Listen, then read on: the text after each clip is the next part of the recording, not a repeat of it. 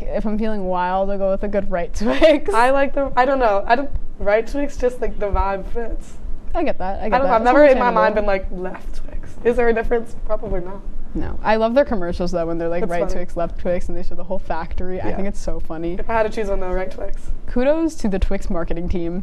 Shout out to you. You're doing a great job. Yeah, you're doing your job. You're doing your job really well because it makes me want to have a Twix. Yeah, exactly. But still, heart goes out to Snickers.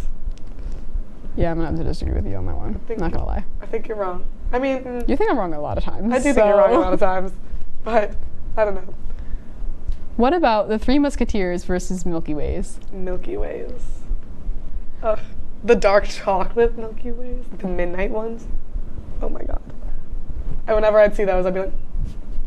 I mean, if there's other options, but like... Milky Ways. No. Three Musketeers all the way. They're so good. When I did skating camp, we would always have like 5 minutes to go get whatever you want from the vending machine. Every single time it was the Three Musketeers. I love them. Or like the mini ones. They're like, I don't know, like this big. You just like pop them in your mouth. Or like the whole big one. Oh, never fails. A lot of candy comes in minis. Yeah, but like sometimes the minis it's just like useless. But like True. I can't. Mini Three Musketeers are like a perfect little square. First of all, they're just cute to look at because they're like just. Yeah, but Milky Ways.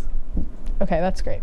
Three Musketeers are the way to go. I agree to disagree on that one. But just to end off this game with what I consider to be the two best candies ever, Reese's Peanut Butter Cups versus Kit Kats. I already know what you're going to say, and I think that you're wrong. Reese's. Why? What is with you and peanut butter or like I don't even like peanut butter that much, but like something about a Reese's, oh my gosh. I love them so much. I have a bag of just Reese's Cups in my fridge back at my dorm. I love Kit Kats too. Kit Kat was my favorite candy for a while, and then I just opened my eyes to Reese's, and now I'm obsessed with them. I do love Reese's, especially when they're like cold. No, my whole family is like a Kit Kat family. We all love Kit Kats. My aunt, she used to do this thing. She still kind of does it. Where like if you want to get on her good side for Christmas coming up, you gotta give her a lot of Kit Kats, and then that's how you know you're gonna get a good gift. But all this talk about candy makes me miss trick-or-treating a lot. Yeah, I mean, I went trick-or-treating up until like junior year of high school. I don't remember when I stopped trick-or-treating. It was a lot of fun. It's a fun time trick-or-treating. Well, especially the houses that give you like goodie bags or full-size candy bars. Oh. You knew that you were in like the rich area of like your neighborhood when you got the full-size candy bars. Oh yeah, 100%. Yep, those are the best ones. But I also really like the goodie bags. I remember one like of my neighbors would like give us a goodie bag and like a paper towel. But yeah, I just loved. I miss trick-or-treating. But I hated getting those pretzels or popcorn. If you're giving us healthy stuff for Halloween, pretzels aren't. I would not say pretzels are healthy. Okay, but they're like the healthier version of a candy, and I feel like you're just ruining Halloween. All right, well, why don't we go and eat some candy now, because that's all the time we have for tonight. Thank you guys for watching our Halloween special. Remember to tune in next week on the Tonight on WTOP 10 Nightly News. Buffalo Bills safety Damar Hamlin advocates for AED access in schools. And the Oswego Police Department is warning Oswego residents about scam phone calls again. And more from students responding to Republican Speaker Sharice Trump's upcoming visit to campus. WTOP 10 Nightly News starts now.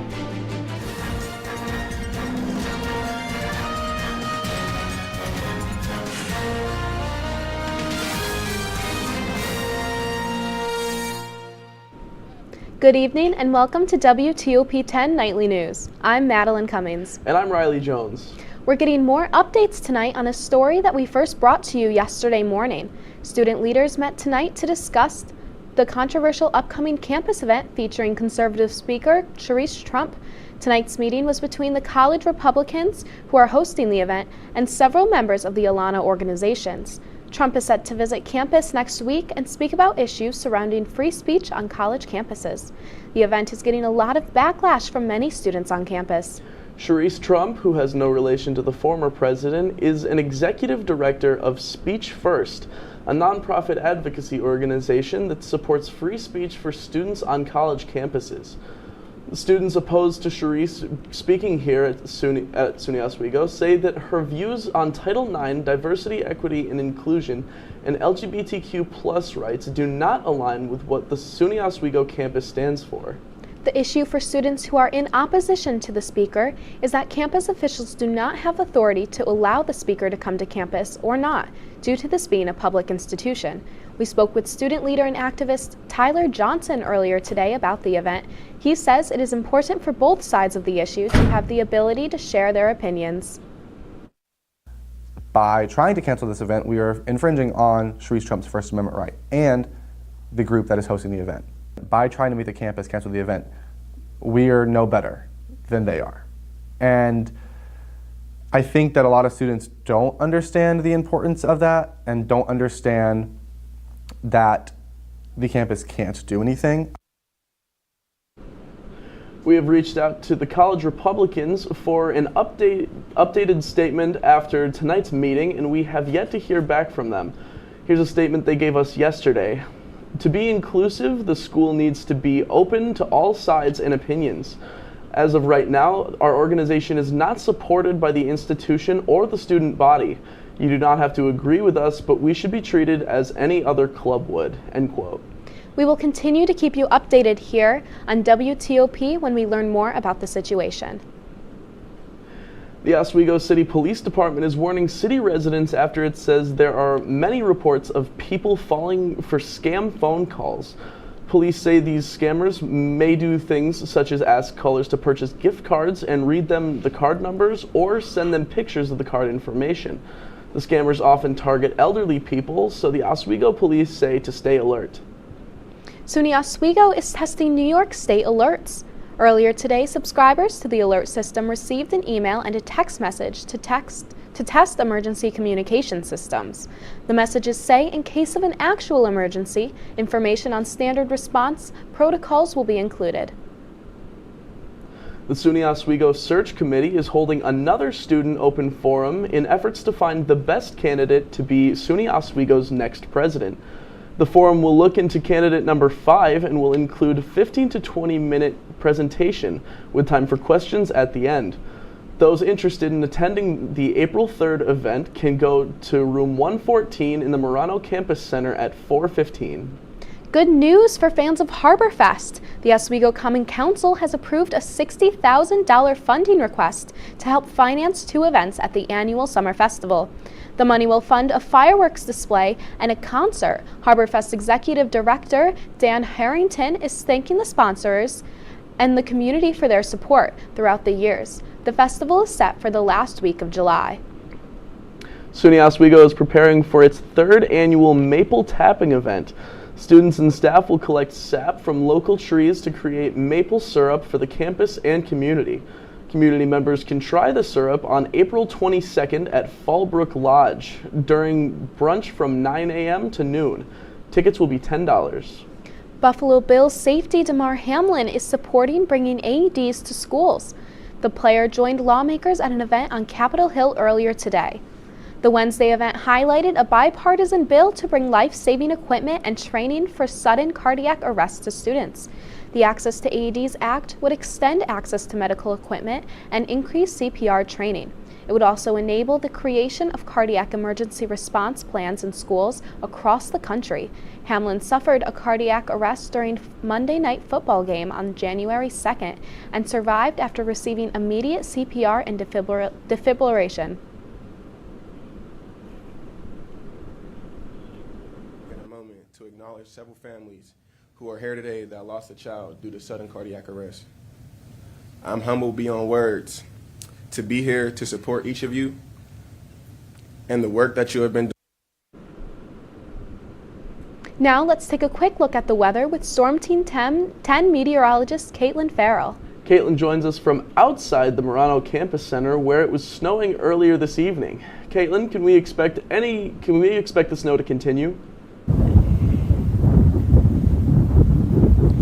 Good evening, guys. I am currently outside the Murano Campus Center right now, where I'm literally being blown away by this wind right now. We're having a snow squall line coming through, which is bringing this awesome wind and this amazing cold temperatures.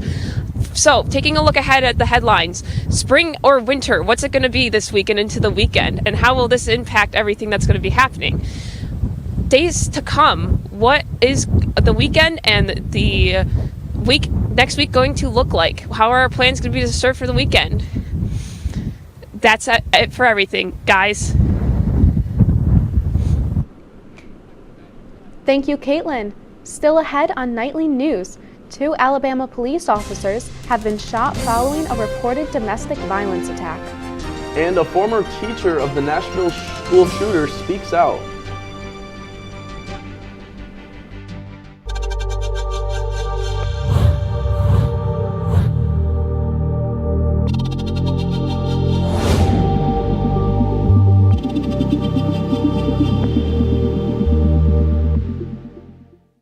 Say, President Stanley, whenever there's bad weather, who would you turn to? I'd turn to Storm Team 10. No, right but you've here. got to say it like this. Storm Team 10. Say it with me. Storm Team 10.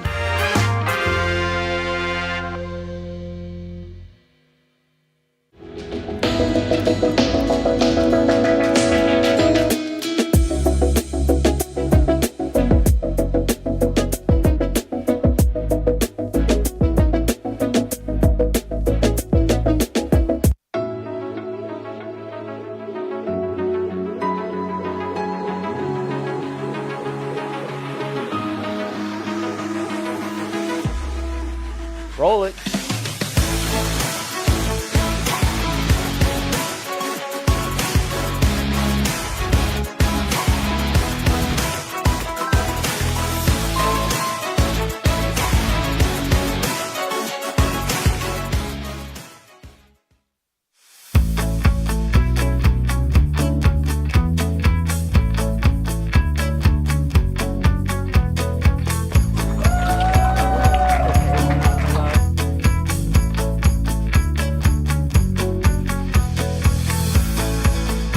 Jill told me it was Kitty from Glee. Yeah, what is it? Al Roker.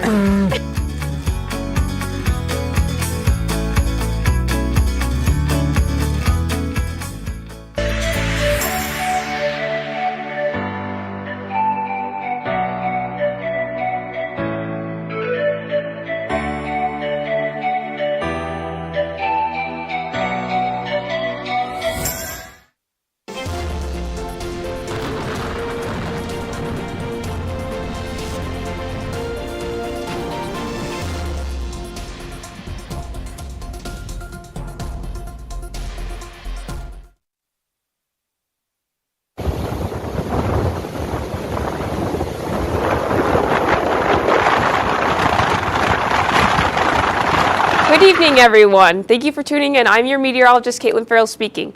That clip you guys just saw was of the waves down by the shore right here in Oswego. Thank you, Evan, our chief meteorologist, for taking that.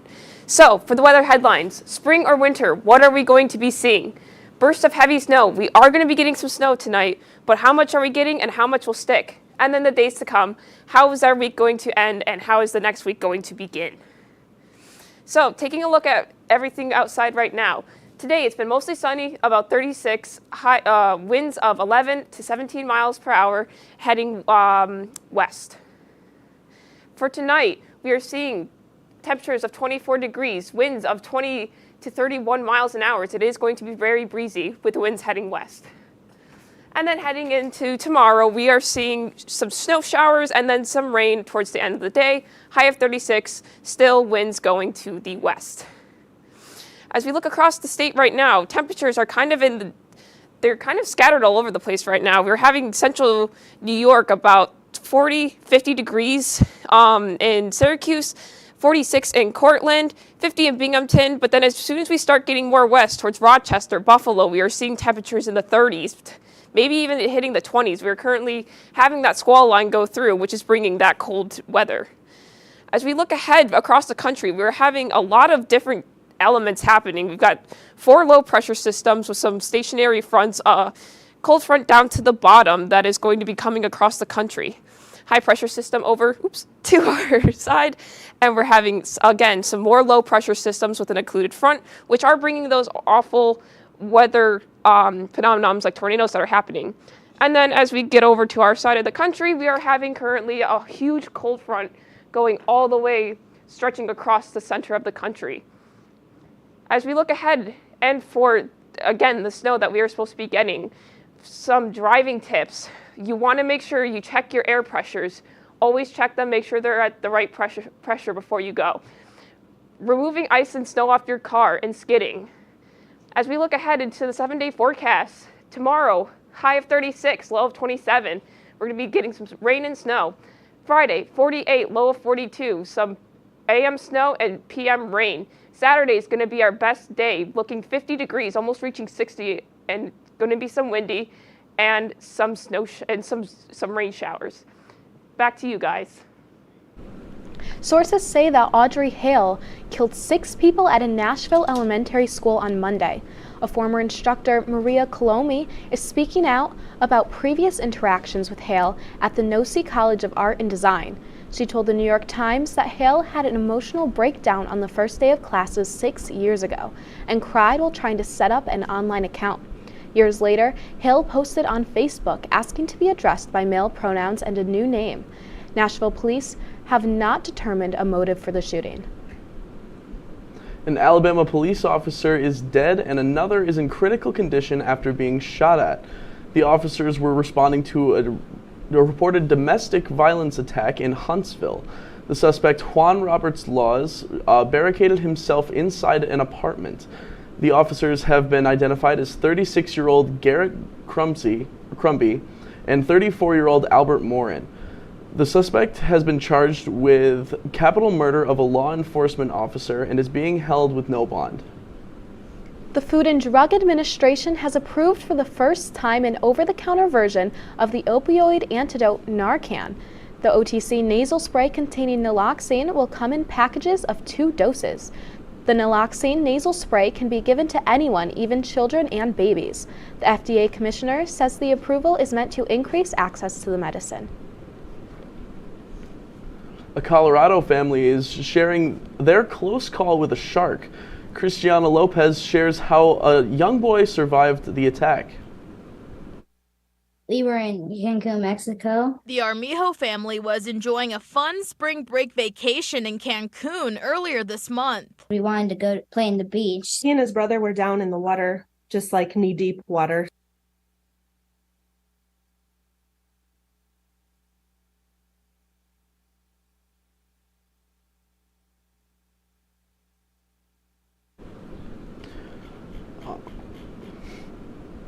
A fire at a migrant detention center has left 38 dead and 28 seriously injured.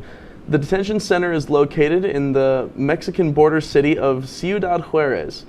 Authorities say the fire broke out after they picked up, detained a group of migrants from the streets of the border city, which sits across from El Paso, Texas. The fire is one of the worst Mexico has had in recent years. Another gun violence.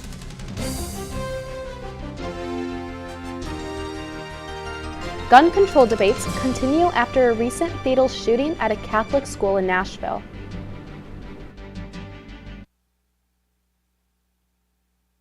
And Cup Noodles releases a new flavor of its famous ramen noodles. More when we come back after the break.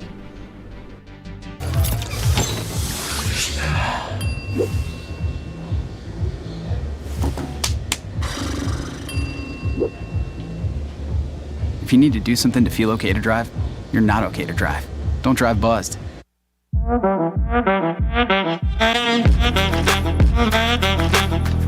Shine on that boy. Look at the bling. Do we got a diamond tester on? Yeah, that's getting bad. Yep. 10 out of 10 recommend on Yelp.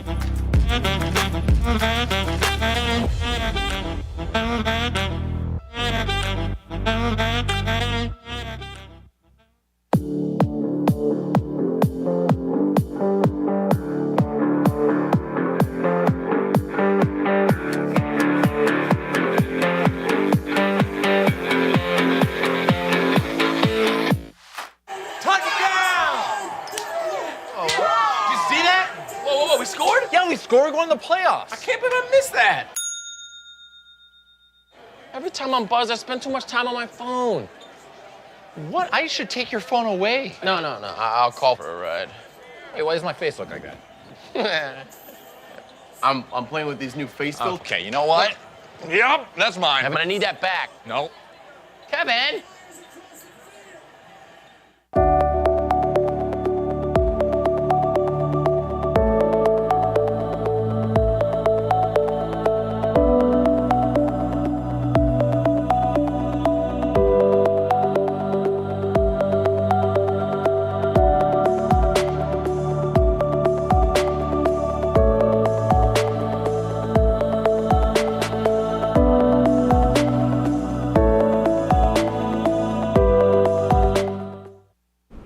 Welcome back. Here's the latest in your consumer news. Pennsylvania's Senator John Fetterman will return to the Senate in a couple of weeks. Sources say Fetterman checked himself into Walter Reed Medical Center February 16th for treatment for clinical depression. The source says Fetterman has made progress throughout his treatment and that doctors may have kept him this long to make sure his medication is effective. He's expected to return to work the week of April 17th when the Senate returns from a 2-week recess. Fetterman suffered a stroke last May before being elected to the Senate in November. A pet in the home could lower the chance of child developing a food allergy. That's according to a new study published Wednesday in the journal PLOS ONE. They found that babies exposed to cats or indoor dogs have about a 16% lower chance of developing food allergies compared with babies in pet-free homes. Kids living with cats were less likely to develop egg, wheat, and soybean allergies, while dog owners were less likely to have egg, milk, and nut allergies. Many of us are looking for cheaper breakfast options amid high prices for breakfast staples such as eggs. The budget-friendly food company Cup Noodles has created a new breakfast version of their instant ramen. It blends the flavors of sausage, maple syrup, pancakes, and eggs in a saucy texture. The soup-based ramen also contains visible ingredients of sausage and eggs. Cup Noodles breakfast is quick to cook. It takes just 4 minutes in the microwave, and it sells for only $1.39. You can find it now at Walmart stores and on the retailer's website. Now, back to Riley at the desk for more of your Health and Consumer Report. Thanks, Madeline. In the wake of yet another school shooting that left 3 children and 3 adults dead, a new CNN highlights the enormity of the crisis facing American youth. Chris Wynn is in Washington looking at the data. And the debate over gun control, some footage in this package may be disturbing. Viewer discretion is advised. Another gun violence tragedy in America, underscoring the findings of a startling new CNN analysis of data from the Centers for Disease Control and Prevention. Firearms were the leading cause of death among children and adolescents in 2021 for the second year in a row. Gun violence in America is simply at unacceptably high levels. Accounting for some 19% of deaths among youth aged 1 to 18, nearly 3,600 children died in gun-related incidents that year. In no other comparable country are firearms within the top 4 causes of mortality among children, according to a Kaiser Family Foundation analysis. We have over 350 million firearms in this country, and it's very easy to obtain them. While polling finds a majority of Americans support the idea of stricter gun laws, gun owners agree. We have to do something.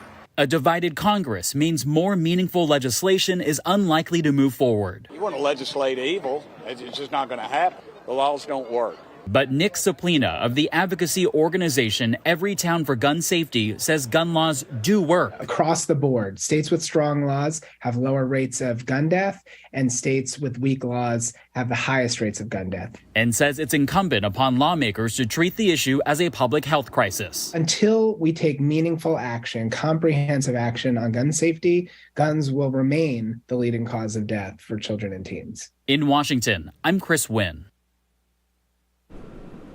New emojis are coming to an iPhone near you. Apple has included 21 new emojis in its latest iOS update. Among them are a jellyfish, a pea pod, ginger, a hair pick, and maracas.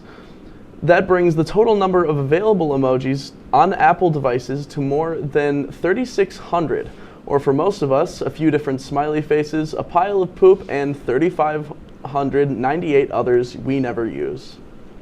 Coming up in sports, Zach Malamud joins us in the studio. Zach, what can we look forward to in sports? Thanks, guys. Coming up, Oswego women's lacrosse was in action at Laker Turf today. I'll tell you how they did after the break.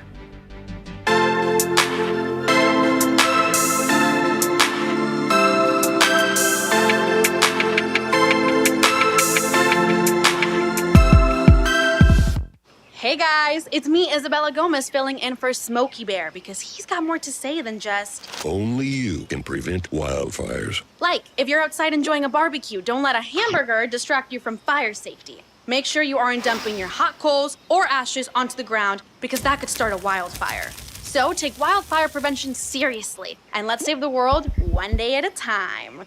Juntos con Smokey Bear, podemos hacerlo. Go to smokeybear.com to learn more about wildfire prevention.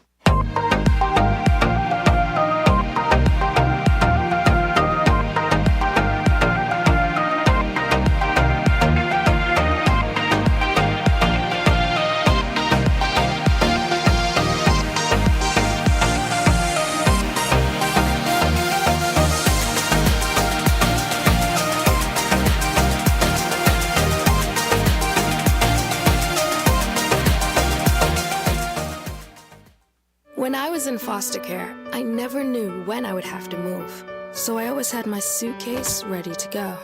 Then one day, I was adopted. My new parents opened their hearts and home to me. My parents cook my favorite breakfast for me every morning. My parents take me on trips I never thought I would go on. They gave me a home and an even better reason to use that suitcase. My parents aren't perfect, but they're perfect for me.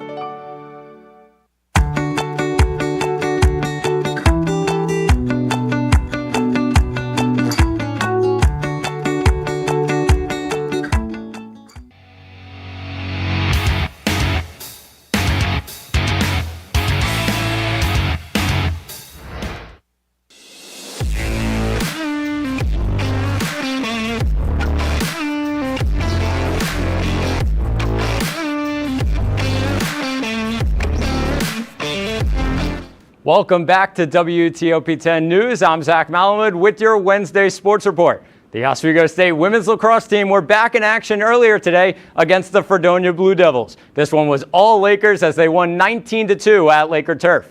It was a big day for both Shay McConnell and Isabella Lembo, who combined for 11 of the team's 19 goals. The 7-2 Lakers will now have the weekend off and take on the Geneseo Knights in Geneseo on Tuesday.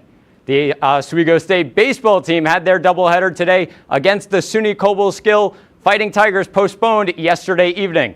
Oswego Athletics announced that a rescheduled date is yet to be determined. The Lakers sit at 5-11, coming off a 3-game sweep this past weekend at the hands of the SUNY Cortland Red Dragons. Oswego's next series will be at home versus Fredonia starting this Friday. Switching gears to Major League Baseball, we are less than 24 hours from opening day. Both New York teams will be in action with the Yankees starting off the day at 1:05 p.m. when they host the San Francisco Giants. The Mets will follow at 4:10 p.m. with a matchup on the road against the Miami Marlins. The Yankees will be sending out Garrett Cole on the mound, and the Mets will go with Max Scherzer. The New York Islanders have a tough matchup tonight as they travel to Washington to take on the Capitals. New York sits in the first wild card spot in the Eastern Conference with 7 games to go, while Washington is 6 points out from a wild card spot with 8 games left on their calendar. Puck drop between the Isles and the Caps is set for 7:30 p.m. Now let's take things to Madison Square Garden as the Rangers took on the Blue Jackets last night. We start things up 5 minutes in. Keandre Miller throws one at the net. Michael Hutchinson makes the save, but the rebound is right there for Philip Hedel, who slots it home, number 22 on the season for him. 1-0 Rangers. Just a minute and a half later, Harper to Snyder to Vladimir Tarasenko. Taps that one in past Hutchinson. 2-0 Rangers. Just now it's 3-0, 8:20 to go, and the Blue Jackets get a goal from Kirill Marchenko, and now it's 3-1 Rangers. Just we're still in the first 30 seconds to go. Puck finds Boone Jenner, and he finds Johnny Gaudreau. Wrist one pass, Shesterkin. It's a 1-goal game. Now we fast forward to the second period. Rangers on the power play. Puck drops right to Artemi Panarin. He beats Hutchinson, and it's 4-2 Rangers. Now skip to the third period. It is 6-2 Rangers, and that's how it closes out. Rangers win their third in a row as they defeat the Blue Jackets 6-2. Thanks, Zach. Still ahead on Nightly News. Some good news after the break.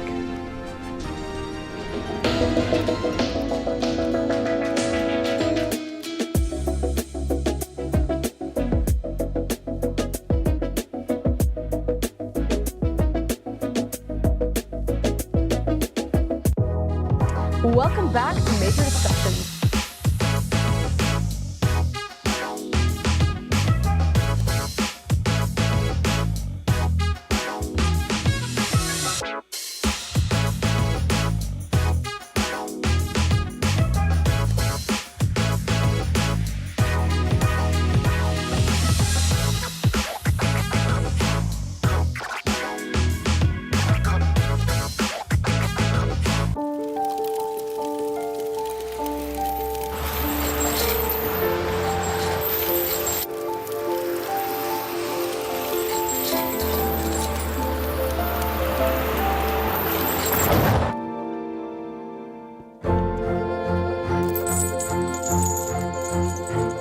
Did you know dragging chains can spark a wildfire?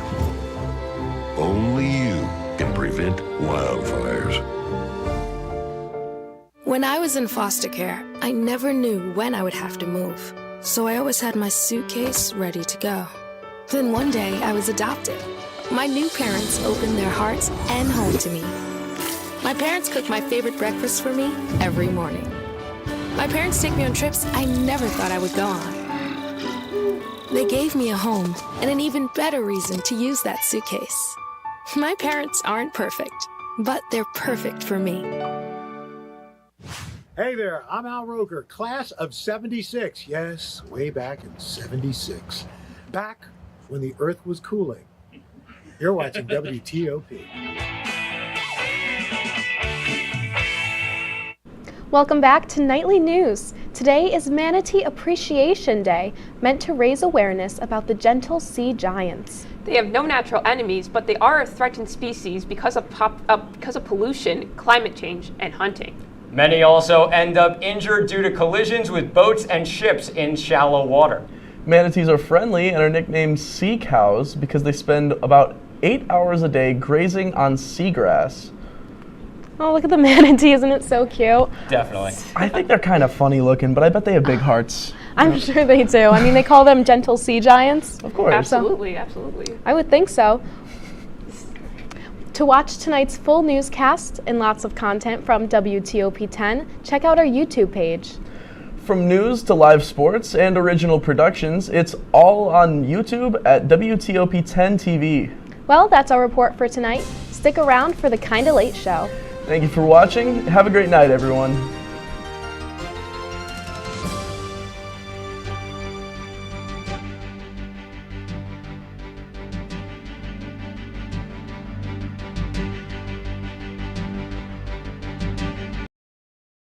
Hey Chloe, do you know what time it is? I don't know, but it's getting kind of late. The Kinda Late Show with Chloe and Anna.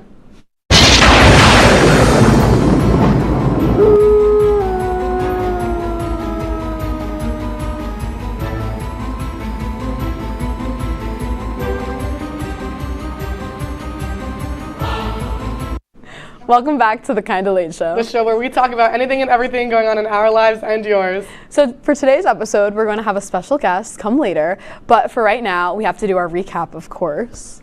All right, so our recap, we're going to start with spring break. How was your spring break, Anna? My spring break was a blast. I went to Florida with a few of my friends.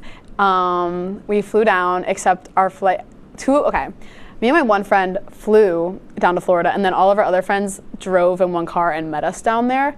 So we're waiting for our flight, and we're just chilling. We were there for a while because, we just want to get to the airport early. And then we finally board. Everybody sits down, and then they're like, actually, everybody needs to get off the plane because we need to delay for like 3 or 4 hours. And we were like, oh, okay, cool. So we sat in the airport for a little bit, but then like an hour later, they were like, LOL, JK, you can get back on the plane now. Okay. So that was fine. So we flew down to Florida, and then the issue was everybody that was driving down there wasn't gonna get there until like 11 o'clock at night, and we got there at like 7:30-ish or like 6 something. I don't really remember. But we were starving, and we didn't have a car because you can't rent a car until you're 25, which I think is stupid. I don't understand why that's a thing. Whatever. We have a license, please. Exactly. That's focus my immature. I hate stupid rules. But besides the point. So we didn't have a car, and there was no food in our little like hotel room villa type thing yet. And we could have gone to like the marketplace at the place that we were at, but I didn't think of that. So what did we do? We Instacarted.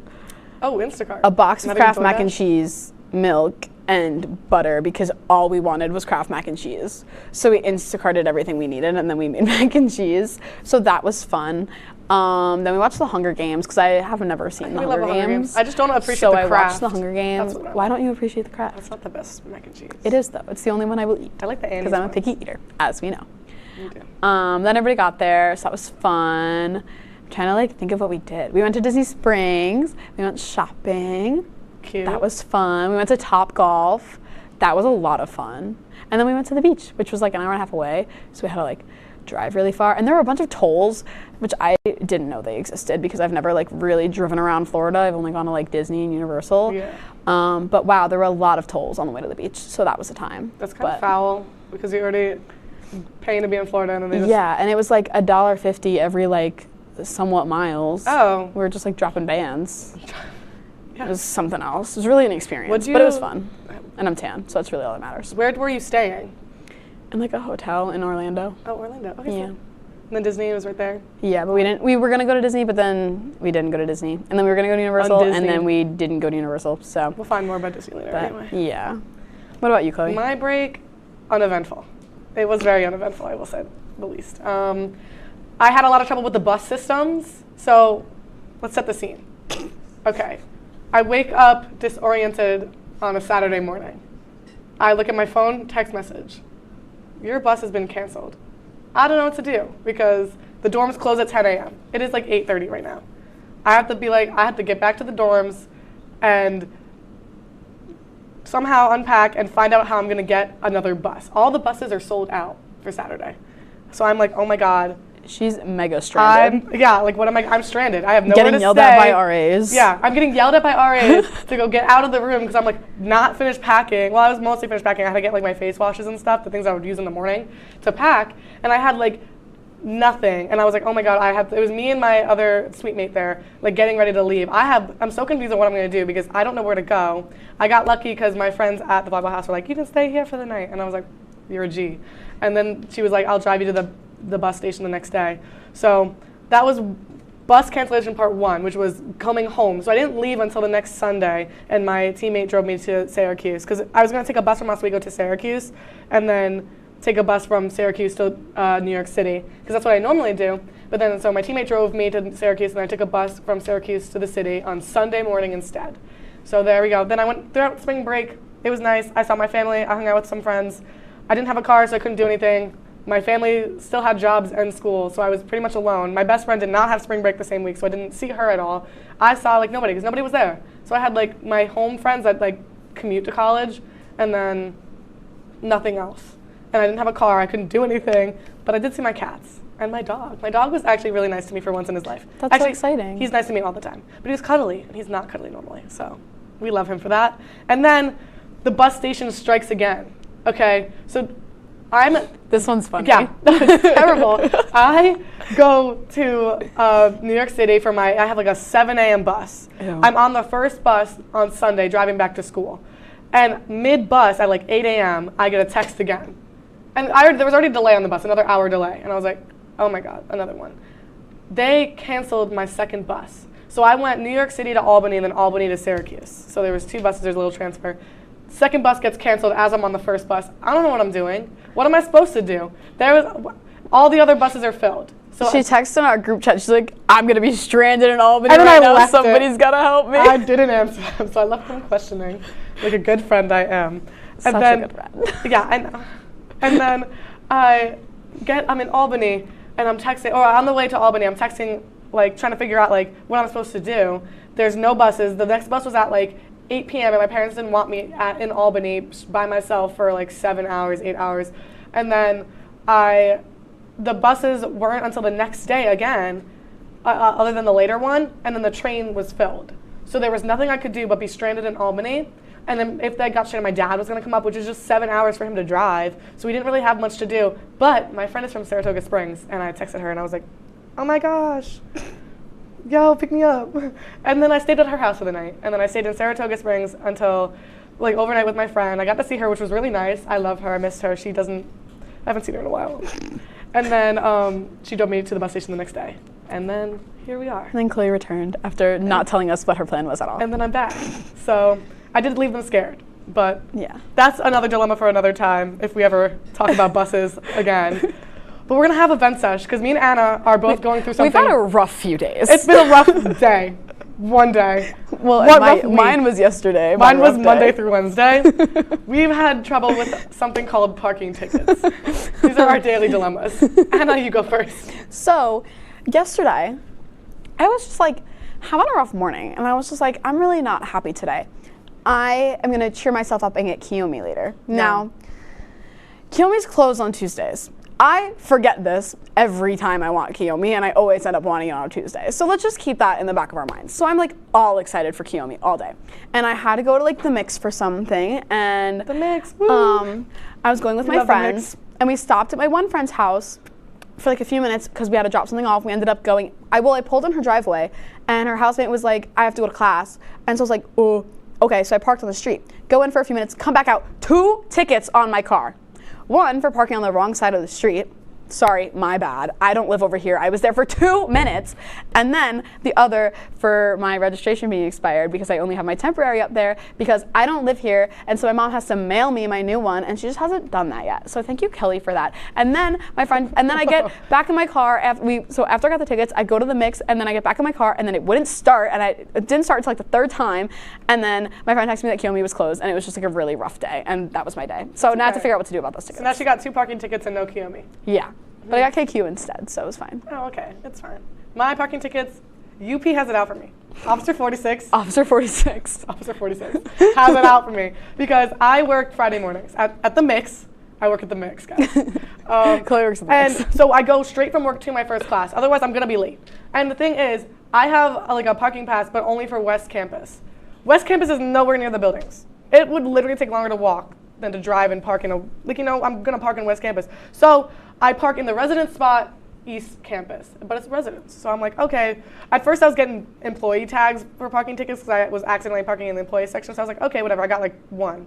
And then I start parking in the employee one, and then next thing you know, it's wrong area. And I'm like, what? I'm in residence. And then I realize it's East Campus. And I'm like, okay, fine. But I still have work Friday morning. So I'm like, maybe I'll test it because so many other people also do that, and they don't get tickets every time or at all. Like I know many people who have the same parking ticket, stay there for the same amount of time, and all that stuff, and they don't get tickets. So I'm like, let me do the same thing and test my luck. I lose every time. I roll the dice, snake eyes every time because I don't get it. We get like daily texts in our group chat from Chloe. Chloe got Officer 46 gave me another ticket, and I'm like, Chloe, Yep. Stop parking there. It's like the thing is, if I don't park there, I'm gonna be late to class. But that's only Fridays that you work. Yeah, but no, but sometimes I days. work other days, and sometimes I'm parked at 45, and I'm like, I might as well just drive to class, and then I get a ticket anyway. They know my car. They see my car, and they're like, she's here again. Take it. And so what happened was I got one on Monday, and then I got one yesterday for parking in 45 for too long, and then I got one this morning. I got another one this morning for being parked in the wrong area because I went to go move my car because I was like, I'm just going to park here for my first class, and then because I need to move my car from 45. So I was like, let me park here for my first class, and then I'll move it again into Chloe a parks right area. overnight in 45 often. That's only because I try to do that for work only, and sometimes I don't. But then the ticket blows off my car, and then they give me another one. I got 2 in the same spot. So I'm emailing the people, and I'm going to go talk to them to try to appeal those things because I don't think it's fair at all. Yeah. Anyways, In conclusion, Chloe and I have bad luck with parking, but I think we should move on to a more lighthearted topic, and we will get to that right after this break.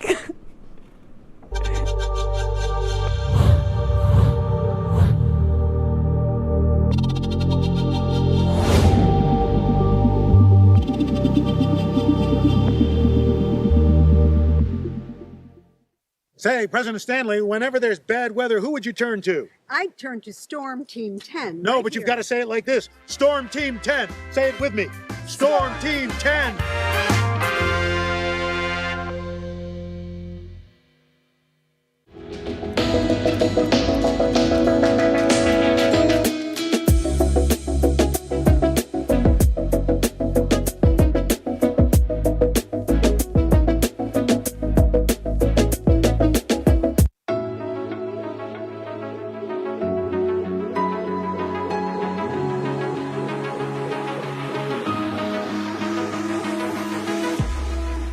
Roll it.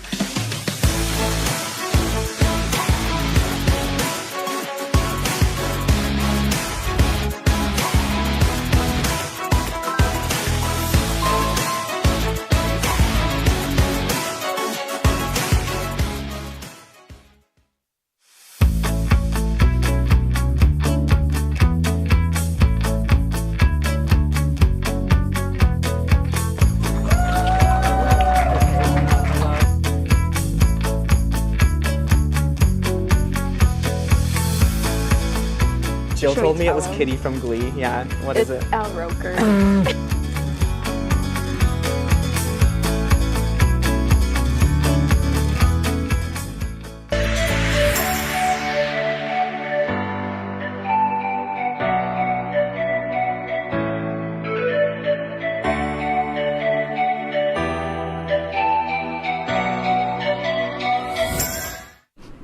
Welcome back to the Kinda Late Show. The show where we talk about anything and everything going on in our lives and yours. Today we have a very special guest, Erin. Erin, introduce yourself. My name's Erin Blank. I'm a cinema and screen studies major, creative writing minor. I am a senior this year, thank goodness. And okay, foul. It's fine. I like photography, sports, Disney, horror movies. You like Disney? I had no idea. Oh my god, are you for real? Oh, you know, I just things I just like. Yeah. What's people? Oh, Anywho, what's a pet peeve of yours? Pet Do you have a pet peeves? peeve? Not listening. Oh, see, I don't listen a lot. So do you not like me? Your pet peeve is actually. I your didn't Starbucks say job. that directly. Anyway. Guys, I actually just gaslit her to come on the show today. She did. True story. Now that we know a little bit more about Erin, let's really get to know her with these next few questions. Yeah, we have some fun questions. I really do hope you're scared, though. The first question is, do you think aliens exist? Am I starting? Well, yeah. You go first, and then we'll think the same thing. There's definitely something out there. I agree with that. I don't Like, know if there's it's definitely directly something going on. aliens, but there's definitely something. I feel like aliens is like a broad term.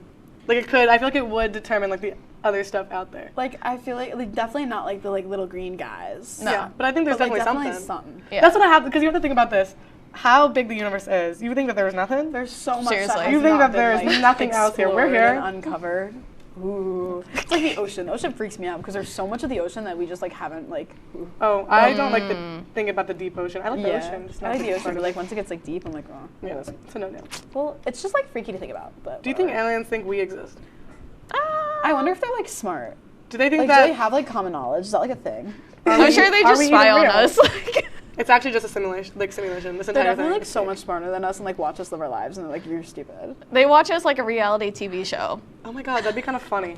But enough about aliens before I freak myself out a little bit. Next question. So if tomatoes were a fruit, well, they are a fruit. Does that make ketchup a smoothie? Because it's got like the sugar, but you put like sugar. Isn't there sugar in ketchup or something like that? I don't know. You can get it without appreciate sugar. the existence So of there is sugar in it? Yeah. Okay, good. I almost sounded stupid. I'm a ketchup hater. Almost was dumb. I like ketchup sometimes. I'm not a ketchup hater, but but I think you won't drink ketchup straight up. I mean, there's definitely people that do. There definitely There's is. But definitely I feel someone. like like ketchup, like is it blended like how smoothies are blended, or is it just? Well, how are you making ketchup? Is the question. What do you like mash it until it's ketchup, or is there like?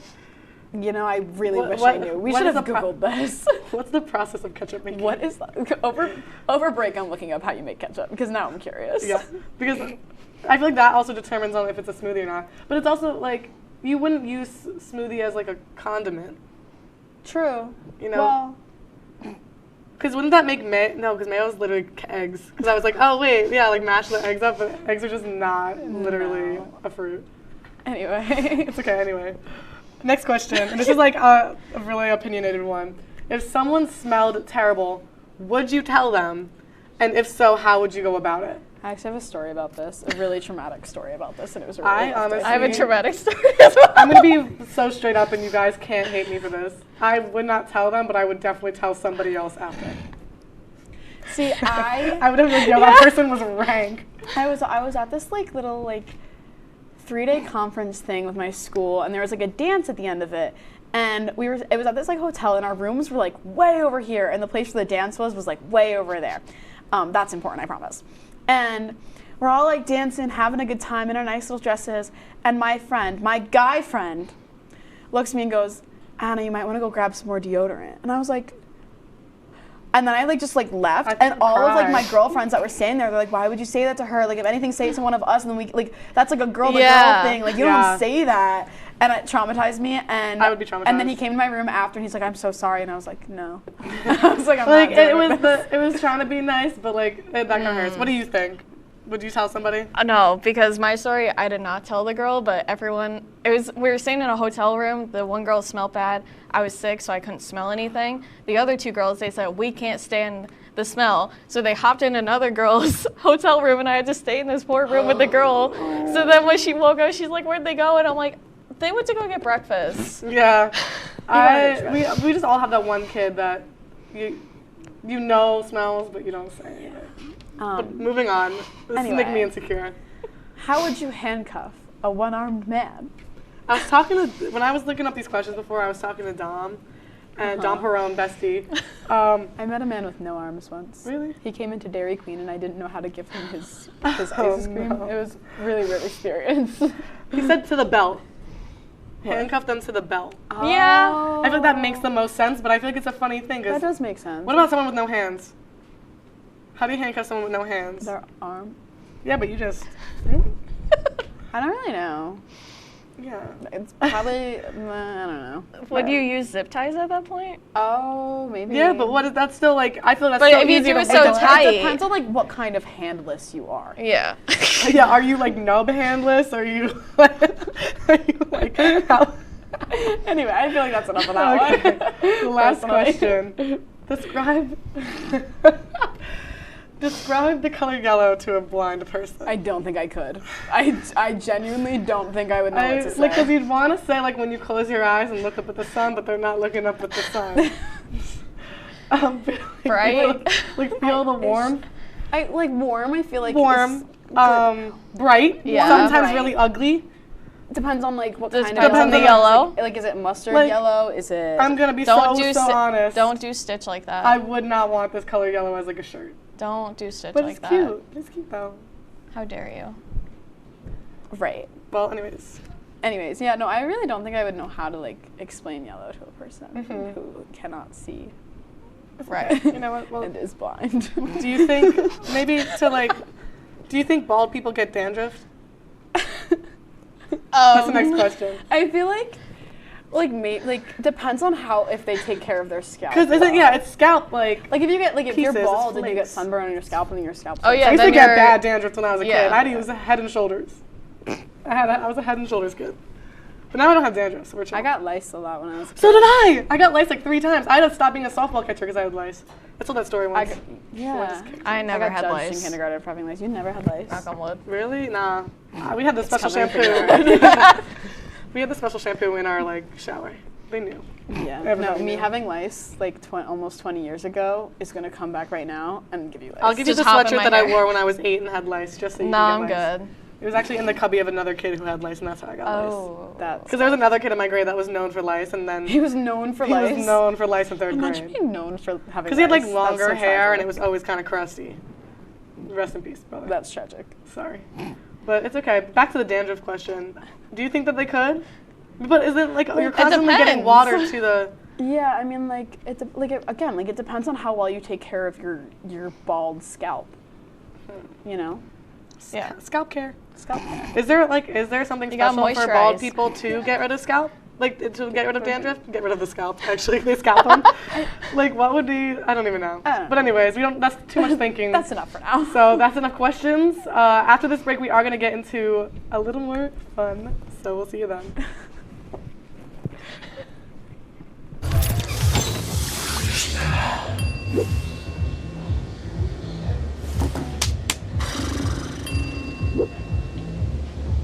If you need to do something to feel okay to drive, you're not okay to drive. Don't drive buzzed.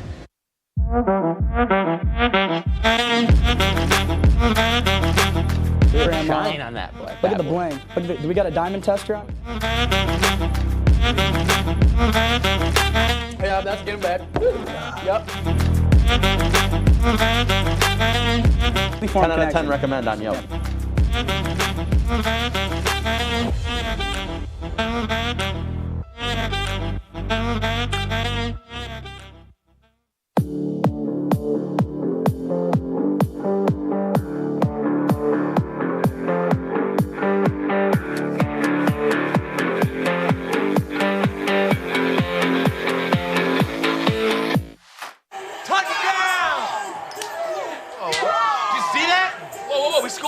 Scored going to the playoffs. I can't believe I missed that. Every time I'm buzzed, I spend too much time on my phone.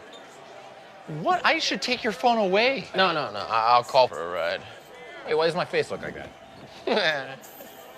I'm playing with these new face filters. Okay, you know what? Yep, that's mine. I'm gonna need that back. No. Kevin!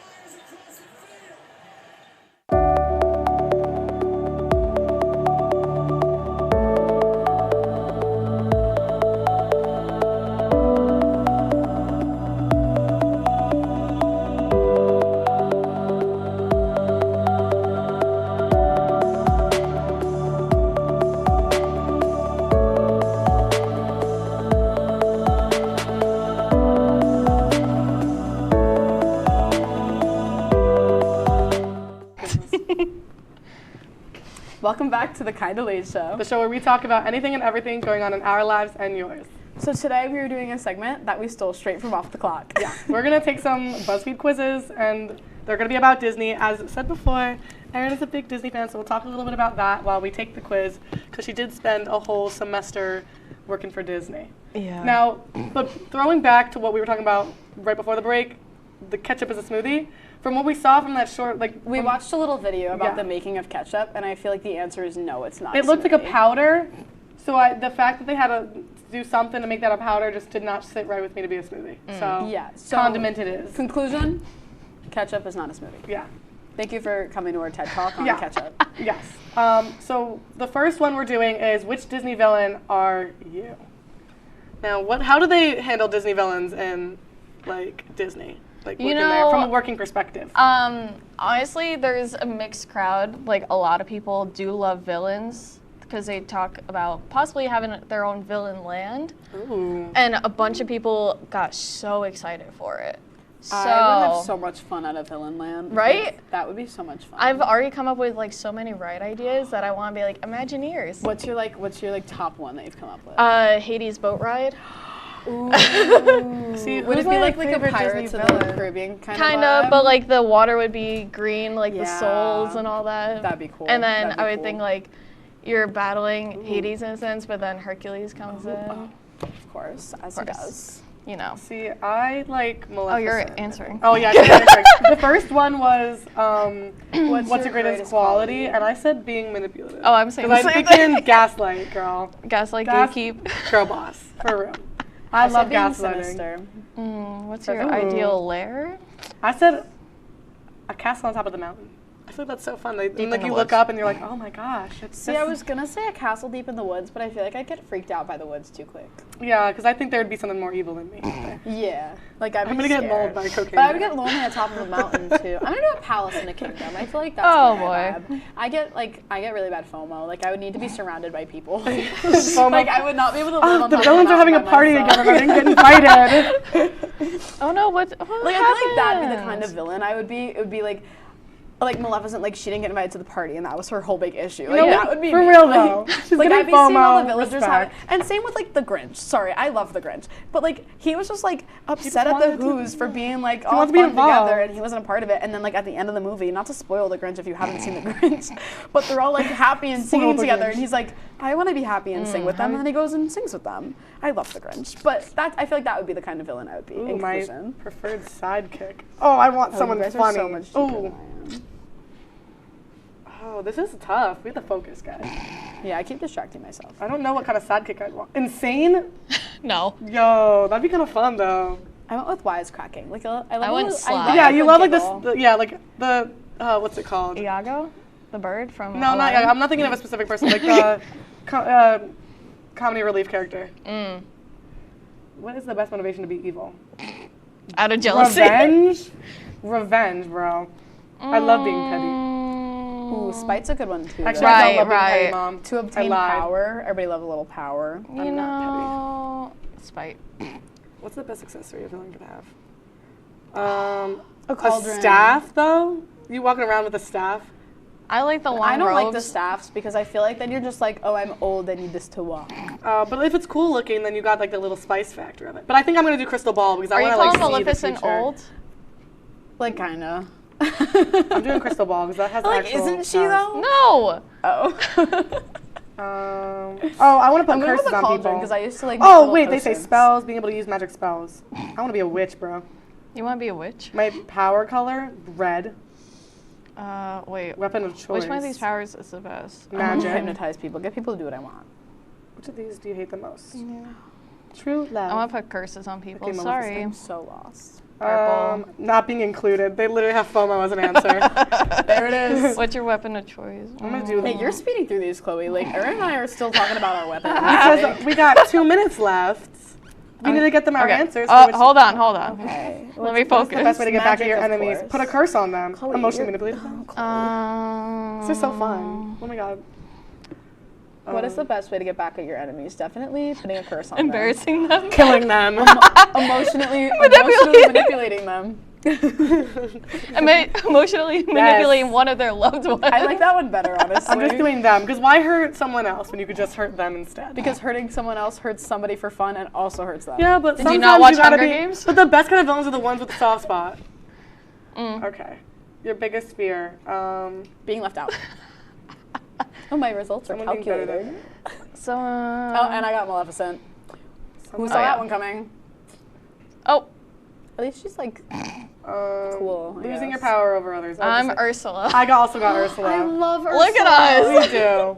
But We pity any poor unfortunate soul that messes with you. ooh. Oh. Let's. Yeah. Well, now that we know what villains we are, maybe we can start taking after them somehow. Oh, that'd But be so much we fun. are unfortunately running out of time.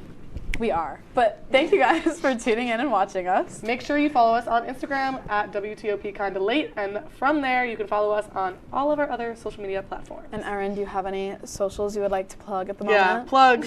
Erin Blank Photos. That's my photography account. She takes so many amazing pictures of us. Definitely check her She out. really does good, and it's always funny. Unfortunately, she can't even take photos for us today because She she's was here. busy being a guest. She is busy. We almost didn't have her today, but I'm so But happy we that did, you and showed that's all up. that matters. Yep. With all of her Disney apparel and trinkets. Yeah, look how Yes. cute. But make sure you tune in every other Wednesday at 9:30 for more of The Kinda Late Show. I hope you enjoy.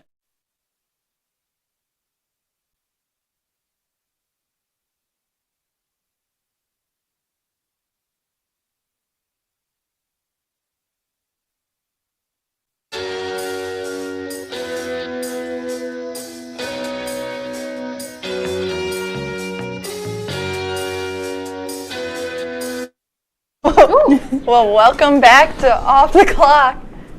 Hey, Hey, guys. Okay, sorry. My acting was just yelling in my ear. Welcome back. Yeah. Yeah, it was great. It was really good. How was yours? Yeah, you might have noticed we were gone. We all had spring break and then another week off, but your favorite girls are back, not to worry. Oh yeah. The all-girls show here. We're here. All the girls in the back are here too after a good say spring hi, break. Ladies. Someone take the bump cam, or not the bump cam, the back cam. Is that an option? Nope. Nope. All right, that's okay. Cool. All right, let's keep going. Let's going. Alrighty. Oh, there we are. Oh, there they are. Lovely ladies. Yes. Hello. Everyone had a great spring break back there. Yes, they did. Yes. Okay. Getting some thumbs up. That's what we love to see. All right, it's time. Well, we're going to jump right into it. We're going to do the most important part of the show, the fit check. As always, I'm first. See if we can get up without dropping the mic. Believe in you. Thank you. Okay, so starting at the top, earrings. Oh, okay. Earrings I said no. from my mom. Dress I got from TJ Maxx. Everyone was asking about it. I do admit I love this one. And It is very pretty. I think DSW, maybe? A little old, but I love this the is outfit fit today. Thank you. I'm very proud of this one. I know, it's feel like very pretty. You need to have an excuse to dress up every once in a while. Yes. You want to go next? You can go. Okay. I feel like we have an order now. Oh gosh, so this is my fit. Pants are from Gap, I think. These are Converse custom, and this is from American Eagle. One of my favorite tops. That's really cute. Yeah. The top matches the Converse in a way. Yes. Like the colors. You wear those Converse a lot, and I always like them so It's much. a staple. They're so pretty. It's a staple of your style. My vibes. All right, so my outfit today, well, I just got my hair done over break, so I don't know, it's a little lighter, I'm a little blonder now, guys, if you were wondering. And then my shirt is from, I think, Abercrombie? I don't remember exactly. I've had it for a little while. And then my pants are Levi, and then I have my Nike blazers on, of course. And yeah, that's my outfit. Pretty boring. Pretty basic. Same thing. Thank you. Thank you, guys. Love it. All right. Well, now that you're all caught up on our outfits, we're going to try something a little bit different today. We're going to do some games. Yeah, we never play games much. We never play games. We're doing something to, spice it up a little bit. We're doing spring break versions. So, first game, classic game. You guys know it. Never have I ever. And the premise of the game is to answer a question about whether or not you've experienced something. So, for instance, I was going to say, never have I ever owned a pet. And if you guys had owned a pet, like you would say, I have, or I have not, or I've never. I'm explaining it really badly, but you get the gist of it, right? So that's what the game is. We're going to jump right into it, onto our first question. Yeah. Who wants to start? You made our great little signs that we're going to have to use. I did, that's right. Here you go. Okay, here you go. So we have Can you a read little, these? I have not, and then I have. I have, and I have not. All right. Yeah, that's it. So. All right, so first question. Never have I ever gone swimming in the ocean. I definitely have. I think all of us have, right? Yeah, all of us have. Who's have? Yeah, who hasn't? I feel like. I mean, go to the yeah. beach, you go swim in the Yeah. ocean. Unless when people are scared of the ocean, I guess. I mean, I get it. There's Sharks are. some of the TikTok videos I see of the super deep oceans, and I'm like, no, not putting my foot down there. I stay until the water hits right here, then I. That's when Smart, I stop. Yeah. smart. You always want a way out. Yeah. All right. All right, what's the next one? I guess I'll go next. Never have I ever seen questionable things at Burned Dairy at Oswego. that one I think Natalie put in for us. Oh yeah, we've all seen I that. have a crazy story You have from not? Burned Dairy. You haven't? Can you tell it on air? Okay, well, I'll make it more Okay. It was just some guy on a little bit of some drugs, and he came in. I think I told you this story. I saw you later that day. Yes. And he was on some drugs, and he came in, and he called me mom, and I was like, this is the most awkward situation I've ever been in. Some guy on a bunch of drugs just trying to talk to people, and then another guy that was in the store at the time just was like, no, go outside and wait, and I'll talk to you outside. And it was just a very weird experience. Oh my god. It was fun. That was a fun Burned Dairy trip. She lived. I did. I lived I'm gonna to go to be Burned here. Dairy today. Are you really? I don't know. Don't do it late at night, apparently. Don't do it late, That's That's when my crazy experience happened. I remember that. That was yeah. He told us a story too. It was a weird time. I'm not going to go too far into We'll that. move on to the next Yeah, question. next one. Okay. You want to read this one, Cece? Yes. Never have I ever had a near-death experience.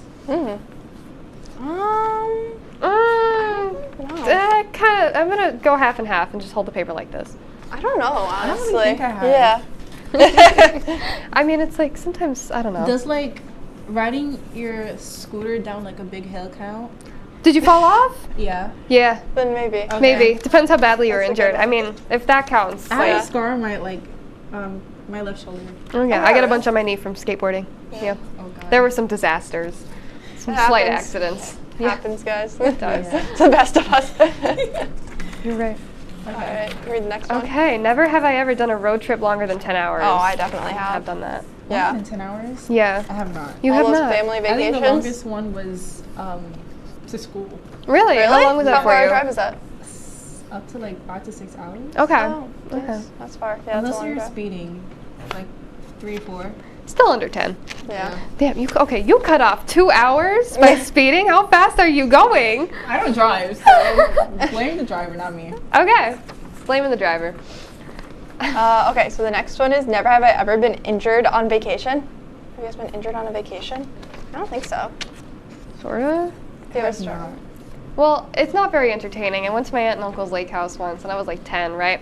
I stepped on a bee, and I swear it bit me. I swear it bit me. My mom is like, that's not even possible, but I swear it did, because there was no stinger in my foot, and the bee just got up and flew right away. So I think that little thing bit me. Interesting. That's my story. You were swollen? I don't really remember. I was like 10, but So a pinch? it was like a pinch. Maybe it took its hands and went. Is that possible? I don't know. I don't know about bees. Oh my god. Can they even All pass right. their hands over their body? All right, what's the next question, guys? We gotta move. Keep going. What's the next one, CC? Let's see. Never have I ever been on a cruise. I have not. I have not.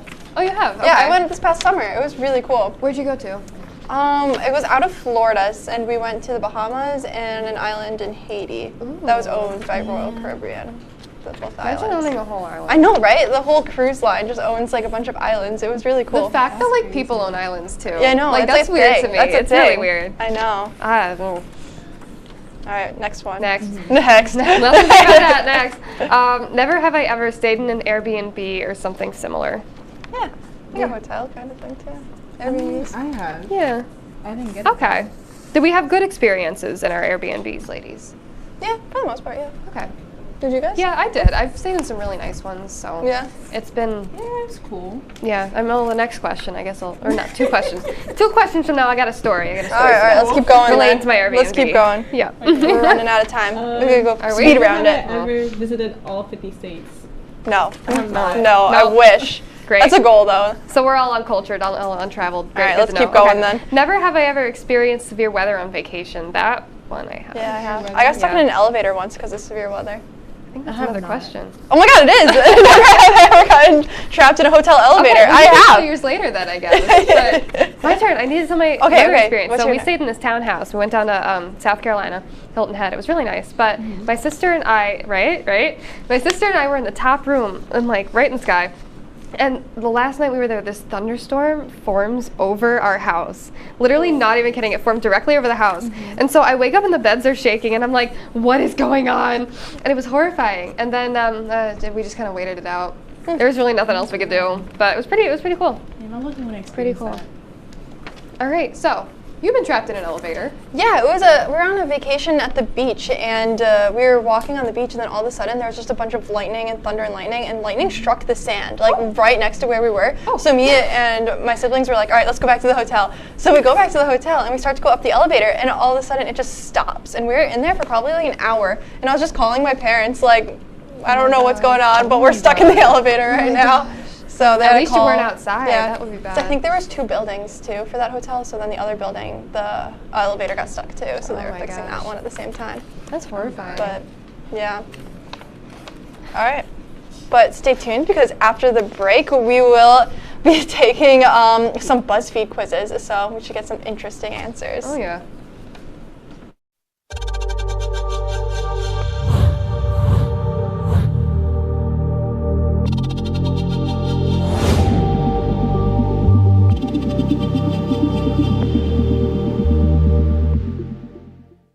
Say, President Stanley, whenever there's bad weather, who would you turn to? I'd turn to Storm Team 10. No, right but you've here. got to say it like this. Storm Team 10. Say it with me. Storm Team 10.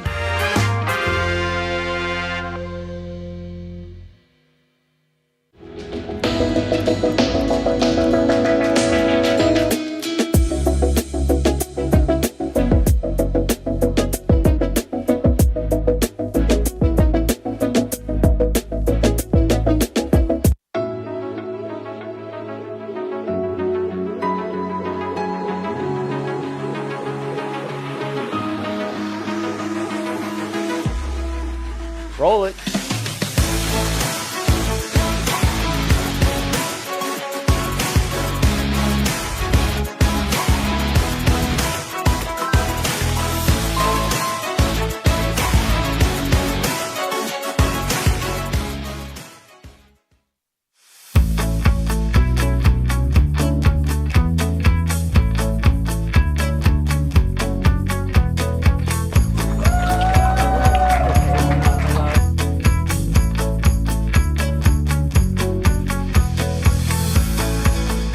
Jill Should we told me it tell was him? Kitty from Glee. Yeah, what is it? Al Roker.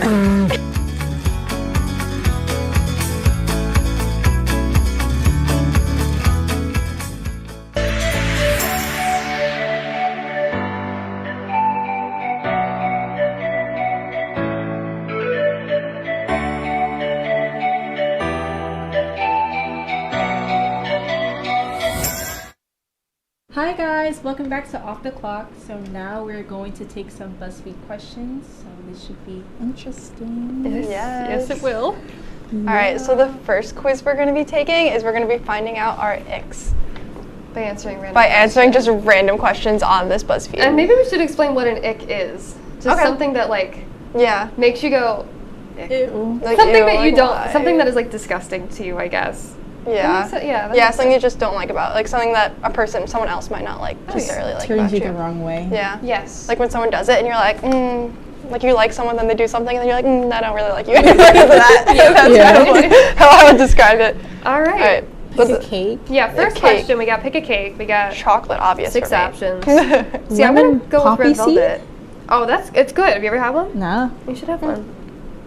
Let me to pick a house. You picking chocolate? You Yeah, both pick chocolate. There's a pink house in the next question. That's really obviously cute. that must be, one. Like Savannah. I'm gonna pick What? the Victorian because I think that's a really cute. It is. That one's I love pretty historic houses with I'm charm. picking the digital marketing agency one. too.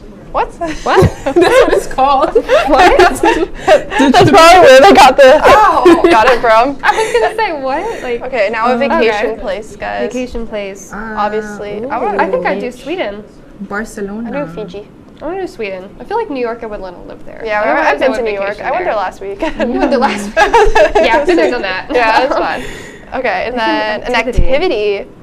Skydiving. I've always wanted to go skydiving. Oh my Okay, god. swimming with sharks sounds horrifying. But it sounds cool too. I would It do does. I kind of want to do. Skydiving. Oh, I love jet skiing. I'm doing jet skiing. I've never done that stuff. It's very fun. Jet skiing. Pick Maybe one an of these Apple gifts product. for yourself to keep. You can't sell it. Tiffany necklace. Oh, Tiffany necklace, 100%. Oh yeah, definitely. What is a Anyone. $300 Mecca voucher? What is that? I don't. What's a Mecca? I don't know. Lululemon. Oh my god. You can't. A gift for myself. Pick a word to describe yourself. Sneakers. How are you on that? I'm still in the Apple product. Oh. What? Oh, an Apple. Damn. Are you on Apple? Wait, I just got to Apple. Yeah. Are we in limit orders right now? I don't know. Pick an Apple product to have the rest of your life. The rest you have to forfeit. Stop it. AirTag, Apple Watch. Okay, iPhone. well, I'm picking I the got AirPods because picked I a feel phone. like. But it says specifically the 14, so like I feel like you could replace it with different phones yeah. as that gets outdated. I'm picking the AirPods because I literally I walk around all over the place with them. Yeah, you need music at all times. The Yep. MacBook Pro because I edit on the go. I mean, you could get another laptop, but like I just like my laptop that I have right now. So. Fair. That's pretty All right. fair. So what's a word to describe Word to yourself? describe We got to move yourself. along a little faster. I don't know what I am. Smart, cheeky, funny, silly, outgoing. I'm all of these. I'm all of these. All of these. That's an answer. Yeah. Yeah, I'm gonna do all of them. All of them. Okay. Some of pick them are one to push bring a lot with of you. them. Stranded in an Pick island. one item to bring with you on a stranded island. I'd say I'm gonna mattress. say. I want to say. I would say a knife. I say knife. I say knife. That sounds 'Cause you scary can- to you say can- out loud. Well, but like if you have to get an animal, you can like stab a squirrel. Well, I was thinking a or match something. because like if it's cold at night and you can't start your own fire. Just Yeah, I guess. with the stick, or like you could use You could sunlight just during the That's day. true. That's like, true. If you had Okay, glasses you're on. right. The knife's probably the smart option. Pick a job to have. a doctor, teacher, professional athlete. I feel like musician. A business CEO. I would like business CEO. Yeah, I feel I like want that business one. CEO would be very fun. I would want to be a musician because That's a I good want to one. learn how to play one instrument. That'd be fun. That'd be fun. Ooh, the next question's good. Would you rather be rich but sad or be happy but poor? Happy but poor. Yeah. Happy but poor. Yeah. I'm very materialistic, but if I'm sad, there's no point. No, then I won't want everything that I I'd have. rather be happy right? and rich, but like, Maybe because I'm poor right now. Ooh, then would you rather travel forward in time or travel backwards in time? I'm gonna say backward. Ooh. Backwards? I want to see the future. I don't want to go to the future. I feel like the Earth is just gonna explode. I'm saying the future. Global warming. I'm saying backwards. I would say future because then we could figure out how to stop it. Oh, well. Okay, I know both of your Sure. answers to this next one. Okay. So would you rather always smell a bit bad or never be allowed to listen to music? Never be allowed to listen to music. Instead of smelling bad? Yeah. Because if I That's a smell hard bad, one. I don't want Smell people a to be bit like, bad? Yeah. Yeah. Oh, true. How bad is like a bit? Like you smell a little sweaty? Yeah, maybe a little sweaty. But then can you just put perfume on and fix all that? the time. But you then, always perfume smell and like sweat it. is crazy. I'm gonna go with the music. I can't. All right, we got it. I need Let's to finish smell. this quiz now. Pick a scent. Pick a scent: vanilla, floral, candy, berry. Oh, floral. Vanilla. Berries. Pick an How outfit. many Fourth step, questions? pick the bottom. Guys, let's just speed round. Yeah, speed round. Okay, Answer we're all not the even questions. gonna tell you what's happening. Sweatpants. 4 steps. Pick the bottoms. I What? picked sweatpants. Okay, just keep going, guys. Okay. Then pick a top. Ooh. These look terrible. Yeah, I wouldn't pick any of those Crop tops, top. but sure. Tank top. Oh, they have the shoes I'm wearing right now. Obviously. An accessory, AirPods. Dunks.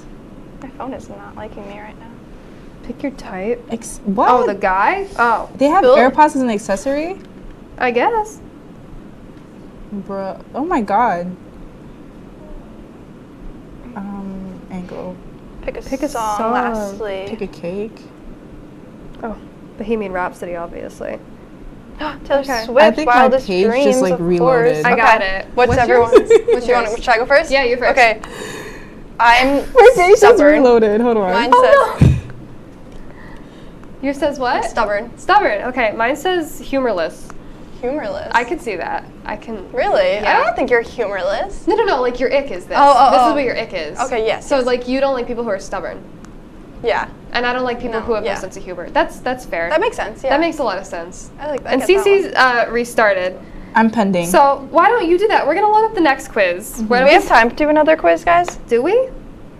No. Let's see. Where'd my? Oh dear, I have all the apps open. We're a little over dear. actually, so we might have to throw it to break.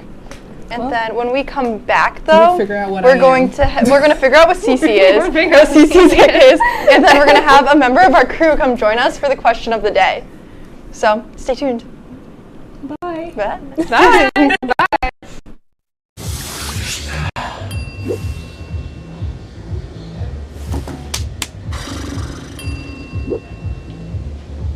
If you need to do something to feel okay to drive, you're not okay to drive. Don't drive buzzed.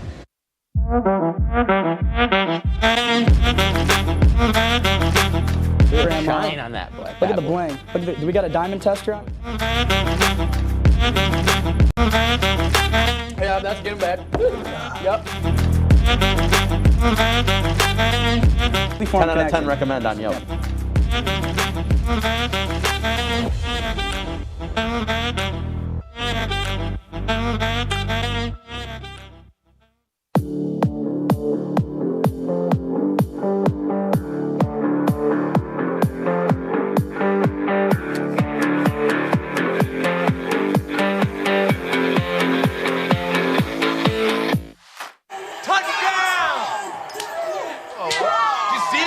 Whoa, we scored? Yeah, we scored going to the playoffs. I can't believe I missed that.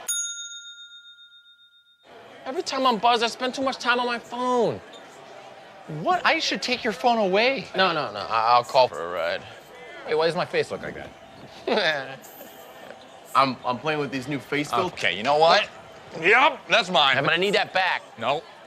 Kevin!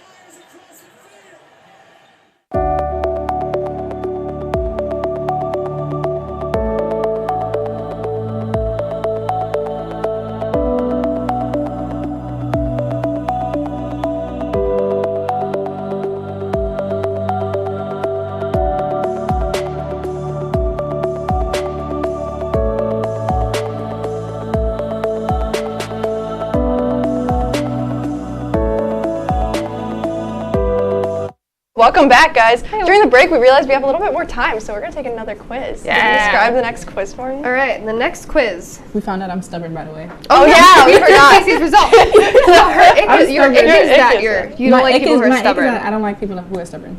I guess. That's fair. That makes sense. Me too. Yeah. Me too. There you go. All right, so guys, Next. Pick a country to visit. Well, this No, next wait. quiz, guys, is Yeah. going to tell us what dog breed is our vibe based I'm on so a scared I'm vacation gonna that get we planned. Chihuahua. I'm so scared. Let's get started. Yeah, pick a country to visit. Let's see. Japan, Monaco, Chile, yes, because there's a Jordan. Formula One race there, and I've always wanted to go see. I'm gonna do Brazil because that sounds fun. Japan. Pick a country. Pick a country to visit. Singapore, 100%. Singapore does seem pretty cool. Singapore Why seems is very USA cool. an Crazy Rich Asians option? is great. Pick a country to visit. Yeah, honestly. Another Why country. Singapore. Naples seems I'm cool. going to the UK.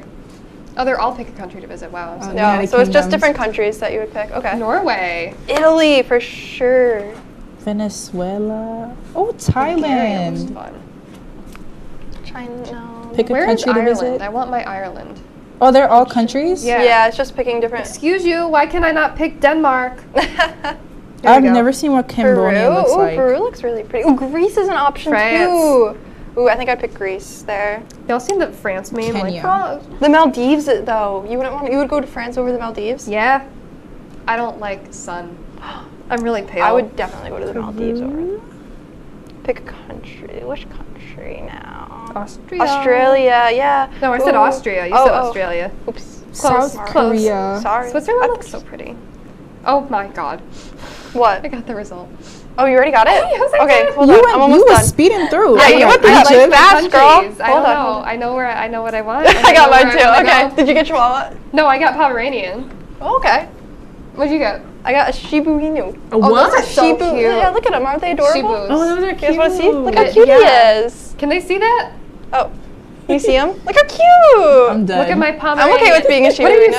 Cece? All right. I'm a French bulldog. Oh, that's so. Isn't it a cutie? Look at It that. says, and it gives you a little Ooh. description of him too. Mine says you're bold, intelligent. You always tell it like it is. You go after anything in life. I like What's that. yours? You're adaptable, easygoing, and affectionate. You're all about having fun and spending time with people you love. That's so That's cute. so cute. Mine is, you're adorable, chatty, and feisty. You have a big personality and aren't afraid to make a scene. That's kind of That describes you right. I pretty can see well. that. That is a great one. Oh my god. I guess I am a Pomeranian. Look at that. These are All right. scarily accurate. Should we do the next one? Yeah. How much time we got? You guys want to Do do we the have? last How much time do we have? Do we have enough time? Yeah, we have enough time. Okay. We have until. Okay, speed round. Let's do this one quickly. What though. is this one? I don't know. Let's see. Plan a 10-stop international trip, and I'll tell you what your future career will be. Oh, so we're gonna find out what our career is gonna be. Okay. So we have 10 stops. So pick a stop in God. New York City. Stop it. Where would we go? So I would do the New York Public Library. really? Of course, I love the library. Broadway. I love books. Broadway's Rockefeller nice. Center. I think it'd have to be Rockefeller Center. Rockefeller Center was smaller than I imagined Place it to in be. France. Place in France. Oh, Paris. Ooh. Palais Garnier. Obviously. Phantom was know up where there. I'd go in Paris. London. That sounds pretty. Ooh, Westminster Lafayette. Abbey. But Hyde Park is gorgeous. We're doing that one. Rome. Ooh. These Oh are my such God. pretty pictures they give to you. I know. It's like, how do you In pick? Italy? Bangkok. Oh my god, how do you pick this, guys? Exactly. Taipei. I'll probably pick.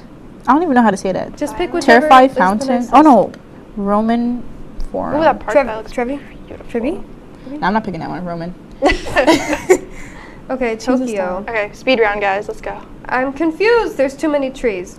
There's too many trees. There's too many trees. Japan. Market. Tokyo. Well, that looks pronounceable. Definitely. Come on. My phone is being so slow right now. Yeah, mine was like really. It's really lagging. I don't know I'm why. speeding through this. Ooh, Australia. I don't Okay. even know what country. Did you get your this is. answer? I did. Did you? I kind of like Oh, this. not yet. Hold on. I'm in Australia. Let's see. Where would I go in Australia's the last one, I Australia? think. Yeah, I'm trying to debate where I would want to go. How you doing? Sydney. I Okay. think. Are you done? Oh, Oh I have wow. something close to what I want to do. Oh, really? Really? I was Yeah. not even What did you anywhere get? close. What'd you get then? I got actor. Oh my God, okay. yeah. That's so close. Okay. Yeah. I got florist. I got a lawyer. These are very different. very, very far from where my career path is in college right now. So That's fair. I don't think I I could will be totally a see lawyer myself being anytime a soon. florist. But like, If it made money, I would do it. You would make a great florist. I feel think I like would. You would be like so cute working in a little flower shop. No, and like doing like that would interior work. design. Yeah, that'd be perfect That's so for you. weird. Dream, literally. You guys got like something so far off. What I did know. you pick? I don't think I would Me? ever be I think a I lawyer, picked a lot though, more sorry. like scenery places. You probably, I don't know. I don't even know what I did. I think I just did a lot of like really grand buildings, which is. All right, guys, but I think you know what time it is. I think now. it is It's time for our question of the day, It's time. and we're gonna welcome one of our crew members, Melinda, and here she comes. You can see her in the Celebrating back the right background. there. Come on, let's go. Come on out. You've been selected to appear on Yeah. Don't grab the chair and bring it over It's too. not allowed. Of course. The broken chair. Poor Melinda. Poor Melinda. Come sit with Look us. at this thing. My hair Oh, gets can we Oh, adjust wait. camera Do you want two? to fix camera Just two? so we can get zoom that out on This is camera fine. two if In you can, frame. please. Oh God. Here, come sit back further.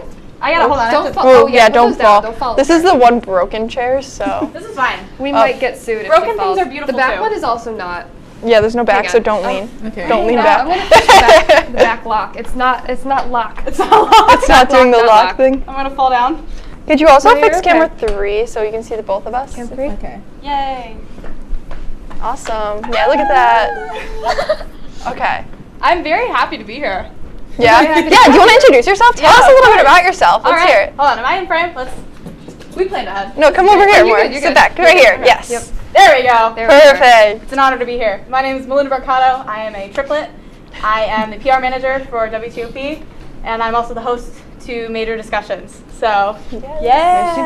We're so happy to have it's a you. lot of fun. Very accomplished. Yeah. Thank you. We have a lot. Appreciate it. You guys are all very busy as well. Oh, yeah. I think so. I think it's part of college, you know? Yeah. It's just being here. I don't know. I'm just happy to be here. Happy that you're happy to be here. Yay. All right, but our question of the day. What are 2 places you would visit before you want to visit before you die? Oh, Like 2. Sicily, Italy. I got Sicily, great grandparents there. I would say Italy too. And Are they still alive? nah. Oh, I was going to say, wow. I that's- got old Aw. family. Like my grandfather right now is 91. My goodness. So Oh, if wow. his parents were alive, I don't even know how old they would be. They would be. That's crazy. What's your second one though? Let's Oh, hear it. second, I think I want to go to Spain. Spain? Yeah, it's beautiful, or so I've learned in high school. How about you guys? Hey, you want to go? Sure. Oh, okay. All right, number 1, Ireland, because again, my family is from there. If you couldn't tell by the paleness and the freckles. So Ireland definitely, and second I feel like is a hard one. I think maybe the UK. There's this show called All Creatures Great and Small. It's on PBS. It is the most beautiful. Like the scenery is just gorgeous. Set in where is it? I don't know. I can't remember which part of England, but Somewhere it is. nice. Yeah, It's sounds so beautiful. pretty, and it's Yeah. like I would go everyone to has all England these too. animals, like these old stone walls, these old houses, and I'm like, oh, my heart. So Oh my God. England and Classic. Ireland, 2 enemies. Tokyo is one. Mm-hmm. I'm gonna stick with Asia, so I'll do like Tokyo and South Korea because I want to try like the traditional foods over there. Yeah, I like that. That sounds great. I think I would definitely pick Italy, and that's hard because I want to go to, what would you say, England or England, Ireland? yeah, Yeah. England really bad too. I would love to see that, and I also want to go to Tokyo. So I can't pick between your 2. lights. Those I just 2 wanna are travel in so general. cool. Me too. It's my Yeah. goal in life. Like I just Yeah. want to go everywhere, as many places as I can. Yeah. The Mario Tokyo, Kart thing? Yeah. Don't they have like the Mario Kart where you drive in a street? Is that Tokyo? Maybe? Yeah, maybe. I right? think so, Yeah. maybe. Yeah, I guess so. I mean, Rainbow Life-size Road. Mario Kart, so I don't you just know. drive down the street. That's in space. that. Yeah. I know. Rainbow Road is in space. I know that. You're thinking of Mario Kart, and I'm just thinking of locations. Do you guys play Mario Kart? I love Yeah. Mario Kart. Yeah. I That's a good one. I was the champ. I am the reigning champ. I beat this guy once at a party. He refused to talk to me for the rest of the party. It was amazing. What's your Talk about a hurt character? ego. Yeah, wow. Tell me about it. My what? Your character? My character? Oh, I like Daisy. I like Princess her Peach. little Princess outfits. Peach. I think I always pick Princess I like Peach I always too. picked her because she wore pink. Yes, me too. It's my favorite color. Me I too. just picked the girls. I didn't want to be a guy. Yeah. I still don't want to be a guy. I'm very happy being I like a girl. Yoshi too, though. Yoshi's Okay. Yeah. I really don't Oh, want to have so to stop cute. this conversation, guys, but we are running.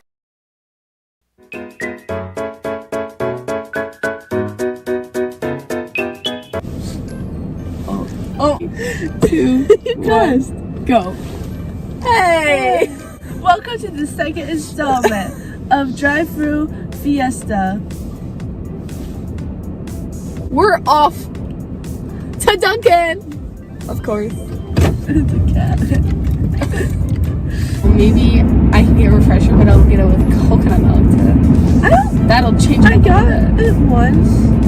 I think it was one of the first times we got Dunkin' together, and I did not like it. I was not a fan. I like one of them and not the other, but honestly, I don't remember which flavor it was that I liked with the coconut milk. What is that?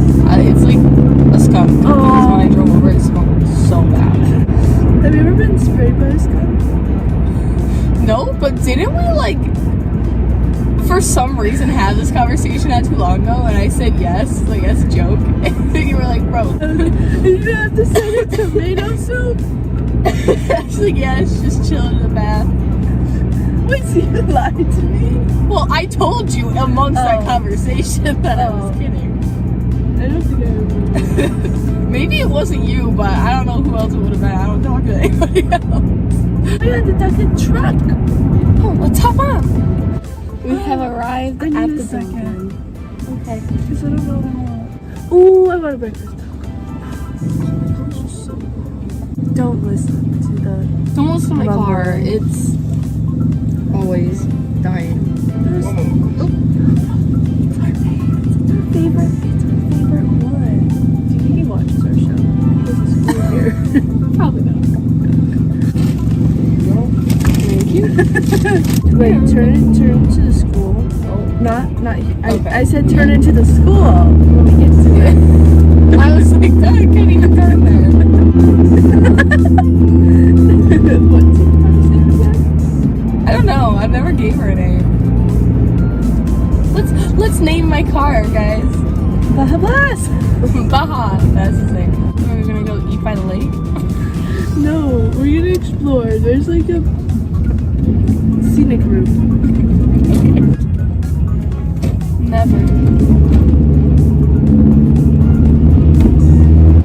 Oh, look at the lake.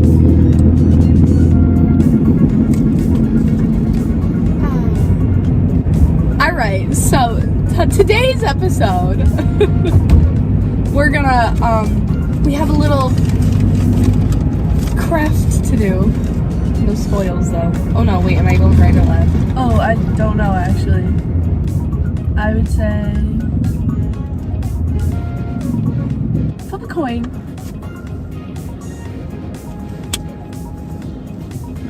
Tails. What is that? Alright, right. There we go.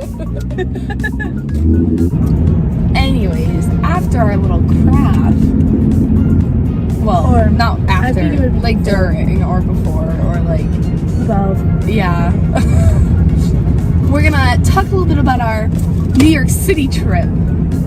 Wow. But yeah, we went to New York City for spring break. Well, for like a day, not like we went like to New York City for like a week. We went and spent the day there, did a couple things. I don't want to go into too much detail because then we won't have anything to talk about. But we did get some footage. So insert footage. Don't hit this guy. I want to hit him. I'm just kidding. I'm sure he's a great. Oh, he's waving. Oh. Never mind. I won't hit him. Oh my god. Oh my god, we're not out. It's so loud. Look at that mural. No help, I don't want to just sit down. Wow. Bye, everybody. Whoa.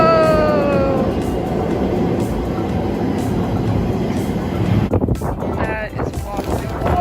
Oh my god, oh my god, oh my god. I'm so sorry I disturbed you. You're making me look like an idiot. I think you're doing that yourself.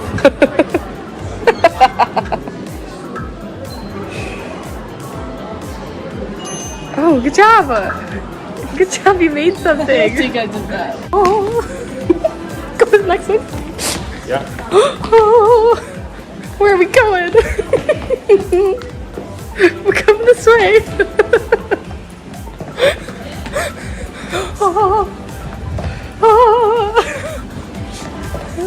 Is there a Taco Bell this way?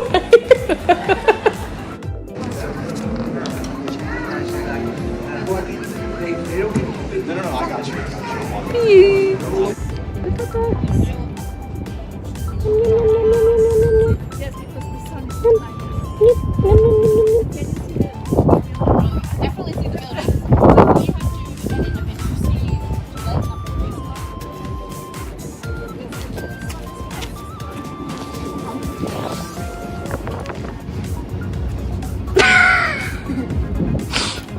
Walking on the rocks. Pew, pew, pew. Where are we? Central Park. Wow.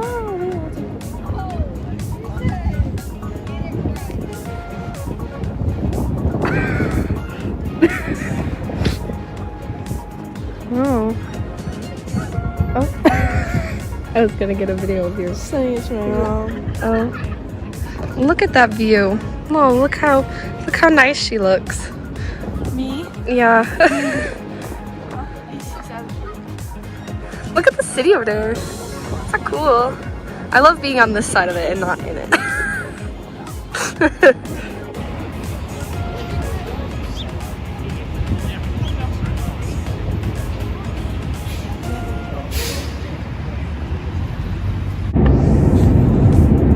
Goodness.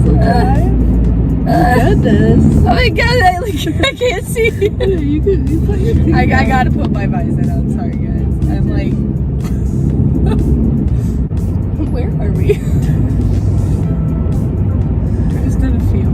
Yeah. Although we turned and we're driving the other way now. So like, are we getting closer to like? I feel like. Oh my god. Yeah, I would say turn left. Yeah, this is what before. So. To wrap it up, we're not lost.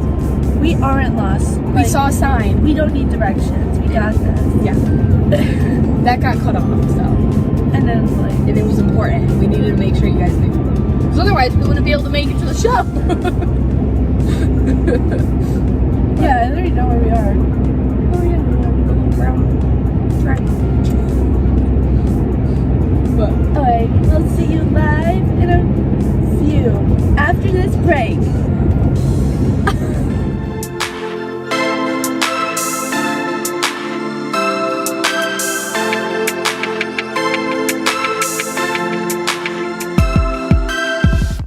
Hey guys, it's me, Isabella Gomez, filling in for Smokey Bear because he's got more to say than just... Only you can prevent wildfires. Like, if you're outside enjoying a barbecue, don't let a hamburger distract you from fire safety. Make sure you aren't dumping your hot coals or ashes onto the ground because that could start a wildfire.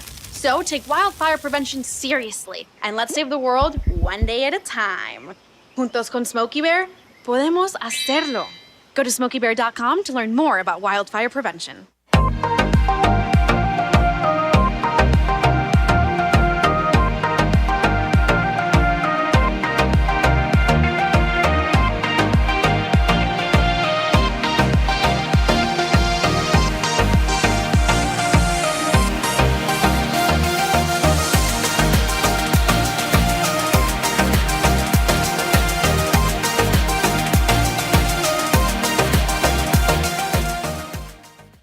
When I was in foster care, I never knew when I would have to move, so I always had my suitcase ready to go.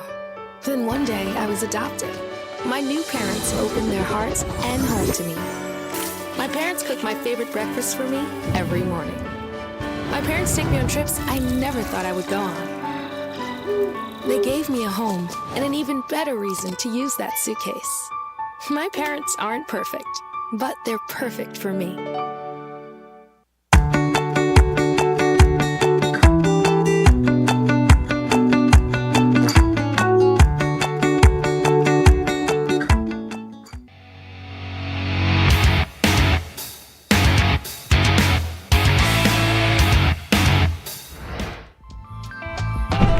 Welcome back to Drive-Thru Fiesta. Oh yes, we are back for our second episode of, the best show on earth, of course. With the funniest hosts. That's us. Yes. It is still Women's History Month. And we're still women. Yeah. This Friday is actually the Women Are Funny That Way Day. That's still men's way of saying women aren't funny. So we're going to rename it to Quinn and Andrea Day because we're just so funny. We have a fun little show for you tonight. We're going to talk a little bit about our spring break. We have a little craft. A little craft. How fun. What is this? Oh my goodness. So, for spring break, we did go to New York City, but we made a little pit stop in Albany. At Dave and Buster's. At her place. And yeah, we went to Dave and Buster's. Well, we were going to go to, what was it called? Five Wits? Five Wits? Yeah. 5 Wits, the little escape room place. But that was closed because it was really bad out. So we went to Dave and Buster's, and we won these. But Mine, what does yours say? Meow. Mine says Boss Babe.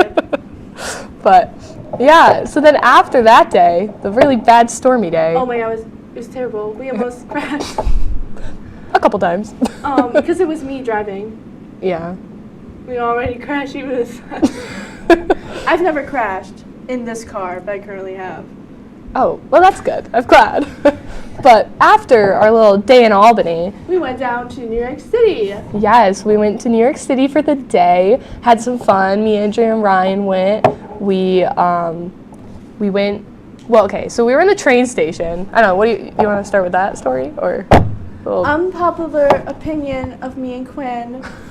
You might think differently of us, but we are not the biggest fans of dogs. Yes, and so of course our first experience in New York City was getting off the train, standing there waiting for Ryan, who's always putzing. He's going to the bathroom. He's in the bathroom for like an hour and a half, and in that time we're standing there, and this man walks over with his dog. He's just dragging the dog as the dog, is going potty, being dragged. And I mean, I felt bad for the dog, but I was still like, ew, get that dog away. Then, also in New York City, we saw our friend Lily. Yes, good old Lily. Some people might actually know her. You probably do. She has been on here before. Well, not Drive Thru Fiesta, but she's a part of all the Oswego stuff and all that fun. There she is again.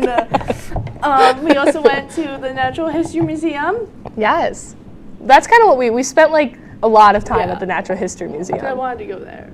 Yeah, and well, we did like a lot of stuff at the Natural History Museum. We saw a little space show. I mean, it was 5 minutes, but we saw it. We brought our little men. We did. We brought our men. Show. We did bring our men to New York City. They're currently hanging on the taco right now. But yeah, so I don't know. There was like this huge area with like a bunch of gems. Oh, here's the men with the taco. We spent a lot of. Oh, one of them fell off. The front one fell off too. Oh, no. But we spent a lot of time in this little gem area, playing around. In the vlog portion gym earlier. Gem. We are not spending time in a gym area. We don't spend time at the gym. No, the gem area. In the vlog portion, when she was messing around with that little screen, connecting like the chemicals. That was there. That was kind of fun. Yeah. We literally spent like an hour in that little gem area. We did. Yes. But it was fun. That was cool. Yeah, and then we saw dinos. Yes. Well, the bones of dinos, but we saw the bones of dinos. So that's fun. Yeah, and then we obviously ate food in New York City. Well, Ryan wanted, what is it called? MoMA? Is that what that? MoMA. MoMA, yeah, MoMA, the art museum. Ryan wanted to go there, so he did. But then we went and we got Five Guys. Five Guys, good old Five Guys. We were talking about it as a joke, and then we looked it up, and there turned out to be a Five Guys like 5 minutes. 5 minutes away. Yeah. With Five Guys look in at it. There's the Five Guys. Me with the Five Guys. Yeah, it was yummy. Where are the Five Guys? Well, I don't know. I see it up there. I don't know. Five Guys. There's 4 guys right here. Yeah, no. Well, we're missing. We lost our other 2. The ones we brought to New York City, I forgot to bring back. They're in New York City. I brought them back from New York City, but they're in like my purse in my room somewhere. Don't worry, they're safe. They're there just in case she needs to pull out her What? Oh no. No. That's me with them in the Natural History Yeah, the Museum with little men went dino. to see the dinos too. Yes. They went sightseeing. And I love the dinosaur right above you. I know. You're about to get. It's kind of yeah. About to it's kinda snatch fun you and up. fresh. Yeah. That's so scary. The dinosaur snatching you up? I would be dead.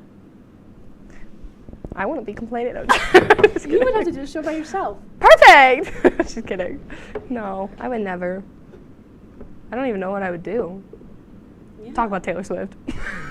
It would just become like a Taylor Swift podcast. Well, you're seeing Taylor Swift in May. Yeah, what is it, 27th? I think so.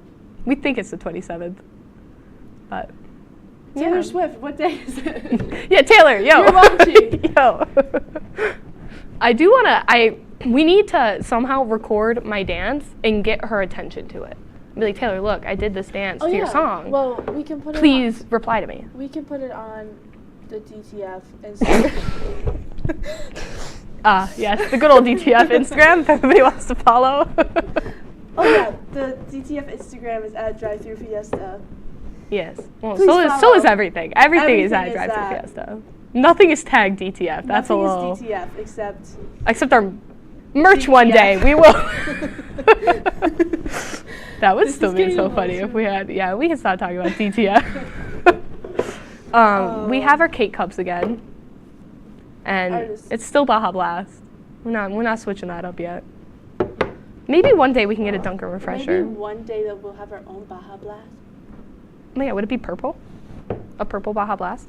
Yeah. Well, it wouldn't be a Baja Blast, but Well, you just dye it purple. It would be DTF Blast. no. Taco? Ew. Little men. No. It would just be purple. Purple bun. No, all of those are really bad names. Andrea. Oh, look at our heart. I made a heart today. This is supposed to be a heart. I don't even think they can see it, Quinn. No, they can see the tail end of it. It's a heart because we love you. It's a heart because we love tacos. Tacos and DT. I was gonna say that, but I was inappropriate. We're gonna get her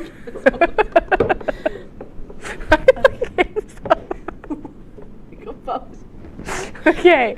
Anyways, New York City. New York City. We went to some place called Neil's or Niles with Lily for dinner, and then we got back on the train. I think that finishes the New York City story. We got back on the train. Our best friends that we met on the train. Well, we didn't talk to them, but there was two men. They weren't little. They were normal size, and they were just like us. They were like so funny behind us talking. We didn't know what they just met or if they were best friends. Yeah, they were asking like serious questions and like what their favorite color they're was. Like, so we were a little lost. Best guy ever. Like everyone loves you, and then they're like, "What's your favorite color?" And I'm like, "Did you guys just meet, or have you been like childhood besties?" Could so, but they were yeah. cool. So that was our little trip to New York City, and when we come back, we have a little craft. Oh my god, so fun! So fun. See you after a break.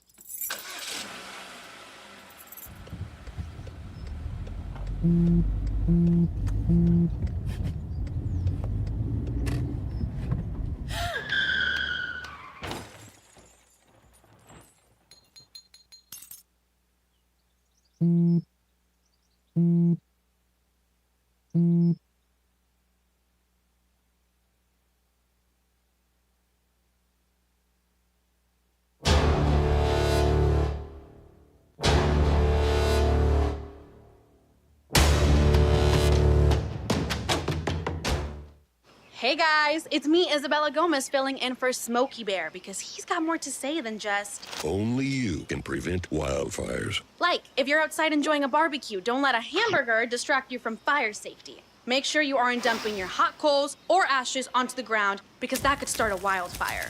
So take wildfire prevention seriously and let's save the world one day at a time. Juntos con Smokey Bear, podemos hacerlo. Go to smokeybear.com to learn more about wildfire prevention.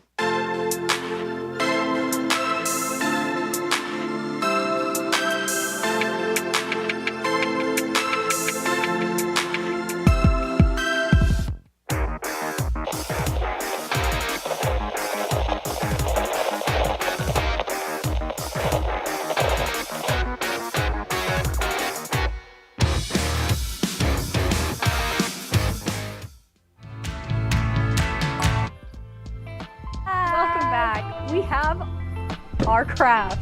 I'm sure you could have guessed what it probably was, but food. Yeah, food. Related, of course. They're little plushies, stuffed animal thingies. Here, take a fluff, another fluff, and the fries. And then I'll take these fluffs and the burger. Yeah, no, Whenever you say burger, I keep thinking you said bird. The bird. I mean, I can try to make it a bird, but yeah. So that's what they're supposed to look like. We'll see what ours looks like. Gonna look like.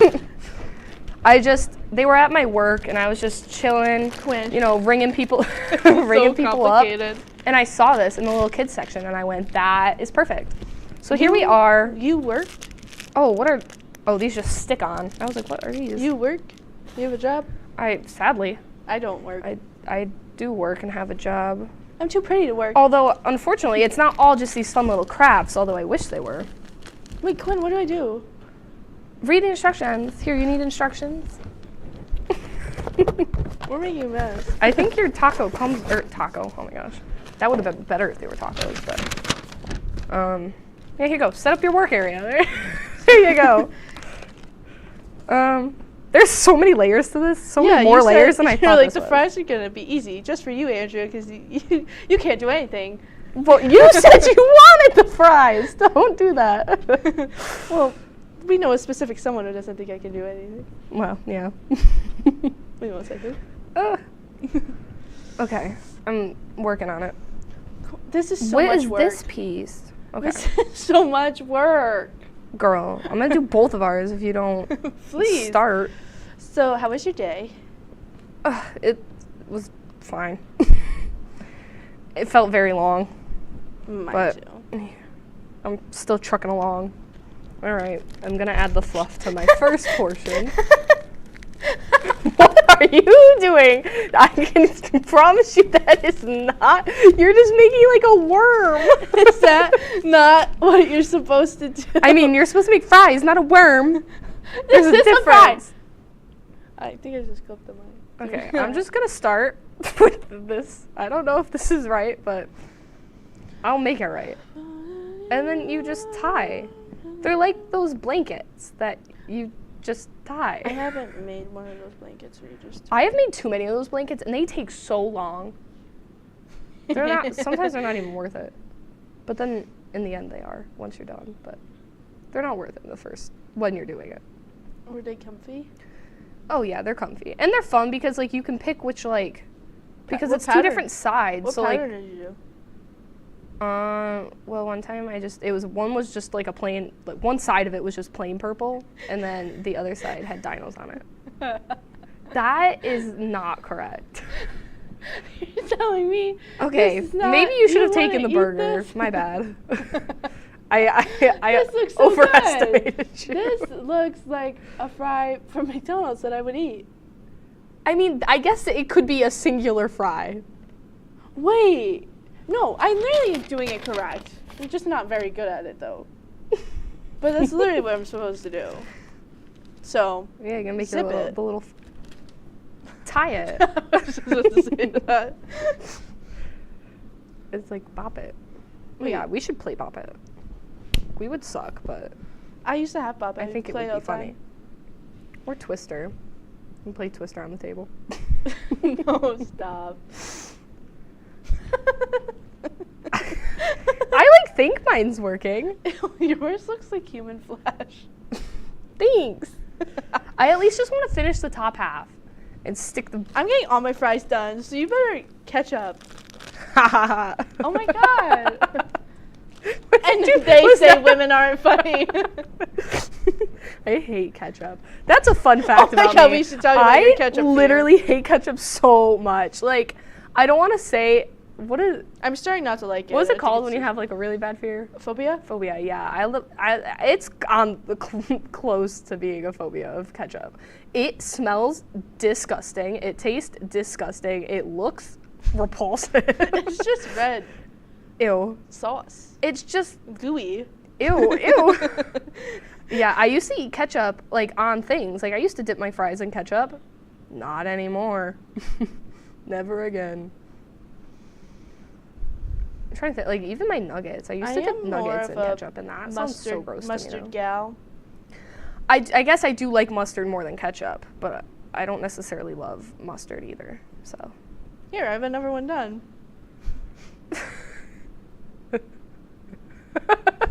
It has so many holes in it. Like your stuffing is literally popping out. Yeah. Eating too much Taco Bell. No way I'm finishing this. This is taking a lot longer than I thought. I have like 20 more ties to tie. Slow at tying, I just apparently. got dust everywhere on this desk. Ew, So what is sorry. even dusty? Your fries? It's the salt. Yeah. Salt. This is why we're not, textile majors? This is why we don't do anything that actually involves work. Yeah, that's why we do digital art. Yes. Well, Yeah, I think digital art's so much better because you could just hit the backspace. Be like, oops. I wish I could fast forward this. Yeah. Yeah, we have a multimedia class. And our next project is an animation, and I have no clue what I'm doing animation-wise. So I'm doing paper animation because I don't want to mess around with all that.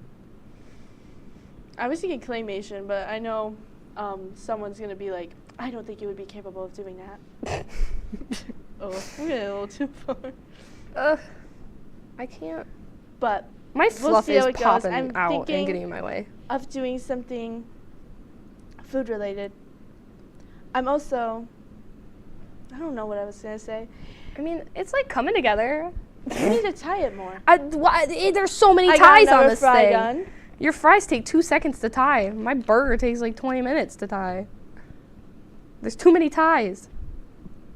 Too many donuts. What is this? My cat is also gonna like get this and just destroy it. Wait. Rip it apart. What is that? It's my new. It's your formal. It's your formal. We have formal Friday. It's just what I'm gonna wear. It's on theme. Yeah. Yeah, we have a formal for dance, and it's Great Gatsby themed. So the Fringe would work. It's my favorite book. Have you ever read it? No. Actually, yes. I've never even seen it. Wow. Crazy. Well, I hope. Yeah, I have like a whole other burger to make. What is this one? Wait, do we just have like? Wait. I know it's the bun. What is it? Hey. I did not do this right. I did not do this right. Ugh. I didn't do it right. I'm gonna have to literally restart. My bad. Well, but we'll show you next episode we will update you and show you the final product. Thank you everyone for watching. Yes. Thank you to I'm sorry we didn't bring you a craft. And thank you for watching our craft. And I hope you enjoyed this episode and see you next episode. And we might have the finished project. Probably not, but we'll try. I mean, we do have 2 weeks. Look, if I just go like that, it looks like a burger. Actually, it would have to be this side because that's the burger and this is the bun. There we go. Here, you wanna nibble? Wait, there's no lettuce or anything or tomatoes in it? Is it just a plain burger? It's a plain burger. Calm down. I'm sorry. I can add some fries to it. Add a taco and little men to it. Oh yes, taco and little men. There we go. All right. Oh God. The little men also say goodbye. See you next episode.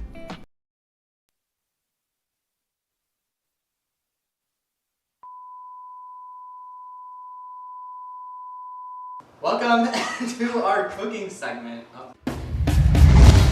Tonight, happy Halloween. From costumes to movies, we have everything you need to know about the holiday.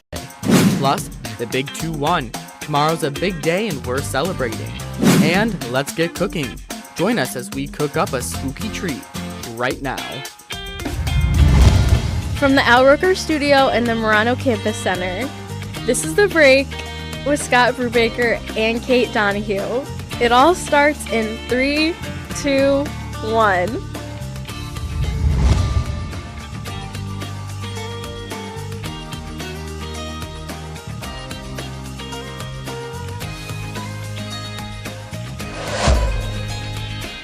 Yay!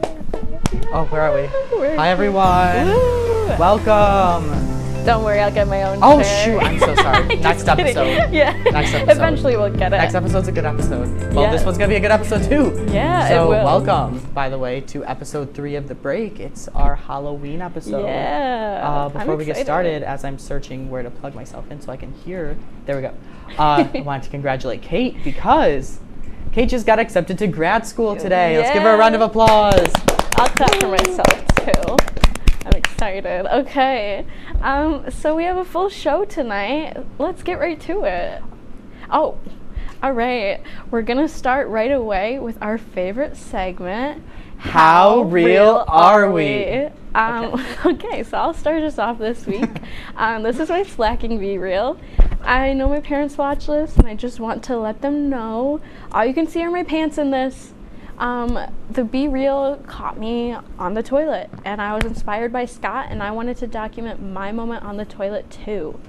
So my favorite Be Real, I was really hoping it would go off when I was making cupcakes that day. I don't know if I A little spoiled it. tease, Yeah, you a little know. tease, sorry. But this is my favorite because I had so much with Scott and Jordan earlier.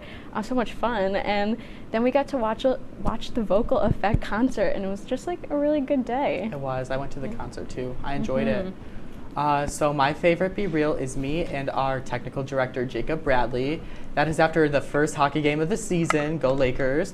We had a really fun time. He was the sideline reporter, and I was his cameraman. I don't know. I really enjoyed it. I love hockey. So for my slacking Be Real, just like Kate, I am on the toilet.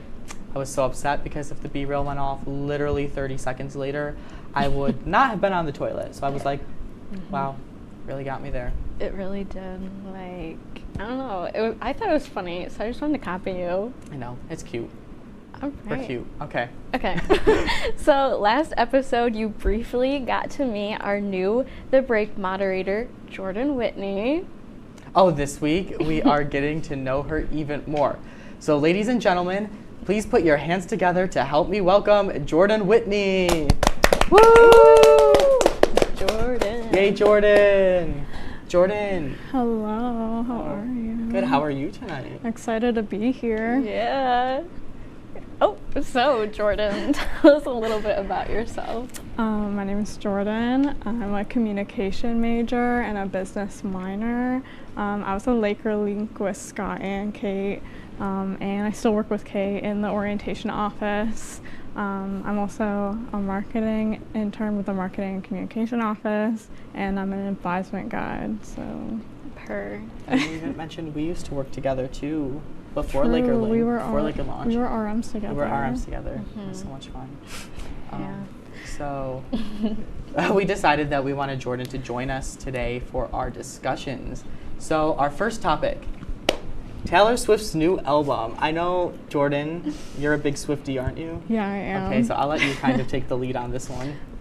Well, What are your thoughts? I feel like I'm gonna get a lot of hate for this. Like, personally, it's not my favorite album she's come out with. People will call me a fake Swiftie because I really liked her Folklore and Evermore album. But there were some real bops on this one, I'm not gonna lie. I definitely agree with you. It wasn't my favorite, but I really liked Mastermind, and when she comes out with that Speak Now, Taylor's version, It's all over. Yeah. That's my album. I'm most excited for that too. Okay, and don't come at me. I'm not a big Taylor Swift fan. I mean, I listen to her stuff, so I don't have much to contribute to this conversation. So we will move on. Yeah. Okay, so with Halloween just around the corner, many are tuning into the new Disney movie Hocus Pocus 2. Have you guys seen it yet? And if so, what are your thoughts? I haven't seen the Hocus Pocus 1 yet, so definitely not 2. I haven't seen Hocus Pocus 1. However, I did see Hocus Pocus 2. I went into my friend's program in the village, my VCA's program, to watch it. What about you, Kate? Have you seen it? No, I have not. You have I not? just have not. Nope. Okay. Sorry, we have a full show tonight, so we're moving fast. Because finally, we wanted to highlight some of our old Halloween costumes. So I'll go first. Usually when I do Halloween, I like to make a pun out of my costume, something punny, you know? So this year, if you take a look at it, I dressed as Life, and I gave out lemon heads, because when life gives you lemons.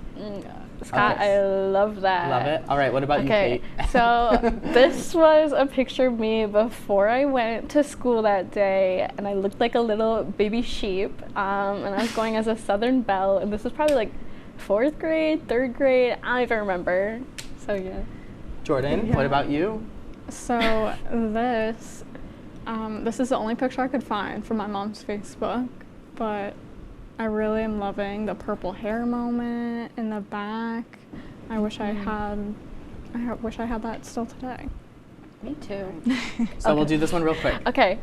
Oh, and there's one more holiday happening this week. It's Scott's 21st birthday. Yay. Oh, why am I clapping? Yes, tomorrow I turn 21. Yeah. It's kind of a big deal. You know, I like pickles, had to make the joke. And I want to embarrass myself a little bit when I was putting the show together, so we have a video in the back if they want to roll it.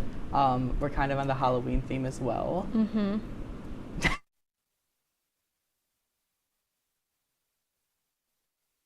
For Halloween, and it was like kind of super tight and uncomfortable, so I had to return it. It was just silly. I like it. It was fun. I love it. And are you gonna wear that this weekend for your 21st Halloween? Oh, for my 21st Halloween. It's No. returned, I'm sorry. I should have kept it at least through tomorrow. Could have worn it tomorrow for my birthday. Oh, okay. Okay, guys, I'm so excited because as promised, our last show, over the weekend, the three of us got together to make a spooky, delicious treat. Mm-hmm. Yes, buckle up for an adventure, everyone, because you are about to witness the first ever And possibly the last segment of Baking It on the Break. Welcome to our cooking segment of the break. I'm here with Kate, as always, and our amazing moderator, Jordan Whitney. Okay. This is gonna be a mess. Let's get started. Yeah. So now we're just gonna cook. Okay. Okay. What's the first step? Okay. What are we doing? Oh, what are we making? We're making super moist cake mix, But cupcakes. flavored yellow. As cupcakes. Spooky Yeah. cupcakes. So we have to preheat the oven to 350. It smells good. Not hot for anything. Does it smell like yellow? It smells like yellow. Okay. Oh, guys, my mom's at the window. Hey. Hang on, let me go let her in. Here, Jordan, do you want to do the oil? Mm-hmm. Oh my gosh, is she gonna make it?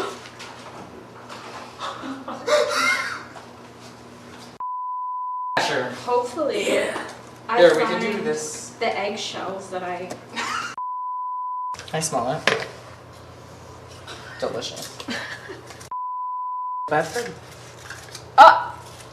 Ew, it's so big. About 3 tablespoons each is what it says for cupcakes. Huh? Okay, everyone, this is Jacob Bradley, our technical director. Hello. Okay, ready? Oh. Everybody get a spoon. We took a lot. That's It's okay. Cheers.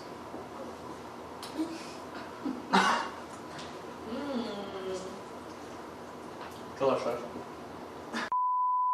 I have this irrational fear that it'll just close on me when I'm putting stuff in. How long does it have to go in for? 12 to 17 minutes. So how about 15? Yeah, right in the middle. Oh, I was gonna put it on my phone. Oh. How many minutes? 15.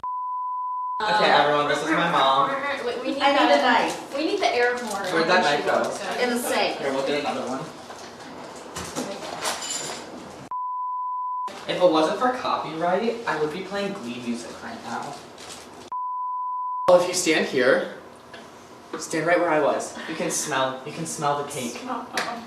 Wait, is the oven like connected? Oh, that's yummy. Again.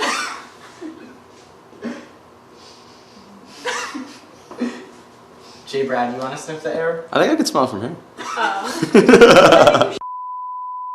Ooh. I think they're good. They look good. They look good.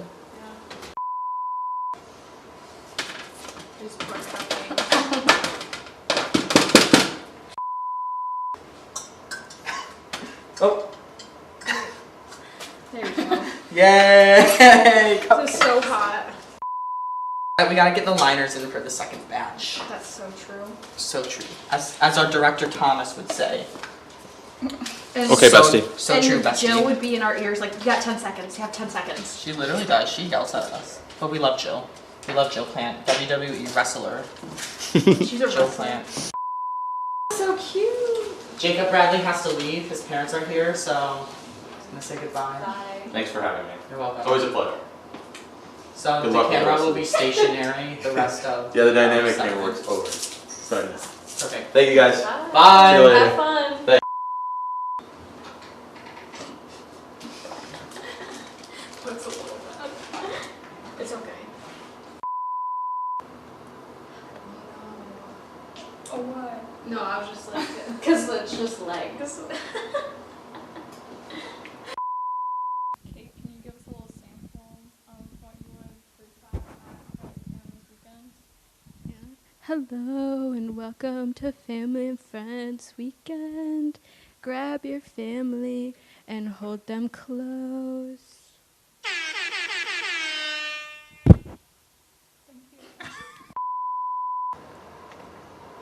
Smile. That is perfect. It's cute. Wait, you should record that.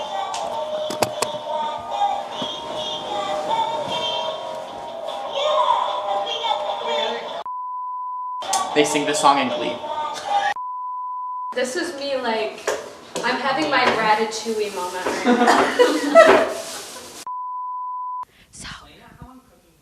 So Scott's cooking dinner, so he's not here, so I can do an ASMR episode because he told me no.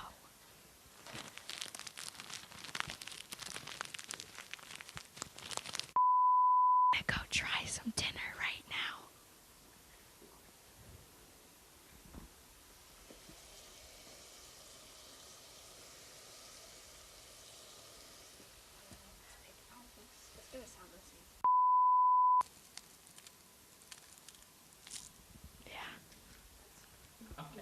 We're done with the ASMR. Scott says we're done.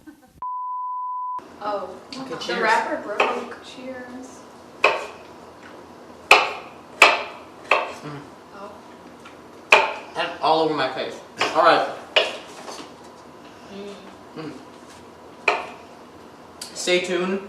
The break with Scott and Kate. We'll be back right after this. Yeah.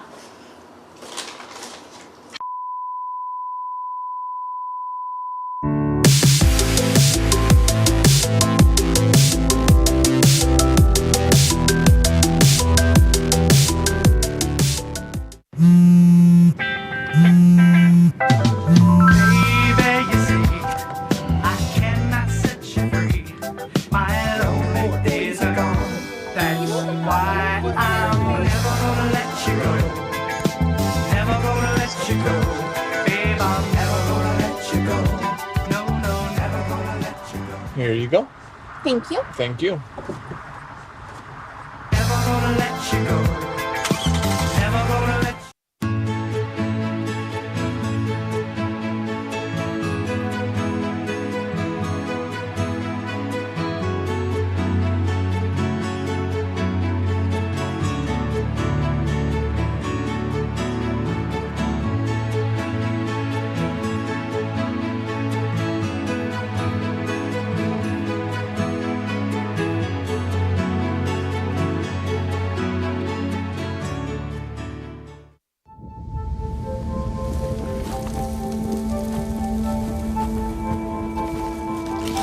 Eva Marie smoked 12,000 packs of cigarettes over 15 years. She quit, and now there's a new lung cancer screening that could save her life. You stopped smoking. Now start screening. No matter how much you smoked, early detection could save you. Talk to your doctor or learn more at savedbythescan.org.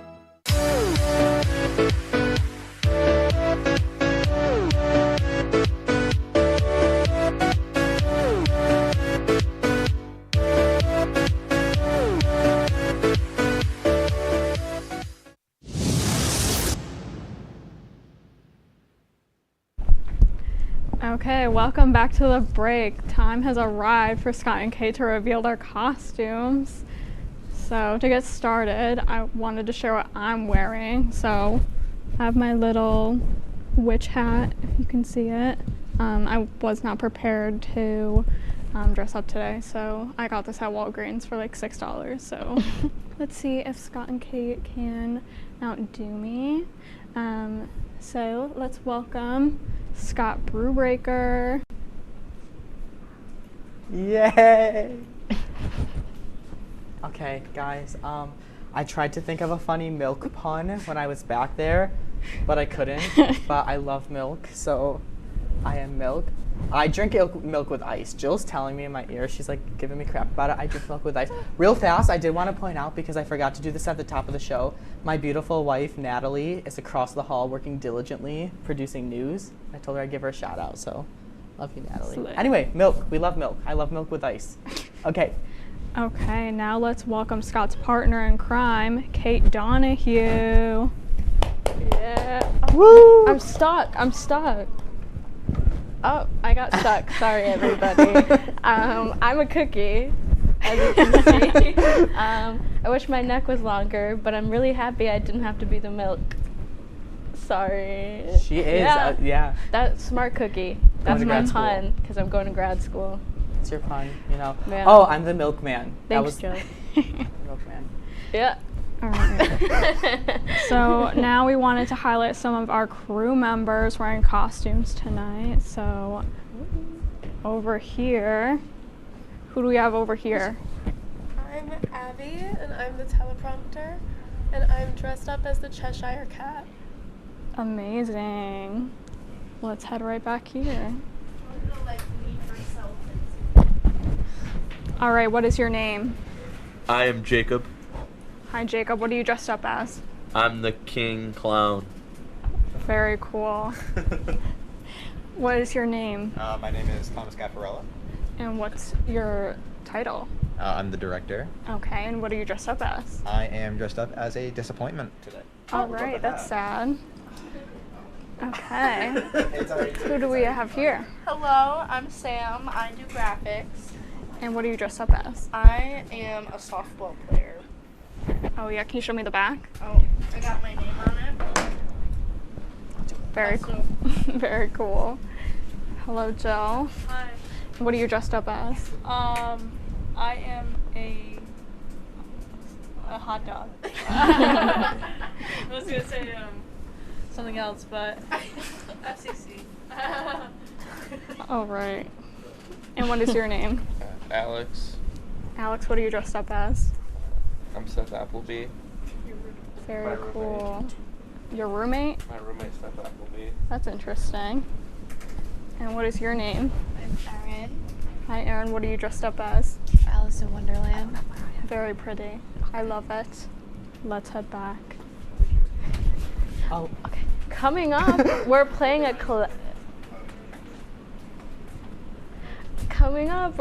classic Halloween game. Yay. Stay tuned. We'll be back right after this.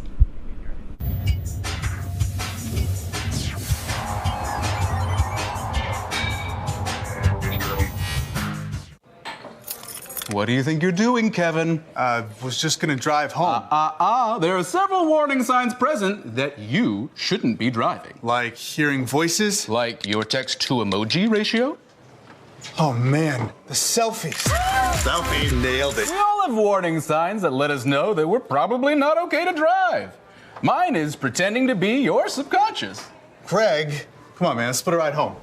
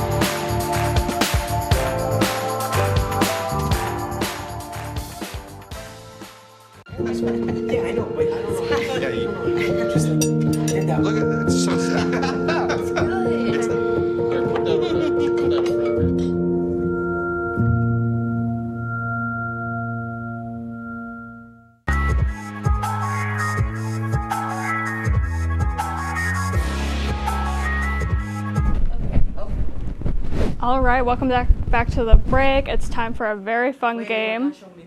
Oh yes, Minji. Hi. Hello. What are you dressed up as? Today I'm an alien. I absolutely love it. Okay, so it's time for a very fun game, bobbing for apples. So the rules of the game are very simple. Scott and Kate, you have to pick as many apples out of the bucket as you can, only using your mouth. But as always, during the break, there's a twist. Each of them can only try for 30 seconds at a time. The winner will get bragging rights and, of course, a high five. So, are you guys ready? Yeah, I'm just trying to fix this cookie. Who wants to go first? You go first. No, but you won last time. Yeah, but my neck is like, I can't do anything. So here's a timer. Okay. Ready? 3, 2, 1.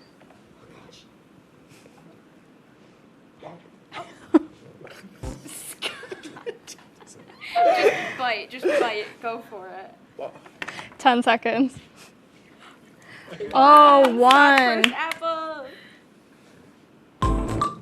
Oh.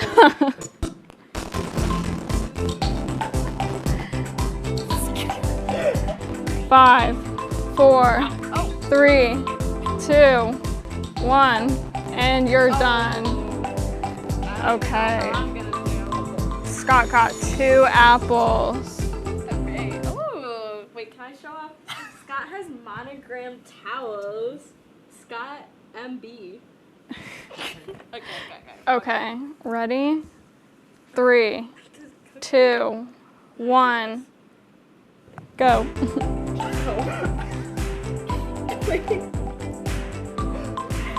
I'm not gonna be able to do it. I can't breathe. 10 seconds.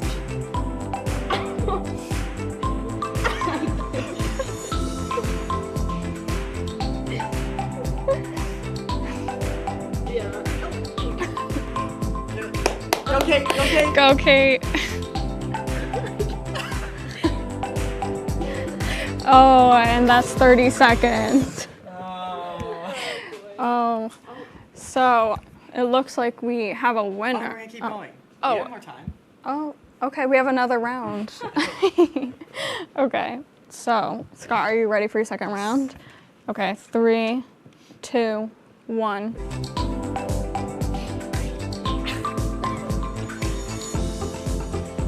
Oh my god. Scott's apples have more of like a little, what are they? Stem. A stem than mine do. Oh my gosh, another 2 apples. You got 10 seconds left. Oh my god. Oh, that's 30 seconds. Oh, you're done. All right. All right. Okay, are you ready for round 2? Yeah, I don't know if I can get these stems. We'll see. Okay, ready? 3, 2, 1.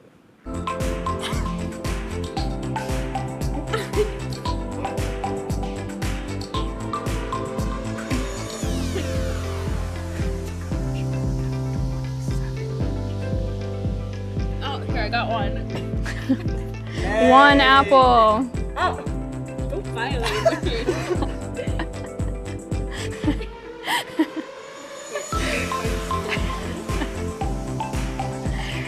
2 seconds. Oh, no, I'm done. Yeah, that is 30 seconds. Oh, You have 1 apple. You are gonna get another round. Each? Yes. Okay. Oh my god. Ready? Ready? 3, 2, 1.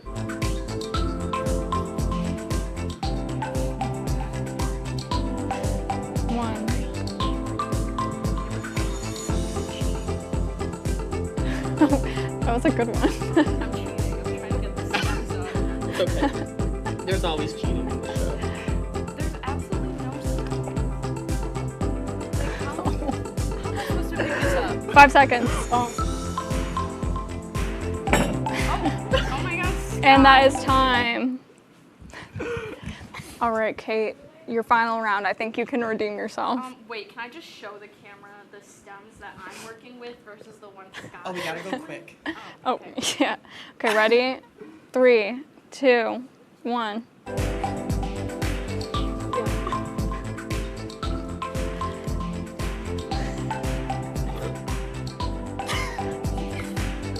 Yeah, I'm not doing anything. Oh, another one. Oh my god. 10 seconds left.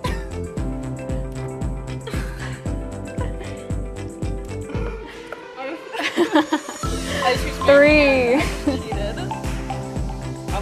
Oh, yes. So it looks like we have our winner, Scott Brewbreaker is our winner. High five. Thank you. When we come back, we'll have your feel-good story of the week that you don't want to miss. Don't go anywhere. You're watching the break on WTOP 10.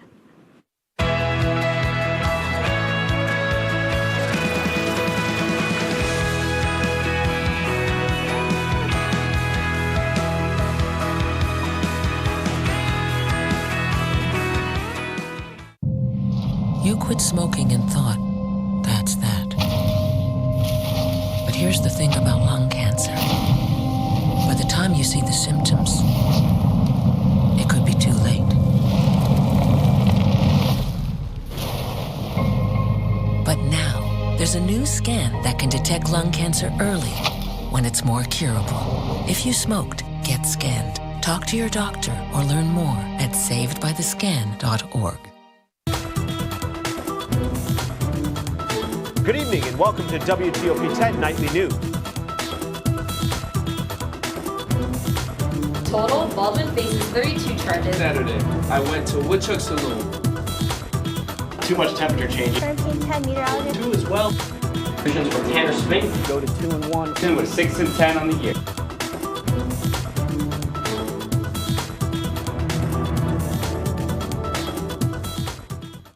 One in 3 adults has pre-diabetes. That means it could be you. Your barber. Your barber's barber. Nice work. Thanks. With early diagnosis, pre-diabetes can be reversed. Take the risk test at Do I Have Pre-Diabetes? Hi, welcome back. So before we go tonight, take a look at this. Virginia woman is making sure the kids in her community celebrate Halloween in a whimsical way. So what started as a COVID project has turned into the perfect mix of spooky, silly, and so much fun. The whimsically witchy display combines Camille's passions and her desire for art to impact kids. Now her earnings are benefiting McSwain Elementary School's art and music programs. Camille majority of the display pieces herself from basic household items. All right, so that is our show for tonight. Thank you so much for tuning in.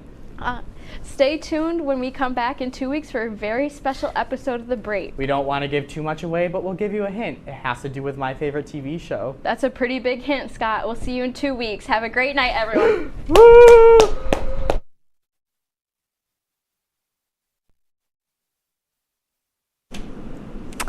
Hello everyone and welcome to On Deck. My name is Kate Salamita and today is our season finale and I can't believe it. Normally I feel like the show's a little chaotic, but today is going to be a really fun show. Normally I say I'm not here on today's Monday. Normally I'm here on other Mondays, so I want to say big thank you to Scott and Kate from The Break with Scott and Kate for letting me take their Monday slot when they go on for their senior week. Thank you so much. I really appreciate it. But to start off today's vlog,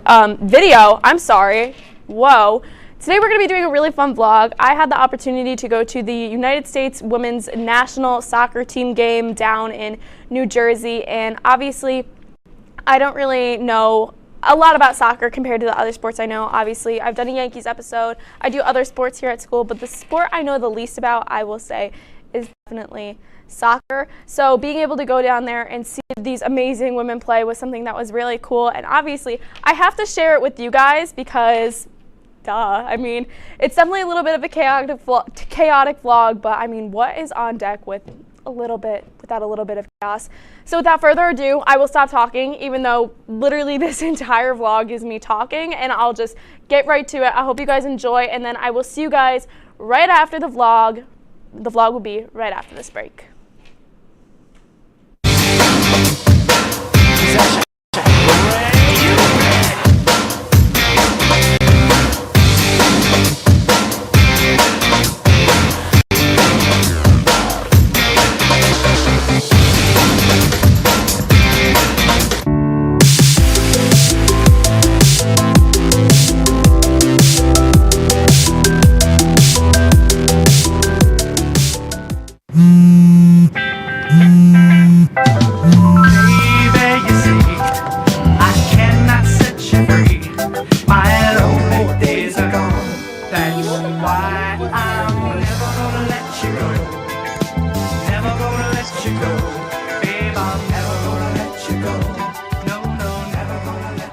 Here you go.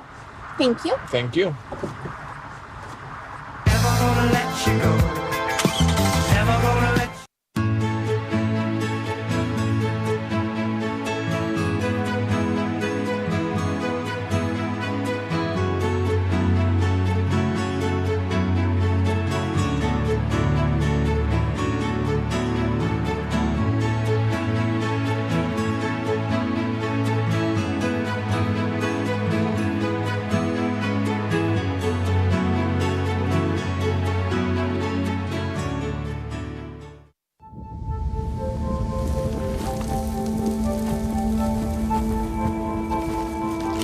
Eva Marie smoked 12,000 packs of cigarettes over 15 years. She quit, and now there's a new lung cancer screening that could save her life. You stopped smoking. Now start screening. No matter how much you smoked, early detection could save you. Talk to your doctor or learn more at savedbythescan.org.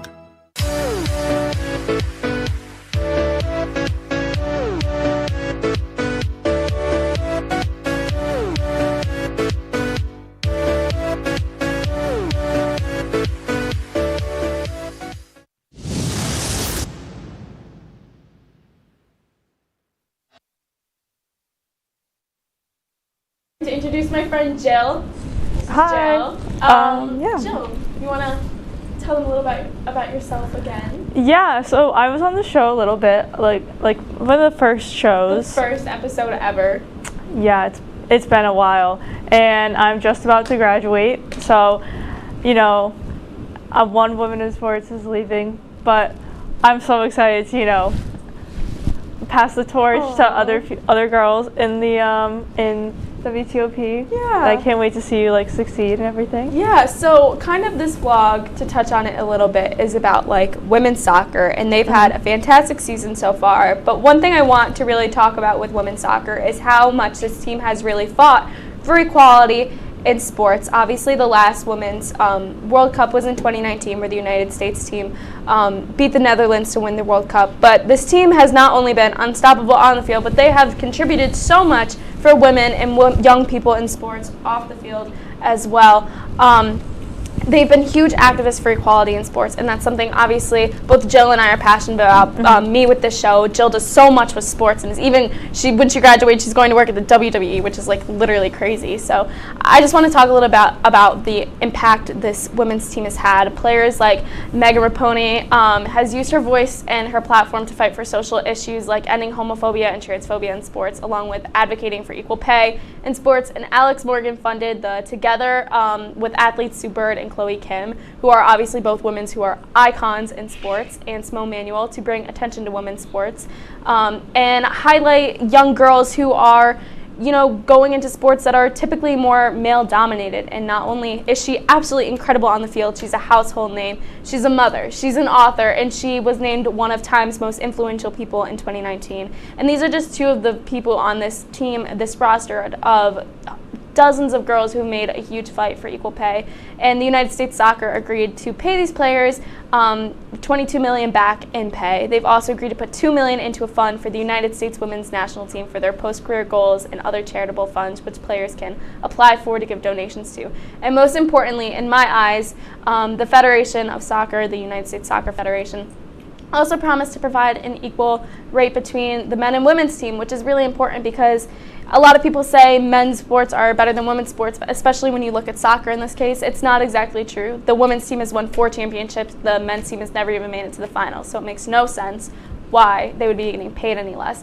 And obviously, I've been paying attention to it more on the women's side just because I've been really trying to get into soccer with the Men's World Cup and obviously looking from these women's games. But Jill has been on it on the WNBA side. So Jill, do you want to talk a little bit about that? Yeah, so I wasn't really too versed in the WNBA, but I stumbled across a really good YouTube video when I started doing the freelancing back home at Mohegan Sun in Connecticut. And this video, I cried after I watched it.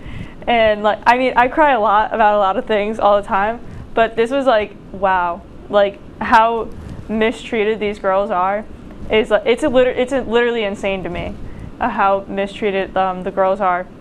I mean, I get it. It's it's a different kind of sport. The men are dunking, they're doing like crazy moves, where sometimes girls just can't do that. Just from biology, there's differences in the human body, but the girls play a much more technical game of basketball, and it's still amazing to watch. And I just also take issue with just how differently they're treated, how differently they were paid.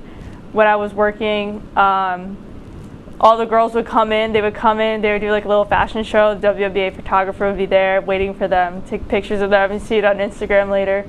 But you could tell who was making money and who wasn't. Like, some people would walk in their practice jersey because that's all they, could, afford. Because the starting salary for somebody in the WNBA isn't too much higher than $50,000. And then, what are they going to really do? So that's exactly why players like Brittany Griner go over to Russia or just overseas, because they will pay them a lot more money to do that. Yeah, and not even in like basketball, but you can look at it too in tennis, for example, or gymnastics. You can look at tennis, for example. Venus Williams had to go on a huge fight years ago for equal pay after Wimbledon. And, obviously you look at Venus and Serena, and they are the GOATs of women's tennis. They've absolutely dominated for years and years and years. And still, for these figures who have accomplished so much in their career to still be saying, hey, this is not fair. We are doing the same amount of work. We are playing in the same competition as these men, but we are not getting paid the same. And especially somebody that I like to look at too is most recently Simone Biles, who dropped out of the Olympics. She said she was not in the mental space, and we talked a little bit about it too in our media summit this year, where we talked about sports. Is how are you going to send someone out to the Olympics, the person who is easily the best gymnast in the entire world, arguably the best gymnast to ever walk this planet, and say that all she should do is just flip, just stop doing what you're doing. She's going out there and she's doing these tricks that literally 99% of the people on this earth could never even dream of doing. And obviously, if she's not in the best mental state, why would you go out there and do these crazy tricks where you're flying 10 feet in the air and tumbling all over and jumping from bar to bar and going on a beam where it's 3 inches wide when you're not in the mental space? But I feel like if a man were to come out and say that, I feel like sometimes it would be taken so much differently, especially in a caliber like the Olympics, which people hold to such high standards. Yeah. It's just really, it's just disheartening for me, because it's, what year is it, 2020? It's almost 2023. I'm completely lost, but it's really just unfortunate. And I said this on my show. I went to Dick's Sporting Goods the other day when I was back home, and I saw like a bunch of jerseys. I was looking for a Connecticut Sun jersey because that's my team. I like that team, and it's WNBA team. And they didn't have any, and they made it to they were in the championship game of the WNBA playoffs. They didn't win. They were off by like a few points, but still they were almost there.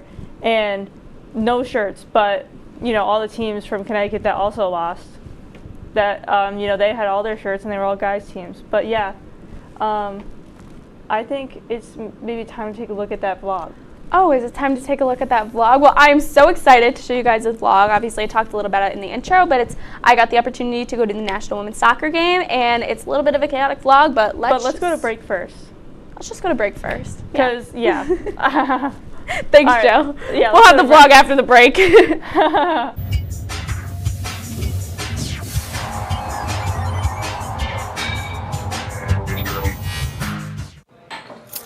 What do you think you're doing, Kevin? Was just gonna drive home. There are several warning signs present that you shouldn't be driving. Like hearing voices? Like your text-to-emoji ratio? Oh man, the selfies.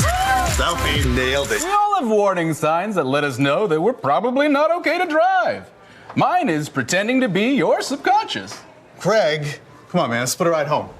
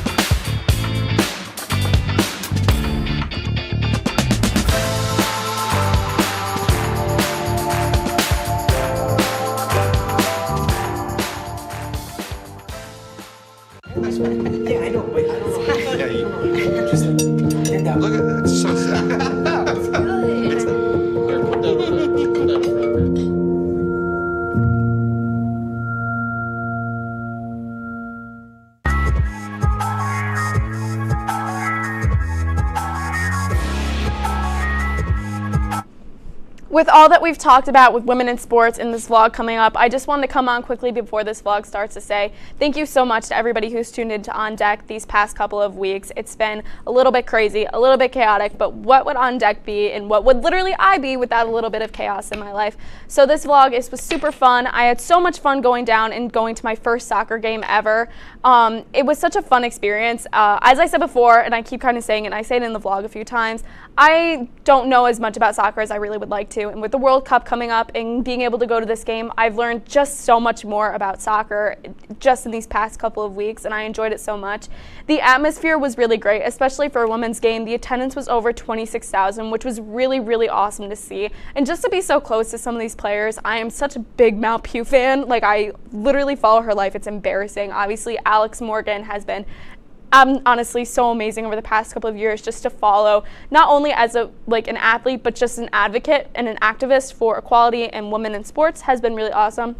The food at the game was really good, which I guess the soccer is not really about the food, but there were some people that were cheering and had drums, and the atmosphere was really, really cool. And it was really cute seeing all the young girls in their Alex Morgan jerseys lining up who had the same headband that Alex Morgan wears and all of that stuff. It was really cute to see them get excited to watch a soccer game and them getting excited for sports, because I feel like that's something I haven't really seen before. I've gone to baseball games, hockey games, basketball games, and normally you don't see a lot of young girls there getting so excited. So seeing a bunch of young girls there really, really made me super, super happy. So thank you so much again. I hope to see you guys soon, and I hope you guys enjoy this crazy vlog. Hi guys, it's Kate. I'm here with my friend Alexia, and we are going to the U.S. National Women's Soccer game at the Red Bull Stadium in New Jersey. This is my first time ever going to a soccer game. I always say, like, I know a lot about other sports. Obviously, I've done like baseball, basketball. I know a lot about like pretty much like a lot of the other sports, hockey, football. Soccer is definitely the sport I know the least about. And my friend Alexia has played soccer for like ever, and she's really good. So she knows a lot about soccer, and I don't. So I'm really excited. This is my first soccer game I've ever gone to, and I'm really excited for it to be the women's game because obviously there's so many like strong, empowering women on this team who have been big advocates for equality and change in sports, which is something obviously I'm very passionate about with this show. So I'm excited to get to watch them and just kind of get more in the soccer spirit and learn a few things about soccer along the way. So I'm really excited to bring you guys on my day. It's going to be a really fun day. It's actually nice out. I don't know if you can see like, oh, yep, that's a rock wall. But yeah, so I'll bring you guys along with my day. It'll be a lot of fun, and I will see you guys in the next clip.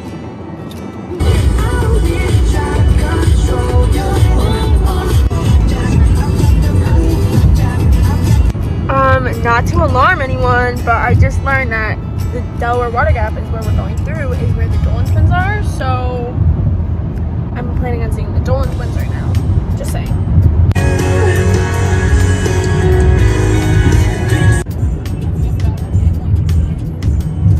I also just learned that this is where George Washington sailed. On that one picture, Alexis is just teaching me everything right now. I'm learning so much about the Delaware Water Gap. Here it is. George Washington was right there. Hi again, it's me. So we are at the arena. There it is. Alexia, any thoughts? It's gonna be a cold one. It's gonna be really cold. I have my hat, a jacket, gloves. I have a scarf if need be. But yeah, I'm excited. Where's her? Update. It's so cold out. It's so cold. And we got here really early because we thought there was gonna be more traffic, and there's not traffic. So now we're just hungry, and everybody is out here. I don't know if you can see back there, but everybody's out at their little tailgates, you know, having a good time, eating food, and we're just here, unprepared. Do you want me to turn the car on? Yeah, I'm cold. This is very candid. I'm about to go on a scavenger hunt. I'm about to go on a scavenger hunt for food. How are we feeling, Alexia? I'm cold. Like, I don't. This is cold.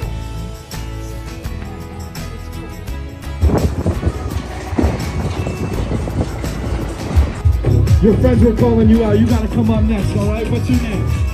So we just got in, and we are in a mad dash to get food right now. We're starving.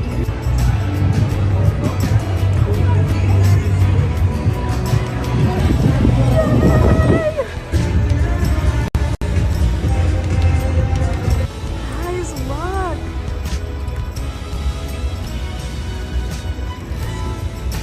Selfie! New York! They're playing Harry Styles. It's Harry's house here. It's Harry's house.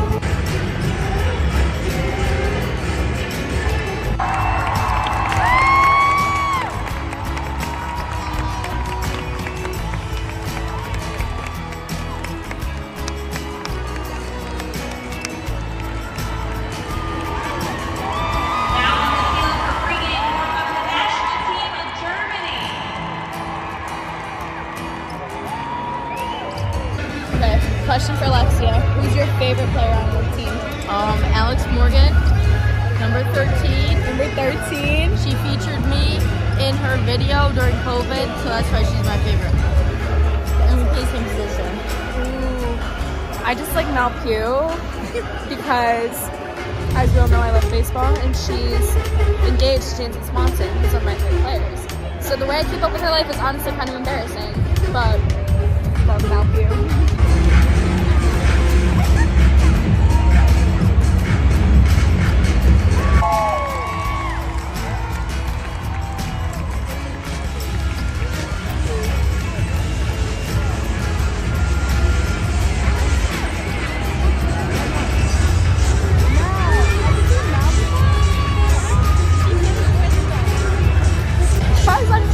Crystal Gunn right there. I'm fangirling. Crystal Gunn's right there. I love Mal Pugh.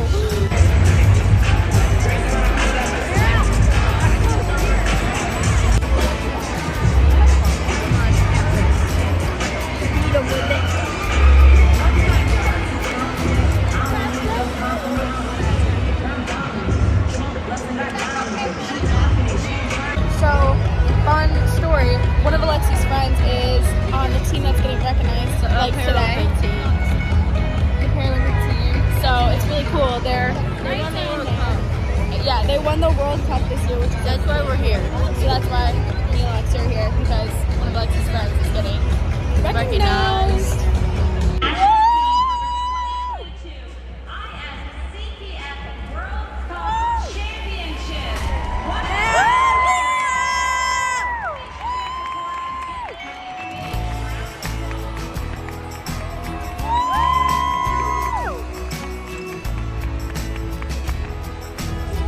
Shout out Paralympic team. Shout out Leah. Shout out Leah.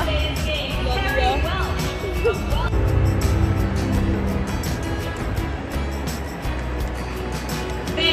So today is also Alex Morgan's 200th appearance. So it's also something that's really cool that's happening.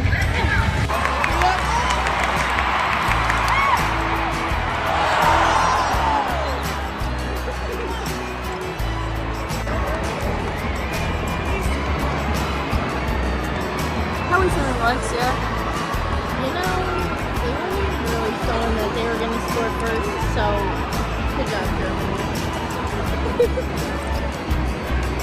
That's the sign. Loving their vibe over here.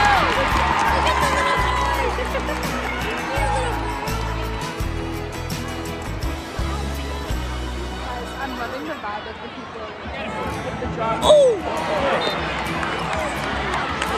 There's a lot going on right now.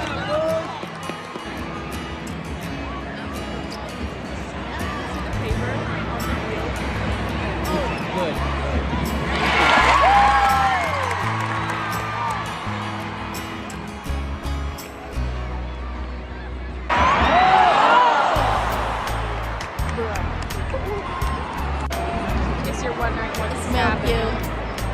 That happened. It's too high. Just a little high. Usually in the back.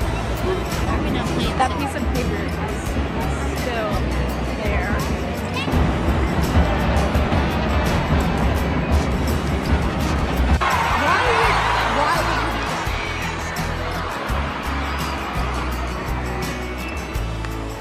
Why would you not shoot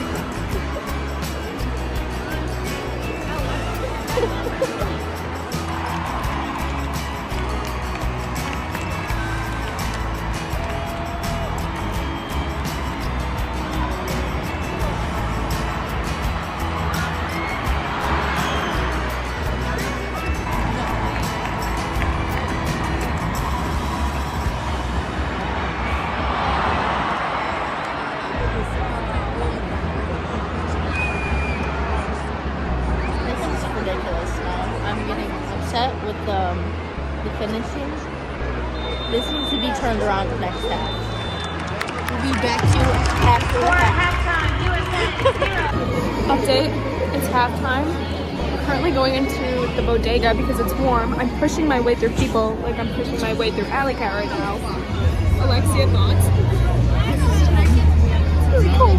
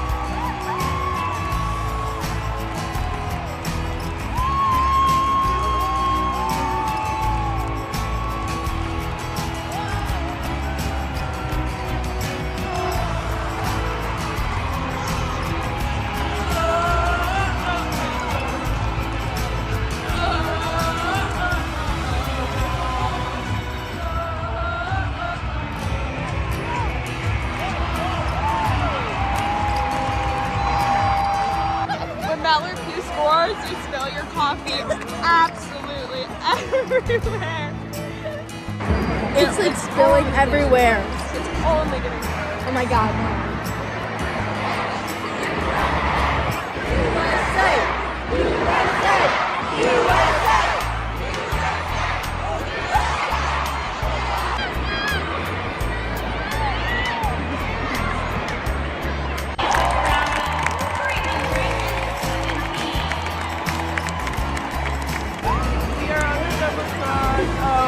We're not on the Jumbotron anymore. No. We were.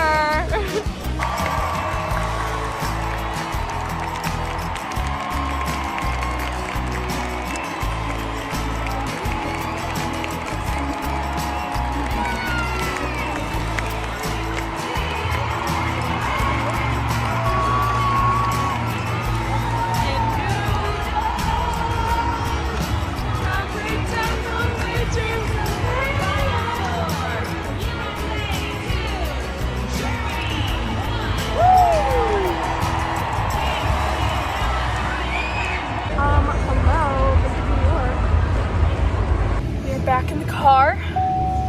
It is so cold out. Like, currently the seat is at 80.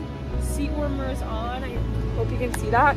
It's 45 out, but it's like also really windy here because we're right near the river. Yes. Tell them where to go. Okay, we'll be back. Alexia, how are we doing? We won. I'm cold. And we're waiting because this car will not move. Like, I'm not saying... By we won, we mean the U.S. national team because I contributed absolute SWAT. I stood up and I cheered when I had to. I yelled for Mel Pugh, as I should. But... this car is just start going. Like, I'm about to start directing direct traffic. Like, am I about to go direct traffic because we are stuck and we've been stuck in traffic for a hot minute now. A hot minute. We're getting angry. We're getting angry and we're cold. This is so problem. There's the sun and everything is dependent on that right That is what's going on right now. I'm really. The moon is cold right now because they're not doing their job. We are the moon because we are freezing. We're freezing. Our heat is still on high. We're just not moving. We're gonna get Dairy Queen on the way back because we deserve it. Hopefully we make it out of here. Once we make it out, I'll update you guys and we'll talk more about the game. Because we're fighting demons right now. So I'll update you guys once we get out of here. If we ever get out of here. It's looking like a long process. Smiles. Guys, we are still in traffic. It's been like 15 minutes. And Alexi said, we may be stuck in traffic, but I don't know if you can see these little lights behind me. We have like Buddy the Elf's car behind us. But Put that away. This guy's looking at me like he's gonna kill me right now. At least we have like we're not good killing vibes anymore. Like, oh my god. We're going insane. Update, it's been 45 minutes and we're still in the parking lot. But we have Miss Taylor Swift to get us through this. Hopefully we make it out.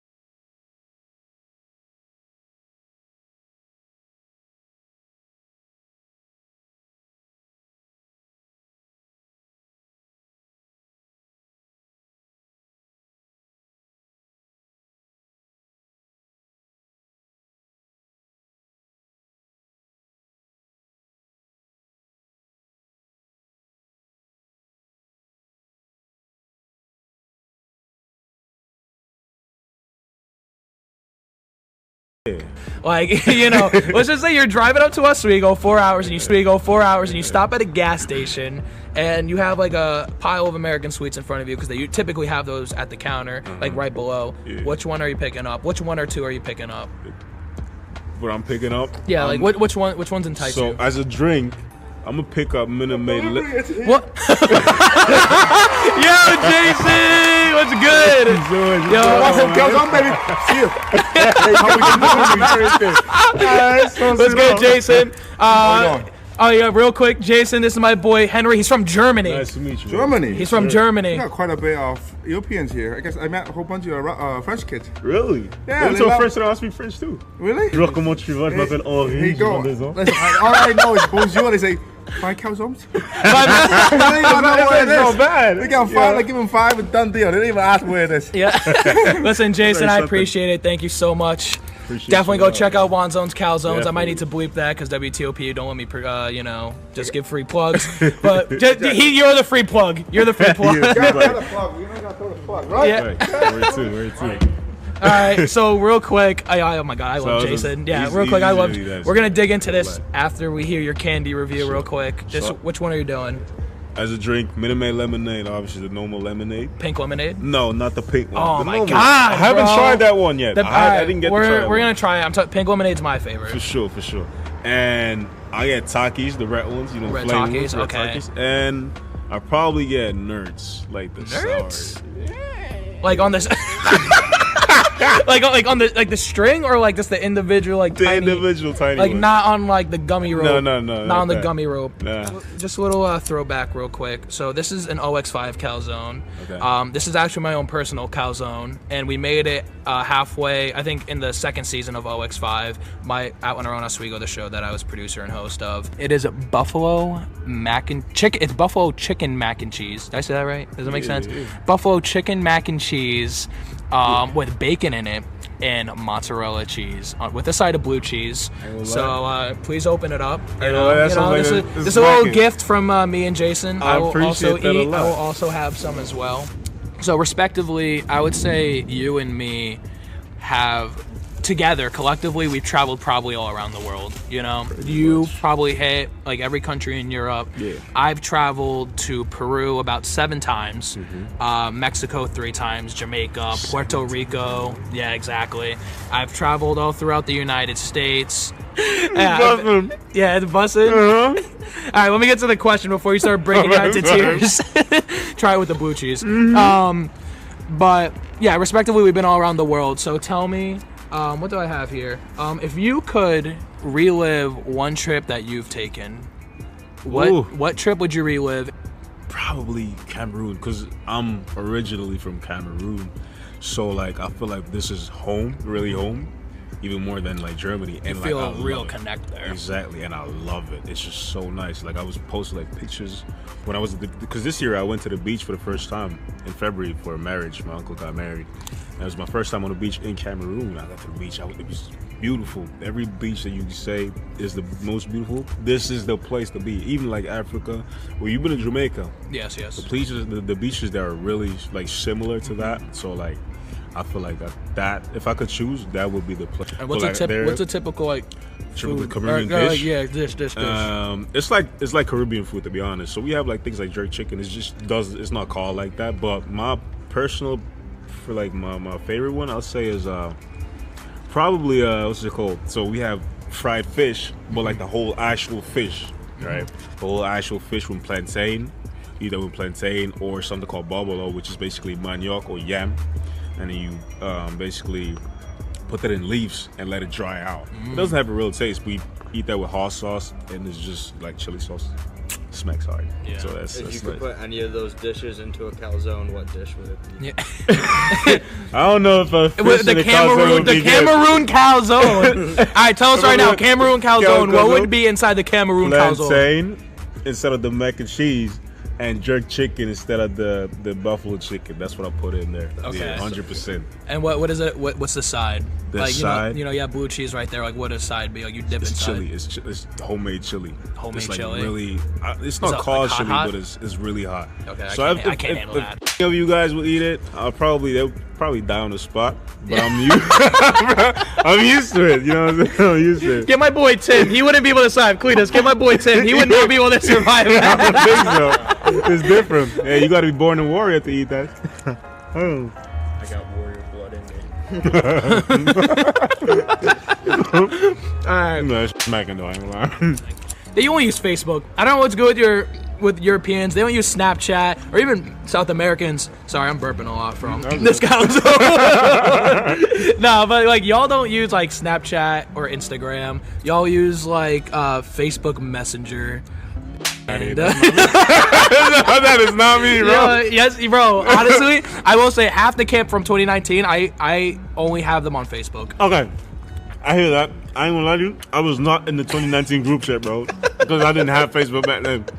I had to reinstall it just for this year. Real quick, without him knowing, please zoom in on Henry's face. He has an immense amount of hot sauce. Side. Yeah, look right to the camera. Also, while you're looking to the camera, you know, this is my calzone. I want you to know there's an infamous calzone called the Tomcat that everyone gets. I want you to look into the camera, give them your honest rating of my calzone right here. This thing, I don't lie, I think it's the blue cheese for me. And that like gives it the whole package, you know. I give it a 9.5. It's not a 10 yet. Yeah. You know, it's good, but it ain't it. You know? If you had to pick between this calzone and Italian calzone, a Calione, I don't know. I don't know. Right, leave me alone, bro. Why couldn't you be like, Zach, that was it. Like, good job. Like, you could have been like, yo, like, that was good, man. Like, I didn't know you knew Italian. All right, bro. Come on, my bad. My fault. Yeah, that was good. Next thing we're gonna do, I'm actually gonna pull up Google because you're gonna teach me some pickup lines in German and or French. I'm gonna call my girlfriend. Mm-hmm. She doesn't speak either, but I'm just gonna try to say it. For sure. Okay. That was that. All right. So if I were to say this one right here, it says on a scale of 1 to 10, on a scale of 1 to 10, yeah, you're a 9. I'm the one you need. How do you say that? What's it gonna sound better in French or German? First off. In French. In French. French? Everything sounds better in French. On a scale of 1 to 10, you're a 9. I'm the one you need. All right. So you're my teacher. Teach me right now. Sur une scale de 1 à 10. 1 à 10. 1 à 10. 1 à 10. Tu es un 9. Tu es un 9. Tu es un 9. Tu es un 9. Je suis le 1 dont tu as besoin. Alright, you know what we're gonna do real quick? Write this down on your phone, because honestly, it's just gibberish at this moment. Okay. On a scale of 1 to 10, you're a 9. I'm the one you need. At least.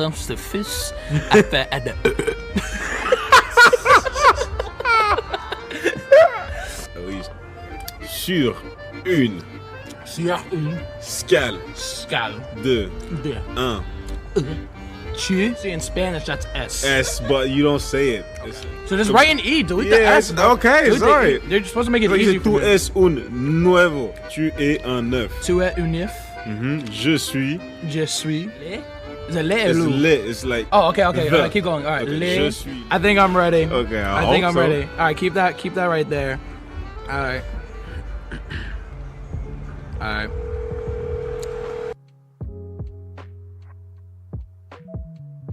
Please leave your message. Oh my goodness. All right, you know what? I'm gonna try it one more time. Otherwise, Cletus, you're calling your girlfriend. If she doesn't pick up this FaceTime call, Cletus, you're calling your. You know what? You know, I'm gonna call my boy. I'm gonna call one of the, because you could always rely on the homies. Honestly, I'm sorry, Cletus, but I'm sorry. I'm staying behind this table. You could always rely on the homies. I'm calling my boy Jake. Actually, Jake Mason. Jake Mason. If you guys don't know, me, Henry, and Jake all make music, and we actually made a song called Summer 21. So please go check that out. Where I need my notes. If he answers. Yo, what's going on, Jake? What's up, man? I just have a little message for you, whether you understand it or not.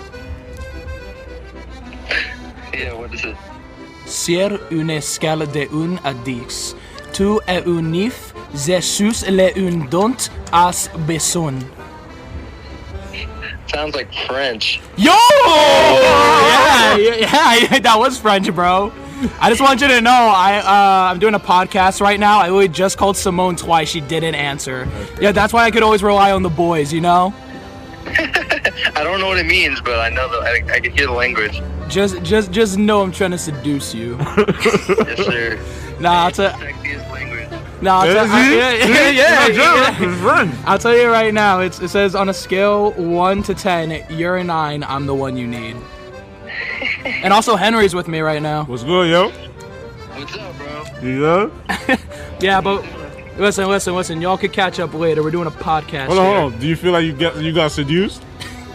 What do you say? Do you feel like you got seduced? Like 10% maybe. 10%. You know, maybe I just need a deeper voice or something. I don't got a deeper voice like Henry. But you enjoy your night. Hello, people. Hello, yo. Yeah, all right. Have a good night, Jake. Thank you for answering. Yeah, I might need to wife you up. All right. Yeah. He sounded. 10%. Yeah, 10%. You know, I don't like those odds, man. I don't like those odds. But I'm sorry, yo. This calzone getting to me, man.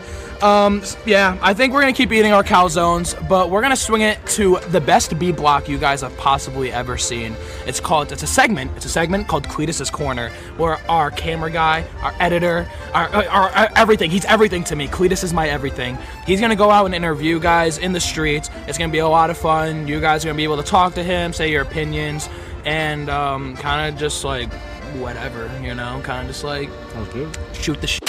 So I'm gonna kick it to Cletus on this week's Cletus's Corner segment. Roll it!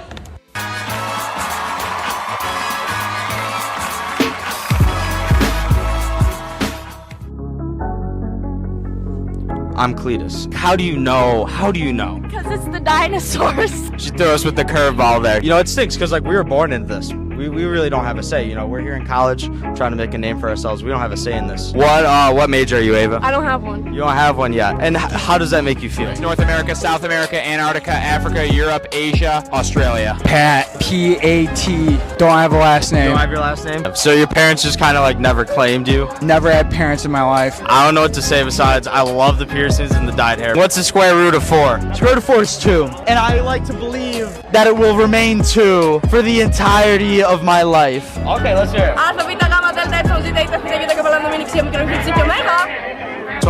So, as people who want to be a part of the American health system, do you think it's broken right now, or do you think it's working okay? I think it's broken. Can Sammy answer the rest of the question? How do you spell Mississippi? M-I-S-S-I-S-S-I-P-P-I.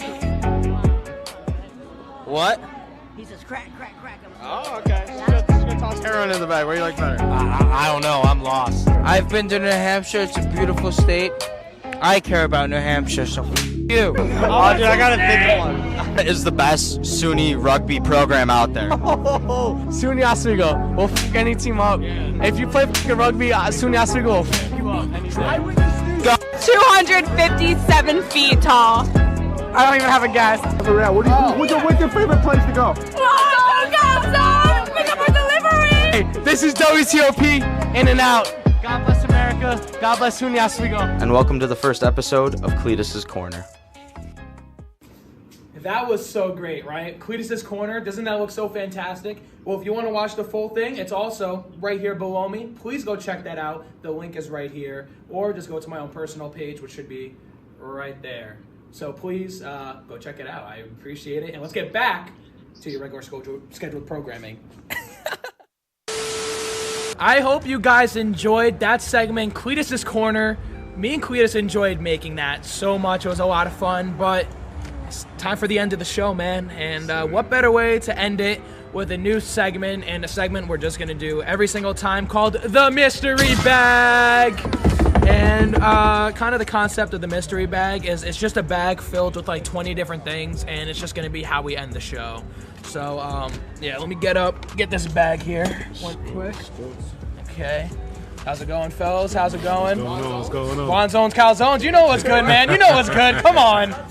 So this is what we're going to do here. You see me? Hey, my face is up here. Hey, my face is up here. So there's 20 things in here.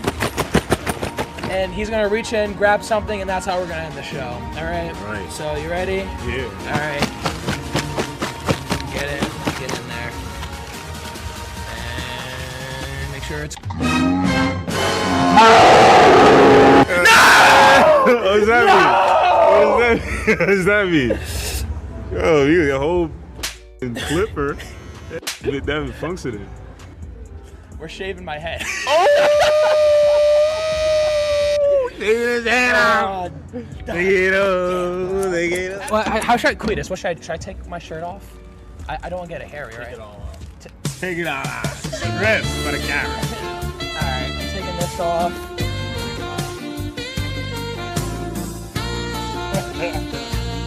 Alright, I'll show you guys actually while he's getting his stuff together. So I always wear the bun. It's pretty, not super long. I had it longer, but you can kind of see. Kind of curly. It's pretty. Is that tall? Yeah. Wait, are you sure? Wait, put this. Which one are you gonna use? Which one are you gonna use? That one? And that Attach one. it. Attach it. Attach it? I'm scared. Attach it. Okay. Attach it. Attach it. You see, that's the 3. I'm gonna say our social media Yeah. Oh my God.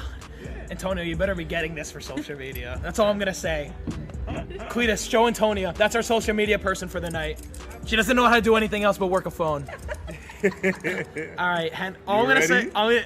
Are you ready? Real quick, for OX5, I shaved the beard off almost a year ago to date, and now I'm shaving my head for television.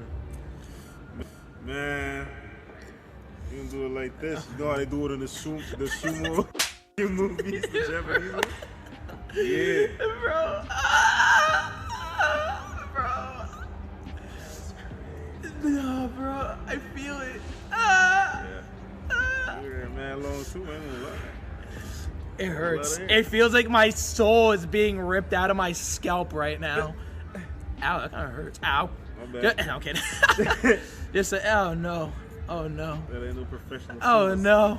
Oh no. Ow, ow, ow, ow, ow, ow, ow. That doesn't work out. You know? Straight from the kitchen, cooking up. No. You wanna hold your own hair? No! Real quick, wait, let's hold this up to the camera, bro. That's crazy. How much for me to eat this? All in. You know what? My girlfriend didn't want to pick up my call. This is now her present. I'm leaving it right here. Please, and make sure that camera's working. Make sure that camera's working.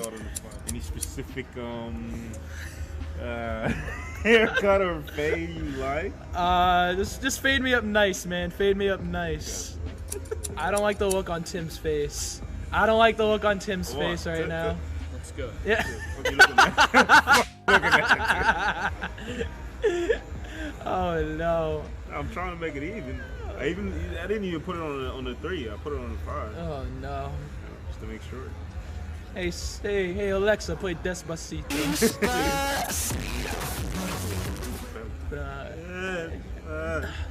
All right, Henry. I don't know how I look, so I'm gonna change the topic from you cutting my hair. Imagine I'm not here getting my head shaved on Bridge Street right now.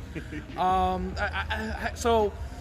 my God, I can't even think straight. This is like so traumatizing. I know. All right, you know what we're gonna do? I have 3 people in front of me. I have cameraman 1, Cletus, cameraman 2, Tim Rogers, and useless person number 1, Antonia Morales.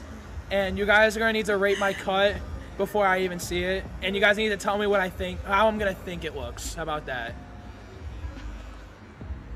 I don't like Antonia's face. Cletus, get Antonia's face. I don't like her face. I can rate it down. No, please. I ain't gonna lie, if you get a fade, that might even look good. Like, I don't want to hear that. That's one of the last things I want to hear. Yo, if you actually went to a real barber, it would actually look real nice. All right, are we done? we done. I like your cut, G. Well, rate on a scale 1 to 10. 11. All right, Antonia, you're next. Antonia, what do you think of the cut? Which is 1 being the worst? Yeah, 1 is the worst. Like honestly, as real quick, everyone, Antonia's been my friend probably since elementary school, so she's gonna be 100% honest with me. A solid. You shaking? 2.5. Are you serious? But wait, I think you might cry. when you see this because you've had long hair for a while. Okay. And this is Sebastian. Okay. This is not Zach. Okay. This is Sebastian now. Okay, and Tim, you're the last person, and then we're gonna mean average this thing.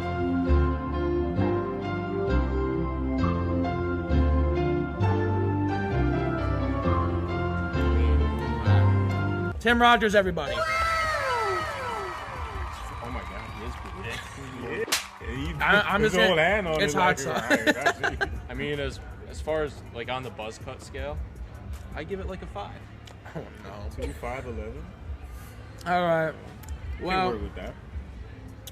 All right. Should we get a reaction to me looking at it? Can someone take a picture? Henry, take a photo of me.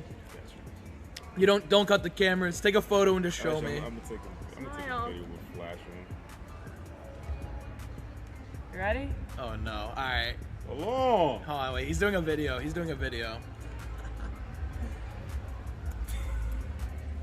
All right. Oh my God, bro. You didn't even. Oh my God, bro. That's. I feel like you look good. All right, what camera are you looking into? This one? Thank you guys for tuning in to the Uncut but Censored Public Podcast. This has been episode 1 of 3. I hope you guys enjoy the rest of your night. Stay blessed. Thank you, YFK Henry, for being a part of it. Thank you for having me, my boy. And I hate my life. Fade the black.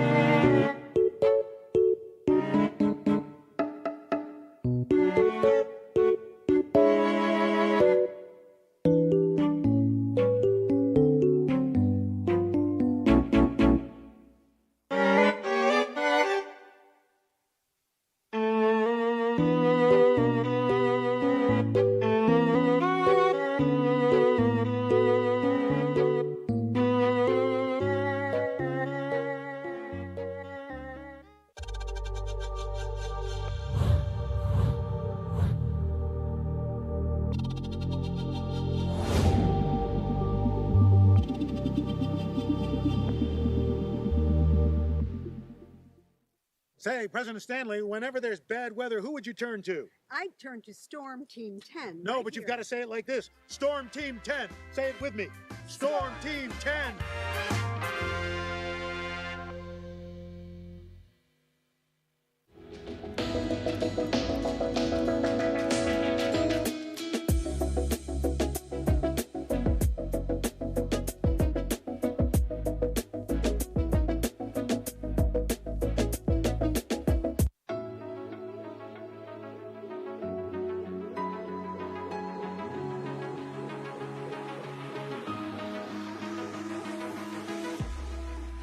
Roll it.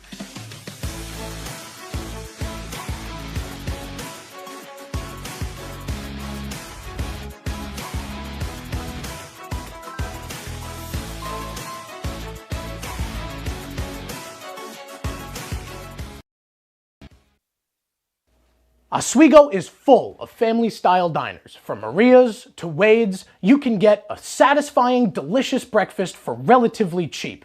But what if you don't want to spend that much money on one meal, or you just don't feel like going out?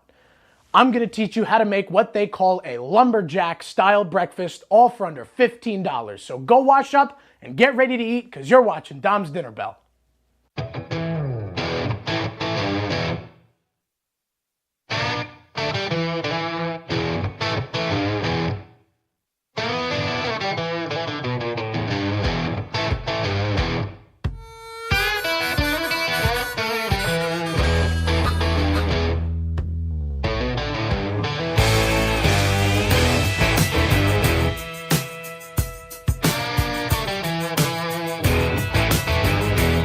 So what is the lumberjack? It can vary by restaurant, it can also vary by name, but my favorite iteration of the lumberjack are 2 fried eggs, 2 pieces of toast, sausage, home fries, and a stack of pancakes. You don't need a whole lot of fancy ingredients for this one. It's pretty straightforward. You start the recipe off with 3 eggs total. You need 3 because 1 goes into the pancake mix and 2 you're going to use for frying. These only cost you about $2.67 for a dozen at Walmart. You need 1 log of breakfast sausage. This stuff here only cost me about $2.35 for this whole big old chunk of meat here. And what we're going to do with that is season it up a little bit and turn it into some patties. You need a bunch of potatoes. This bag here is from Aldi. It only cost me about $3.50, but if you go to Walmart, they sell a big bag of russets for about $3.50 as well. You also need a loaf of bread. You're only going to need 2 of these slices because you're making just 2 pieces of toast. And that should pretty much do it for the protein part of the lumberjack. Now for the pancakes, you can buy a boxed mix for about $1.98 at Walmart. But we don't play that game here on Dom's Dinner Bell. We have flour, which should only cost you about $1. You're going to need a cup of that. You're going to need 2 teaspoons of baking powder, not soda. That's a big difference there. But this stuff's pretty cheap too. You need 1 cup of milk. This half gallon only cost me about $1.59 at Aldi. And then you need 2 tablespoons of melted butter, which is still sitting in the fridge, unfortunately. You need a little bit of vanilla. You need a little bit of cinnamon. You need some sugar. And you need some confectioner's sugar to make it nice and fluffy. With all of these ingredients that cost about under $15, you can make yourself more than 1 lumberjack breakfast as well. So with all this stuff, let's start with prep work before we get to cooking.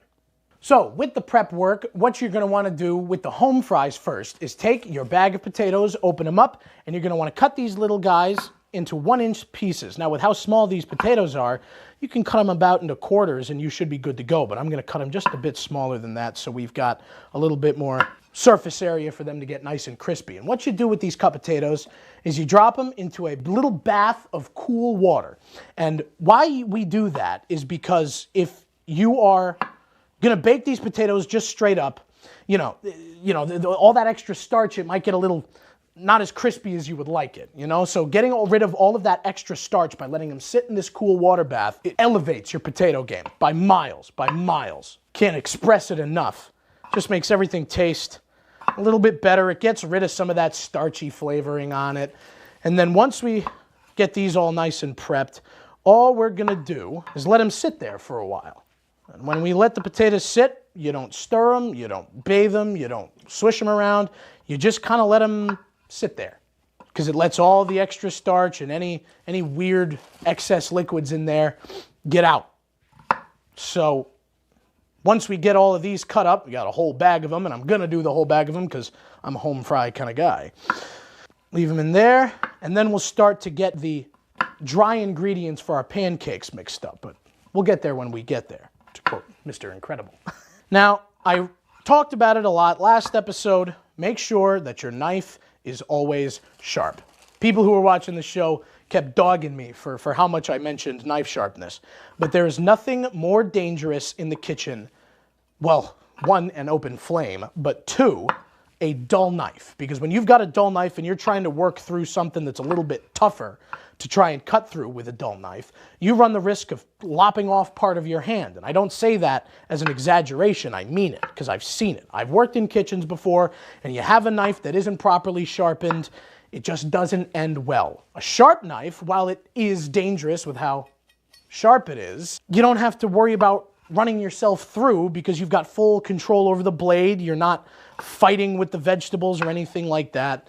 So that'll probably be one of the last times I mention, or at least go on a tangent about why your knife should be so sharp. Not much to cutting potatoes. If you've got bigger potatoes and you're trying to cut 1-inch pieces out of it, all you got to do is use this bit of your finger here. If the piece of potato is about that size, that's good. It's about 1 inch. Last 3 potatoes. You think we can get them all in one shot, Jake? All right, let's do it. All right, ready? Hey, there we go. Put a lot of faith in me on that one. Whew. Oh, it's still stuck. There we go. I'll do it there. Get off. Yeah, and if your potato pieces are not exactly 1 inch, doesn't matter. 1 inch is just a good place to have it at so that you know how long everything's going to cook, and if they're a uniform size, they all cook a little bit more evenly. So now that you've got this bowl full of watered down potatoes now, all you got to do is let it sit in the sink for a little while, because we really don't need the sink for a little bit. What you want to do next before you start working at the sausage and flavoring it and getting it into more of a mash than it is a log, you're going to want to put together the dry parts of your pancake mix. You're going to start it off with 1 cup of flour. Take your 1 cup measuring cup. One thing about baking is I've never been good at it. So I rely heavily, not on sight, but for the recipe itself. I never stray from a baking recipe because I feel like when I do, all that I get is wet bread, and it's not fun. So just a cup of flour. We need a teaspoon or 2 teaspoons of baking powder. You see already how messy I get when I bake. This is why I don't do it. Though pancakes are possibly my favorite thing to bake. A little spot there. Let's really get it on there. There we go. There's 1. And there's 2. Okay. Then we have 2 tablespoons of sugar. I've got this big old thing full of sugar here. Mary Poppins says a spoonful of sugar helps the medicine go down. I say it's the only thing that helps anything go down. I love sugar. Anyway, there's 1 there. Oh, another 1 there. So there's our sugar. You got to do 1 teaspoon of cinnamon, which this one I kind of eyeball. You know, cinnamon's a good flavor to have in pancakes. It brings a nice warmth to them. Looks about good. Yeah, let's do that. Nice a teaspoon of cinnamon. And then we do 1 tablespoon of confectioner's sugar. That keeps things nice and fluffy. Nice in there. And by confectioner's sugar, I just mean powdered sugar. It's got a whole lot of different names, but it's the nice white fluffy stuff that you can very easily confuse for flour. Make sure it stays in a bag labeled powdered sugar. I've made that mistake one too many times. Wrap that back up, and of course, just to give it a little bit of savory flavor, we're going to add in a pinch of table salt. Just a little touch more. And that's about good right there. So we will take a whisk, and we'll just break out and combine all these ingredients. Now, obviously, there's no wet stuff in here yet, so we're not going to worry about that because we're just getting all of the dry ingredients to get to know each other, try and get rid of any errant lumps that you can, because, you know, you can still see a little bit of the baking powder and some of the, I don't know, it's all white in there. I can't tell what's what. That's beside the point. So you got yourself a nice little dough, and if you're using the boxed mix, you don't have to do this step. After you've got your pancake mix all mixed together, or at least the dry ingredients, you've got your potatoes in the sink. What we're going to do is take this nice log of original premium sausage with added spices. This stuff already comes spiced, but to me, it's never enough. So be very careful cutting around the top end of your sausage log. Got good sausage in there. And this is where you can't be afraid to get your hands dirty, because we're going to take that out there, and then we're going to squeeze like a push pop all the sausage into the bowl. And it's just going to kind of plop there. And we've got just about every last bit that we can get. And I always say, taste while you cook. This is raw meat. Don't eat raw meat. This is not a good idea to start tasting while you're seasoning. So what I do is with this sausage log, you just add, for me anyway, a touch of salt. You add a little bit more pepper than you might think you need.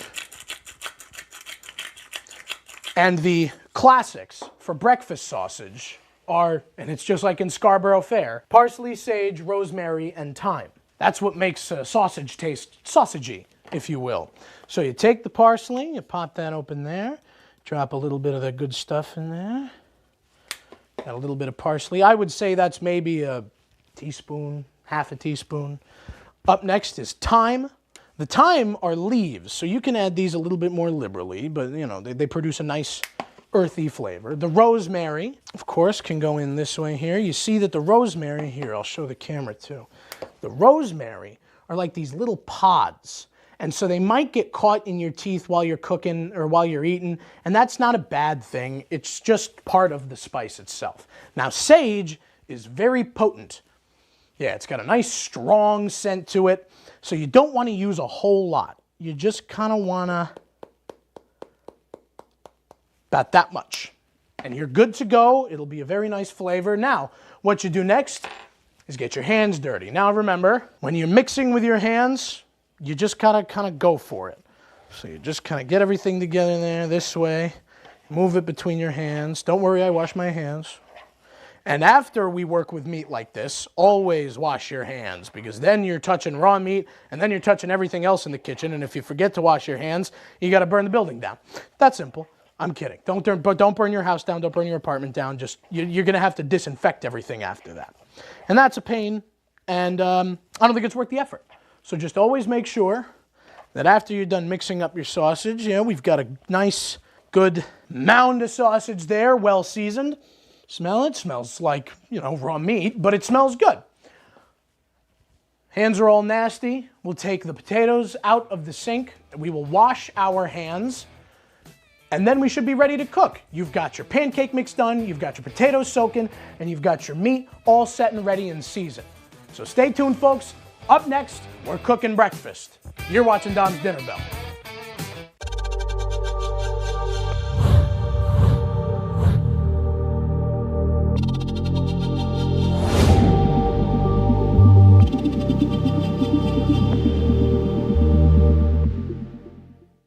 Say, President Stanley, whenever there's bad weather, who would you turn to? I'd turn to Storm Team 10. No, but you've got to say it like this. Storm Team 10. Say it with me.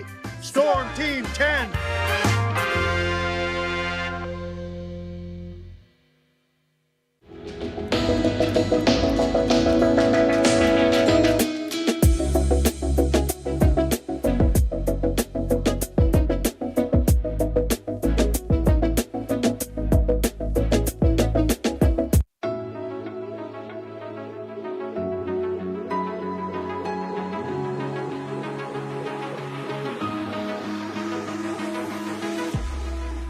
Roll it.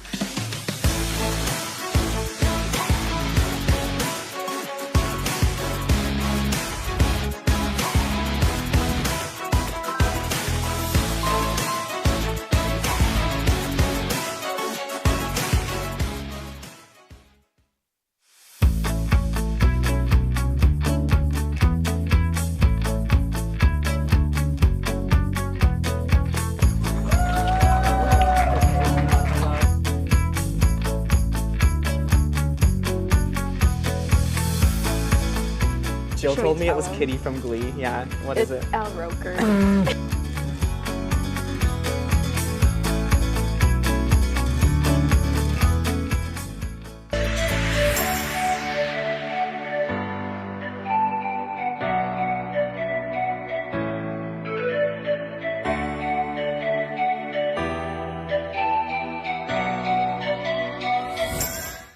Welcome back, folks. Before we get started on the pancakes, I have seasoned and oiled up the potatoes, getting ready for baking. Now, these potatoes, it's a very standard seasoning mix that you put on top of them. All it is paprika, salt, pepper, a little bit of chili powder, and some garlic powder. That's just a great way to get any kind of potato tasting less potato-y.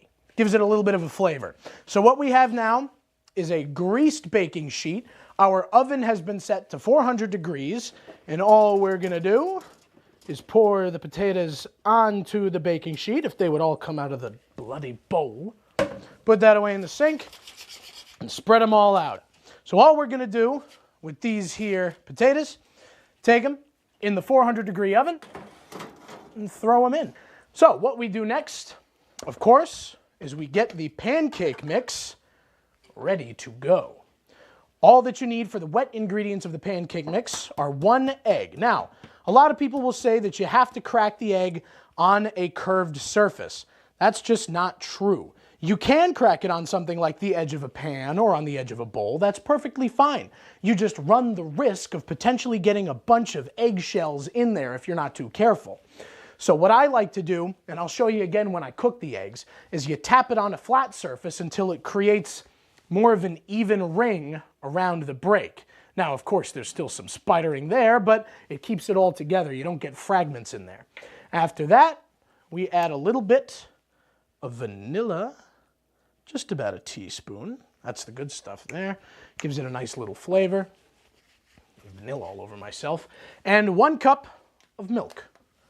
You can use almond milk. You can use cashew milk. You can use any kind of milk. You can use chocolate milk. I've tried that, and it's not half bad.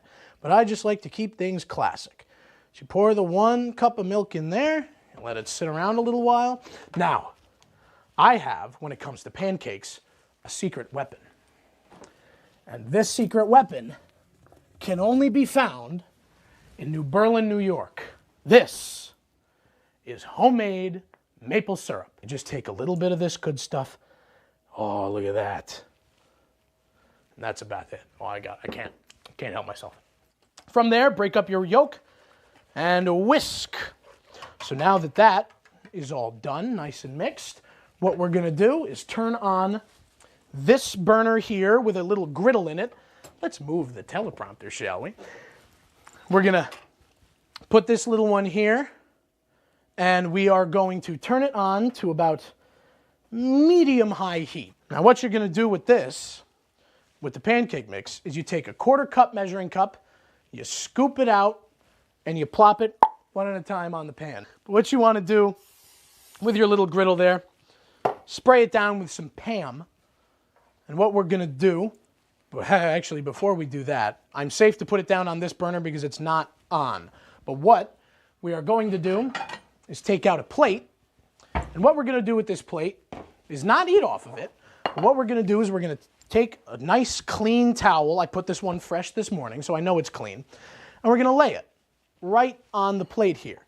Because with the pancakes that are done, we're gonna put them on this plate, cover them up with a towel, and it keeps them warm. So I'll demonstrate that now that my pan is getting nice and hot. That's another thing, always check heat with the back of your hand. You don't wanna go hand down on it. That's just no fun.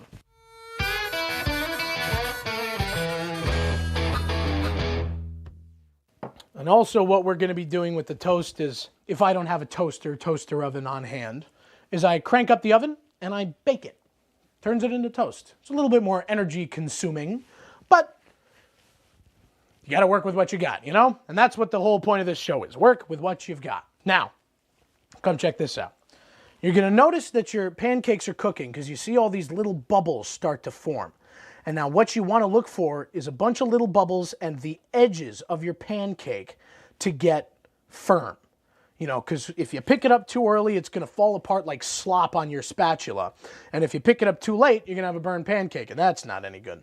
But you start to see all these little bubbles form around the edge there, and you can kind of see that it's starting to be whole. So we'll take a quick sneak peek. Still a little blonde to be flipped, but it's getting there. You see all the bubbles start to pop too?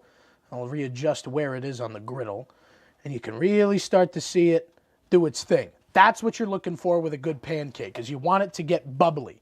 So let's give this one a shot, turn it over, look at that.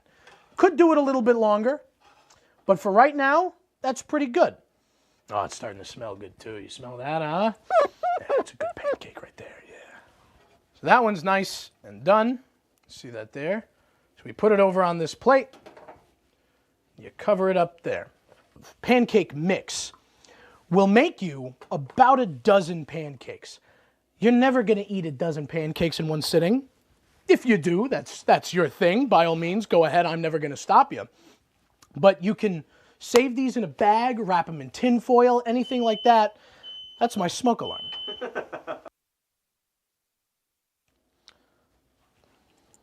See the wisps of smoke there? What up? Oh, there's little wisps of smoke. Oh yeah, look at that. Look at that. How fun.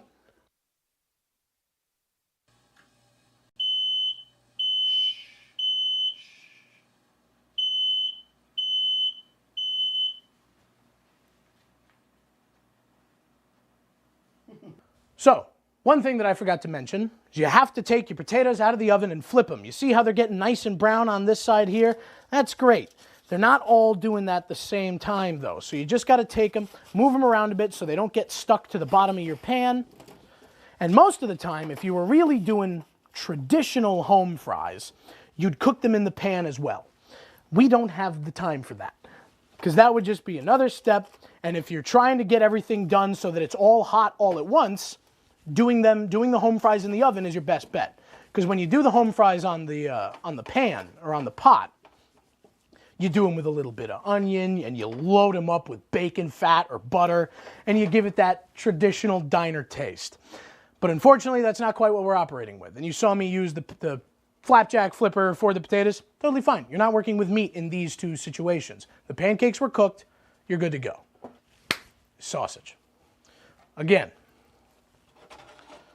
since I'm going to be handling this stuff, I'm not going to be handling much else. But the way I like to do sausage when it's raw like this is patties. I like to do patties. So what you do is you take about a little bit bigger than a golf ball sized handful. What you do is you press and you use the side of your thumb there to kind of bring in that edge. So while you're pressing, really get it out towards the middle. You want these kind of thin too, so that you can just kind of slam them onto the pan and you're good to go. So use that thumb to try and bring in that edge. Squeeze it down a little bit. Make sure that it's nice and even all the way around. You know, and that looks like a pretty good patty there. So then what you do, right onto the pan, it's going to sizzle up. And we're going to go again. But you got to let these cook a little bit. Using metal on metal is never my big thing, but that's what you're looking for, that nice brown crust. Paper plate, a plate that you lay paper towels on. Because what you're going to do is you're going to lay the cooked sausages on that paper towel. You're going to move your pancakes over a bit so they stay warm. Move these over here. Flip that. See, now we're rolling. Now we may not be cooking with gas, but we are certainly cooking. Yeah, but you can see, now come here with this. You see how it's soft and squishy in the middle? That means that sausage is still raw. You don't want that. That's not good for you. You see all the pink stuff come up? That's still raw sausage. That's no good. That's not going to taste nice. So we flip it back over, let it cook some more. This one, let's see how it's doing. Not even close. Pull that back over. So these are looking good. These are looking finished. So we go over here, put it right down there. That one's looking good as well. Plop it right down there. It's hot. So, with that done,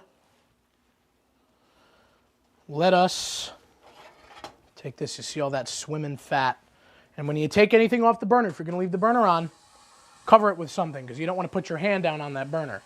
What we're going to do, I'm going to use one of these mugs here. Place it down this way in the corner.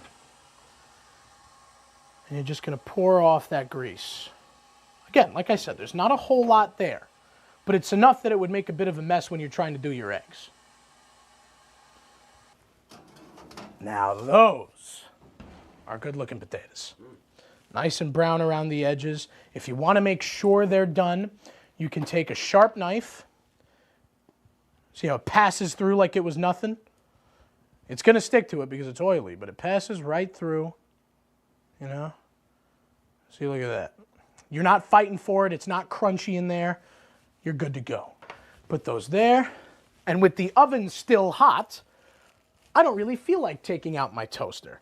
So we're going to try that trick I just told everybody about. We're going to toast the bread in the oven. Take 2 slices. And all you do is kind of put them there, and let them sit. So now we use a butter knife, about a tablespoon, maybe a little less than a tablespoon. That's a lot of butter because we're just cooking the eggs in them. Now, I like over easy eggs. Jake, do you like over easy eggs? Sure, yeah. Yeah. Over easy eggs mean that you've got a runny yolk. So you're going to want to get that down there. Yeah, let that grease up your pan, get it all around. And it's going to start browning up a little bit. That's okay. That means the pan's still real hot, so I'll drop the temperature just a little bit as well. And this is what really gives it that diner flavor. Just cooked in butter. Let that swirl that around a bit. Let that look good. And then all we do from here, with your butter encasing the pan, I'll show you that trick I was talking about. What you do is you take it, tap, turn, tap, turn, tap, turn. You see a little bit of spider webbing, but if you keep going around, you get a nice seam across it. Boom, egg. There's 1. 2. You let those fry right up. with the eggs cooking, we are going to use a different spatula to serve the potatoes. So I will use the potato spatula. And look at that. Now it's going to look brown and weird, but that's just because we cooked sausage on it and the butter has browned up a little bit. So we take this other one here, boom, and you start to hear it cook a little bit more. And there's really not much left to do except get out a couple of plates because it's almost breakfast time. Now, you can serve everything on one plate here, or you can serve the eggs, bacon, and hash browns or the home fries on this plate, and then take 2 little tiny plates here for your pancakes. The stuff out of the store is great and all, but the pre-seasoning you can never trust because it's never quite to taste. Let's check the potatoes. Can't go wrong with roasted home fries. And of course, my favorite thing to do is when you've got an over easy egg, you bust up the yolk. You got a nice runny yolk there. Egg comes apart. And of course, yeah, look at that. Look at all that goodness right there. Take a little bit of that there. Delicious. And all for under $15. Oh, who am I kidding? Let's try the pancake.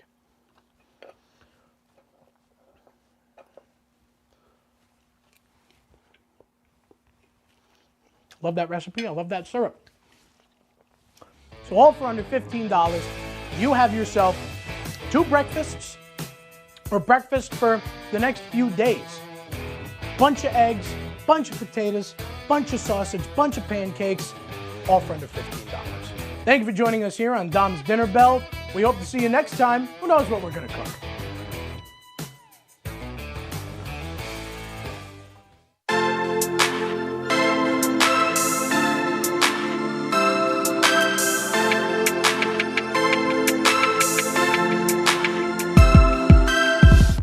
Hey guys, it's me, Isabella Gomez, filling in for Smokey Bear because he's got more to say than just... Only you can prevent wildfires. Like, if you're outside enjoying a barbecue, don't let a hamburger distract you from fire safety. Make sure you aren't dumping your hot coals or ashes onto the ground because that could start a wildfire. So take wildfire prevention seriously and let's save the world one day at a time. Juntos con Smokey Bear, podemos hacerlo. Go to smokeybear.com to learn more about wildfire prevention.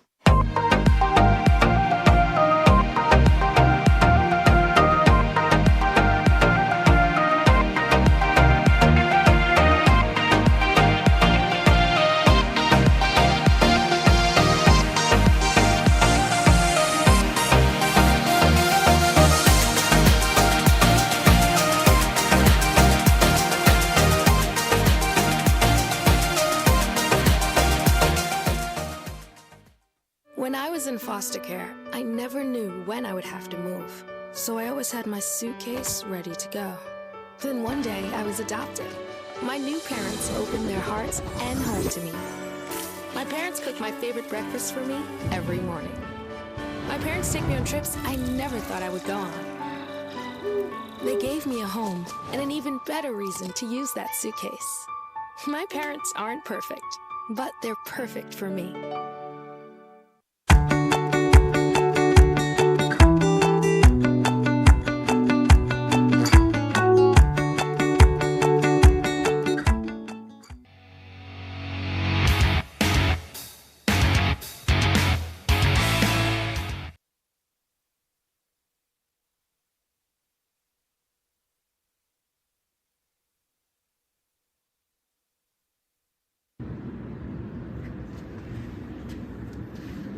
Bradley, what is this all?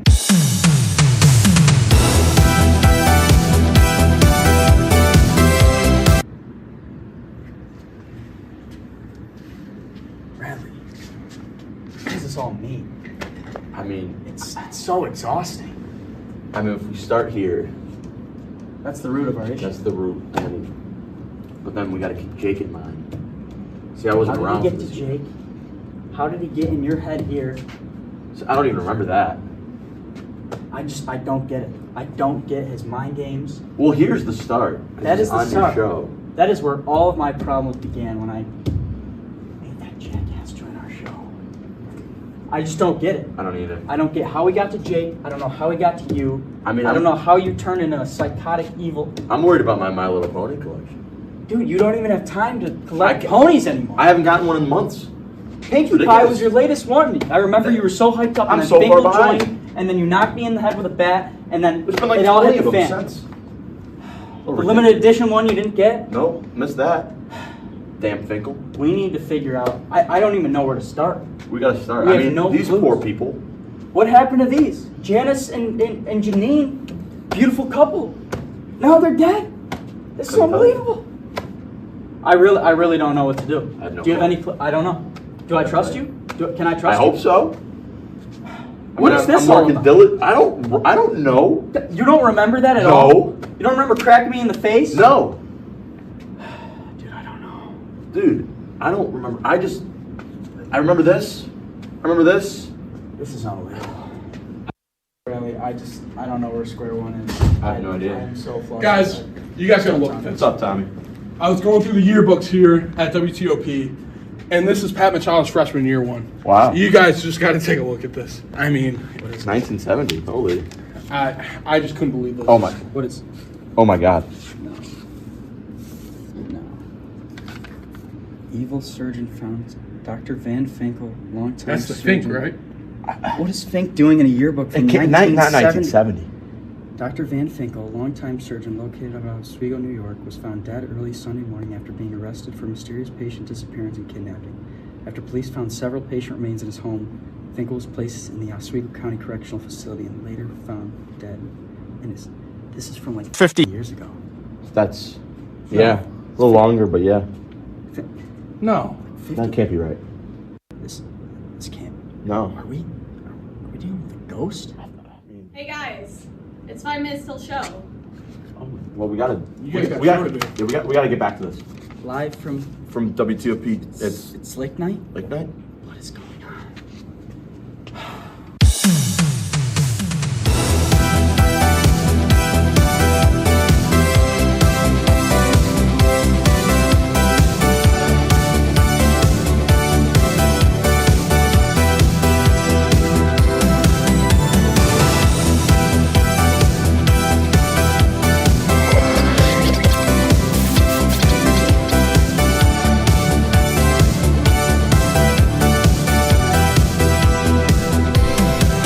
Mr. Bradley. What's up, sir? Reunited once again.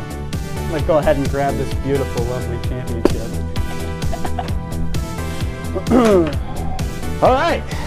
All right, don't mind me putting on my Luke Rosenthal Heavyweight Championship. There it is, the Luker Continental Trying to put that Championship. It's even got a nice little spin to it. Oh, yeah. Oh, yeah. Luke, Gotta love it. you're always in my heart and my mind. Anyways, ladies and gentlemen, welcome to the most thrilling 30 minutes in all of WTOP. Welcome to Late Night. Good to be back after a long, well-earned spring break. And as always, we've got a lot on schedule for you tonight. You know, Bradley, What do I know? we're in the midst of a deep mystery here. We are. What some would call a pickle. A little bit of a pickle, yeah. It's not We dill are- either. Not a delicious one. No, it's not a delicious pickle at all. No. And Finkel is continuously the root of our problem. And in the latest story developing, we might be dealing with some supernatural being. Yeah, It doesn't surprise me at this point. You know, nothing surprises me with that guy. Nothing surprises me with him. I mean, if I could say anything, I'm speechless. Yeah. Speechless. I have no idea what to say. One takeaway: he hasn't messed with our show in a while. You know, I mean, knock on something. proverbial wood. Knock on something. Somewhere. We somehow, some way, found a way to escape, and he hasn't been. You know, we found Pat Machado's yearbook that We kind did. of. You know, I mean, we had to wipe the dust off first. yeah, no, that thing was ancient. It Yeah, really oh was. God, yeah. Whew. But, you know, he hasn't messed with us, so we'll see for now. Because tonight, we have a doozy of an episode planned for you guys, per usual, with 2 segments guaranteed to blow your socks off. So call your Aunt Bertha and tell her to tune in, make yourself a nice egg salad sandwich with some canned Vienna sausages, and buckle right up. Because, ladies and gents, Late Night's going to get spicy right after the break. Stay tuned. Love you, Luke.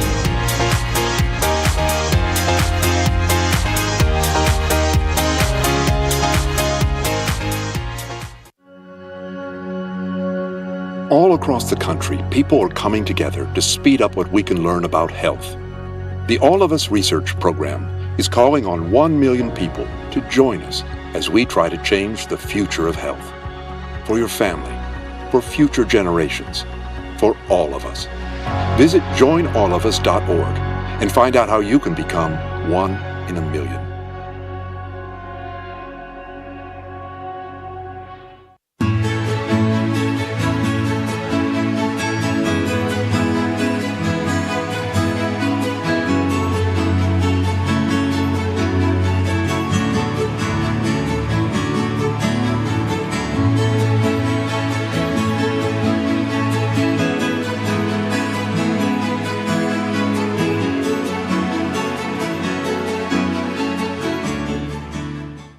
Our son Arjun was born with cystic fibrosis. CF is a genetic disease that shortens lives. When the foundation was founded in 1955, children with CF rarely lived long enough to attend kindergarten. Today, thanks to the foundation's groundbreaking research, advocacy, and care, some people with CF are attending college, getting married, and starting families. We've made amazing progress, but until a cure is found for all people with CF, we will not stop. Help us add tomorrows. Visit cff.org today. Is there a danger hiding in your home? Unused opioid medicines could harm your family. Find your unused opioid pills, patches, or syrups and learn how to dispose of them safely at fda.gov/drug disposal.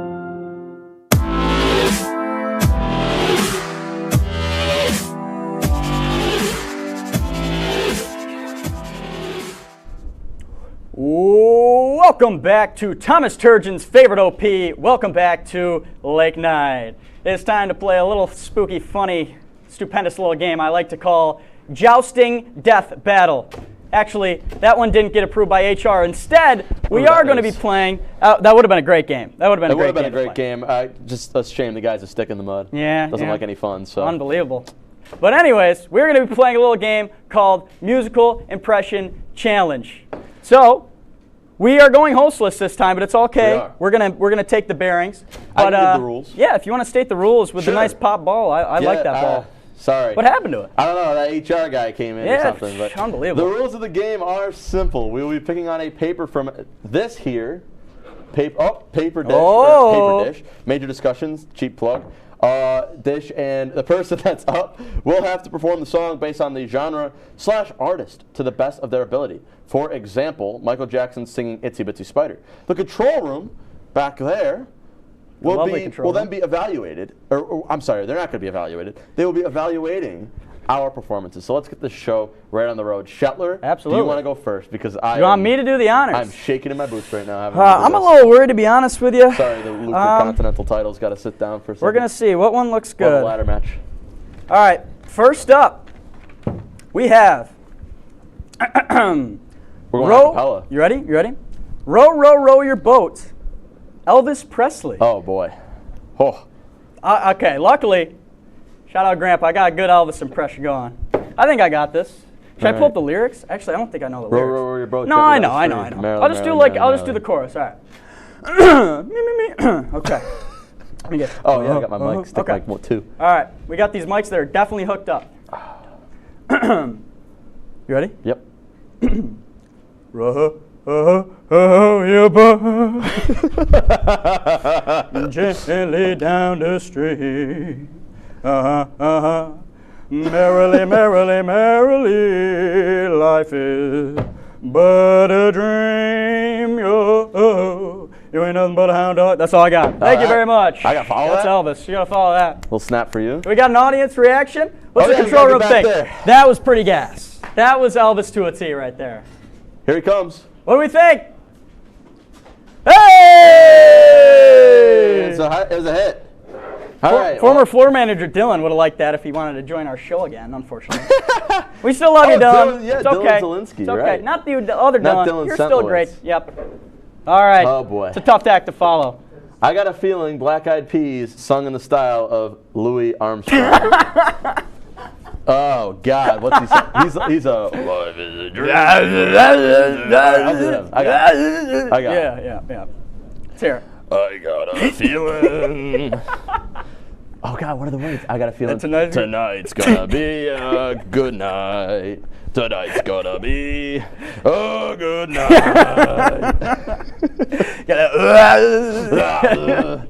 I got my money. That just is Italian. Let's live it up. Let's live it up. All right. Enough of the embarrassment. What's the control room thing? You liking that one back there? What do you think? Dylan, you got him? Oh. All right. Hey. Reaction. Oh, Not as Kaylee's big a got the reaction. double Kaylee thumbs was up. digging it. Kaylee's got a double thumbs. I like All right. that. All right. Let's get it going, Shetler. Your turn. There are genuine tears in my eyes right now. Grandma got ran over by a reindeer. Blues theme. Oh, so I'm learning about blues in class. What is blue? Like, I'm trying to, just sad? It's like, no, it's not sad. It's more like, it's swing. So you're supposed to have this, it's the repeating, it's like a 12-bar repeat, and then you have to, those each time, just sing. You got it. The blues? Blues is like, it's a little sad. It's you know what crooning is? Yeah, like a crooner? Crooner, yeah, like Billie Holiday. Okay. Okay. Go for it. Oh, I had a grandma, and she was lovely. Words. No, I'm improvising. And then one day she was strolling down the street. That's when Grandma got ran over by a reindeer. Yo, something, Christmas Day. I'm singing the blues. Yada ba ba ba. I don't know what blues are. Give me a thumbs down. That was poor. What do we think in the back? Oh, are we liking that one? What are we thinking? I don't think that was too hot. Nope. Oh, what are you thinking? Wow! I hate it. Wow! Kaylee, don't look at me like that. You can't do any better back there. What are you laughing at? I see Steph chuckling up there. How about you get down here? Damn. Trust me. I got some redemption. Oh, man. All right. All right, let's see it. That was the one I did not want. It's okay. Oh, Say My Name, Destiny's Child, sung in the form of an inspirational poem. See, I can do Survivor more than I can do Say My Name. I was trying to pick. I mean, we didn't pick. I'll do say. Okay. I could do Say My Name. Okay. Yeah. Right there. Okay. Say my name. Say my name. Say it. When nobody's around, say baby, I love you. And it's, if you ain't running game, say my name. Say his name. Say my name. I'm a survivor. I'm not going to give up. I'm not going to stop. I'm going to work hard. Let's see it in the back. What do we got? I like it. There's not a single person there. Where'd they go? They're all watching. Let's see it. Oh!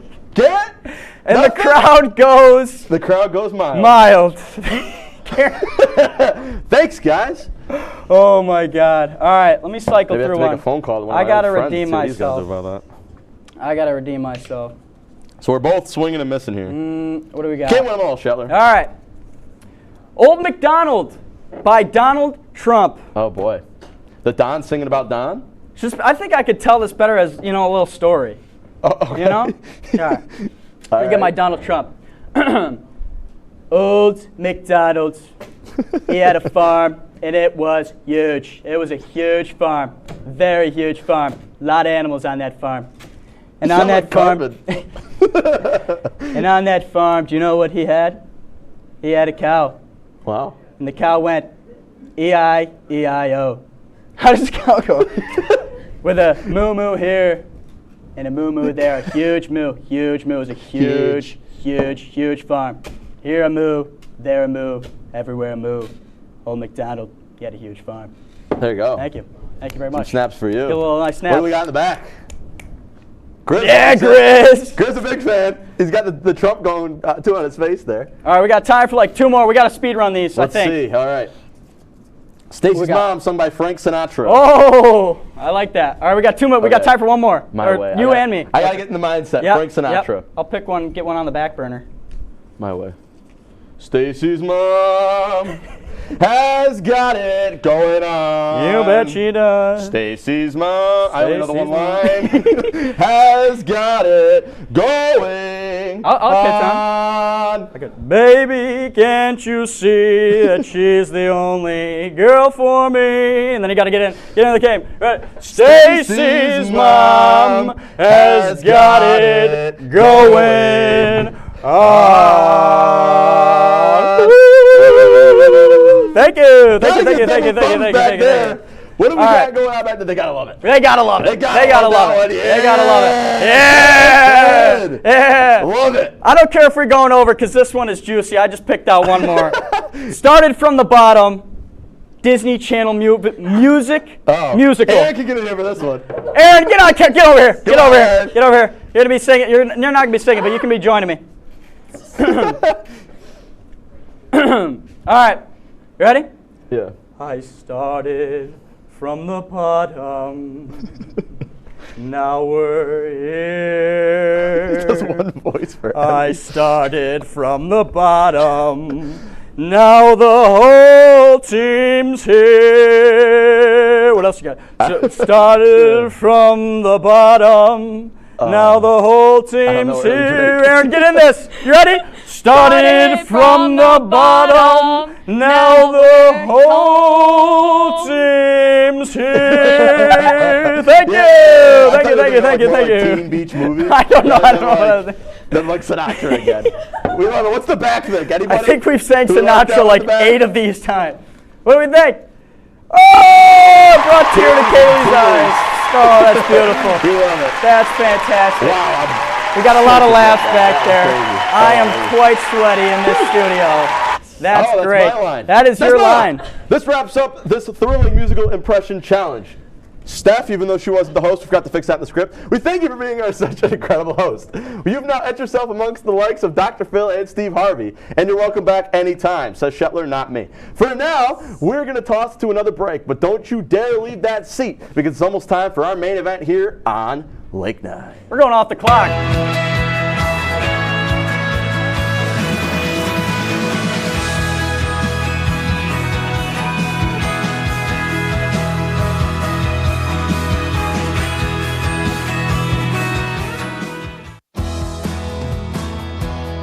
Driving a truck for 40 years now. If people knew what I know, lives could be saved. Like the trucks can't stop quickly. It takes my 80,000-pound truck 200 yards to come to a complete stop.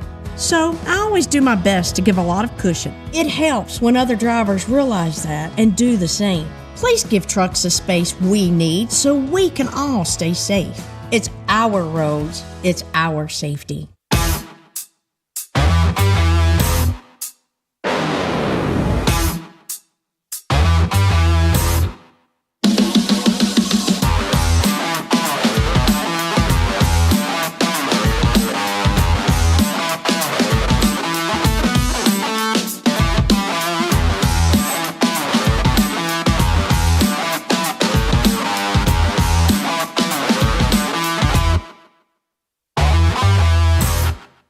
Okay, Dad.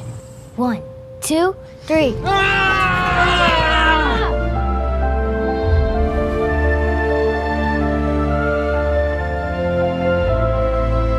You saved me. Dad? Are you okay? I'm fine, dear. Your hero needs you now, and AARP is here to help. Find the care guides you need at aarp.org/caregiving.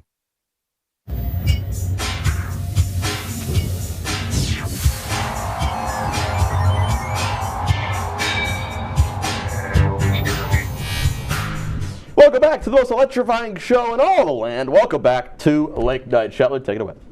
All right, for our last little game here, we're going to be playing a little blindfold drawing challenge that's sure to knock your socks off. Our producers back there, G-Chan the man and the rest of the crew, will tell us on our earpiece what we have to draw, and we will have 2 minutes to draw each picture completely blindfolded.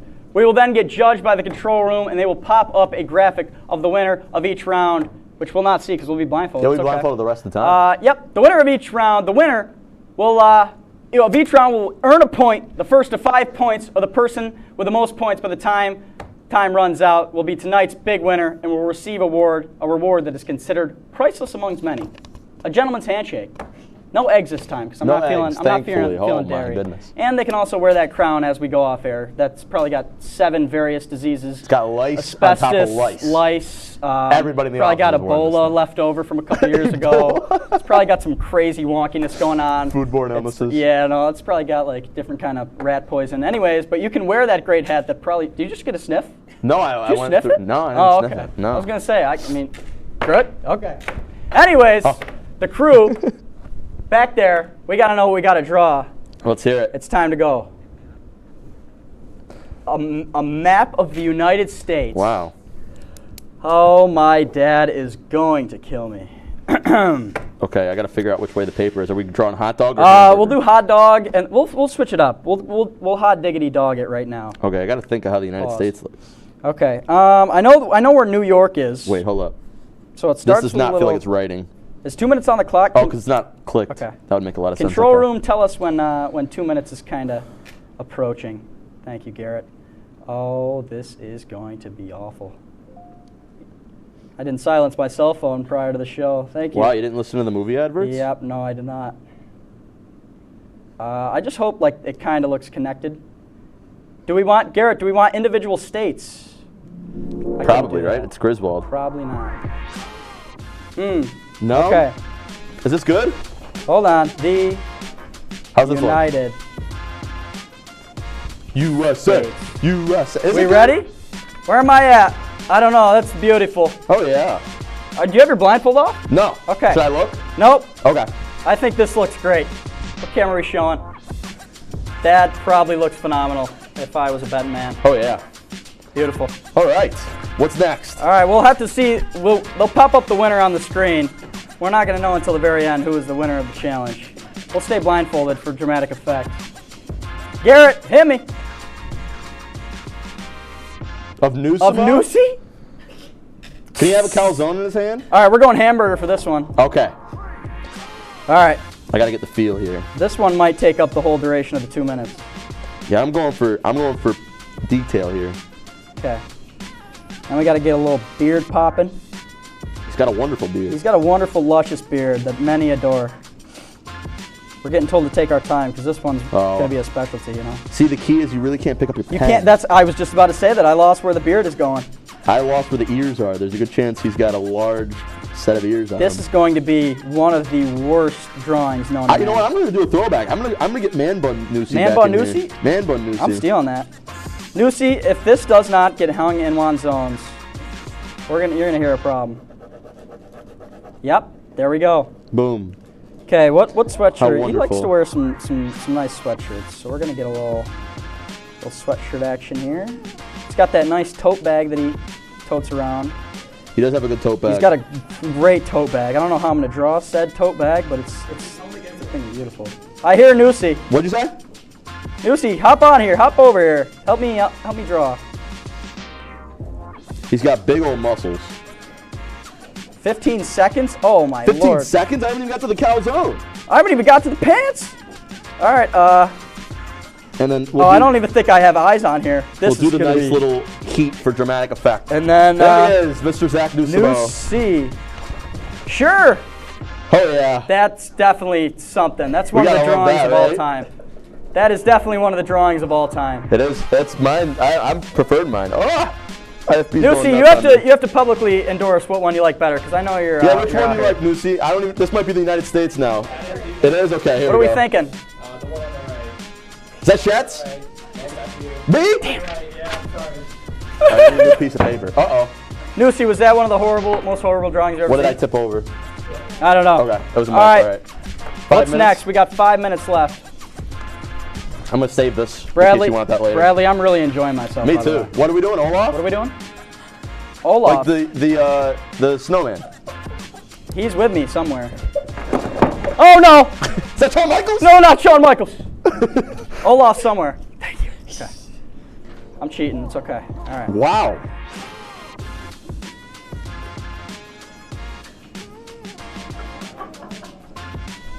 I'm going off the paper. Who, I am? No, I am. Oh, no. All right, new sheet of paper. Scrap it. What's Scrap on? it. All right. Nope, is that on? Okay. Big nose on that guy. I'm sorry if I get pen stains got a hat, on man. Olaf. No hat? No hat. He has All right, we're going. Screw Olaf. What? All right. tree branches on top of his head. It's like sticks. Sticks? How have I seen this thing before? I don't know. Table. He's got some buttons. Here? To your right. And he's got some No. sticks hanging out and 2 eyes. Oh, Olaf. And then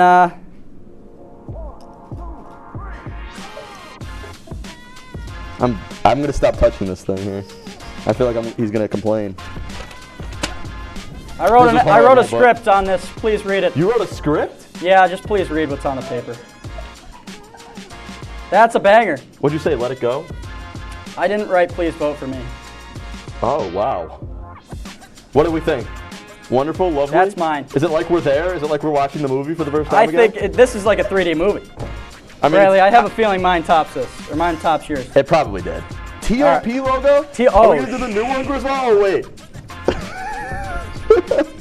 I lost my. Oh, I found it. Okay. We're doing hot dog for this? I'm going off of pure memory. I'm gonna do the fake gradient too that's messed up in the background. All right, I need to redeem myself because my mother's a graphic designer and I am far from it. I'm channeling my inner Mia Dirks. Shout out Mia Dirks. Made a great logo for us. See, I'm not picking. And it's like a Band-Aid. Oh.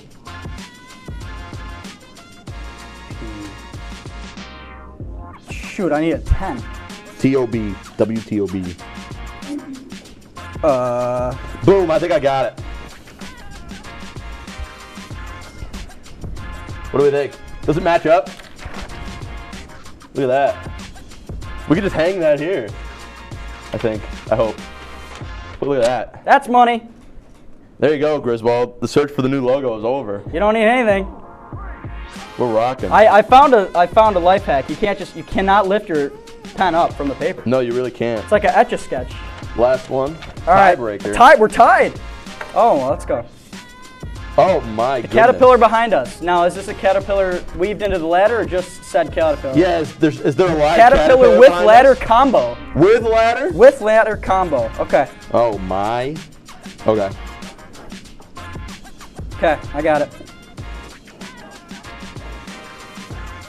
45. Oh, shuckleberries. I'll draw the Lucre Continental title as well. Then we have a caterpillar with 2, and it goes.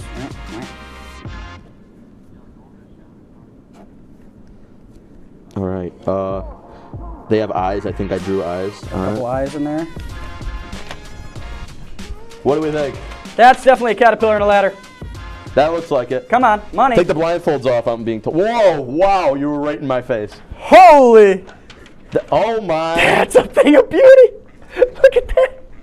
That's beautiful. We gotta hype up next week. We gotta hype up next week, though. As beautiful as those paintings are, we have what you would call a doozy in for next week, as we have a very special guest joining us next week. Bradley. Draw on yours. Yeah, who is it? We have a very special guest because it is going to be the grand return of none other than Tommy T. Mr. Tommy.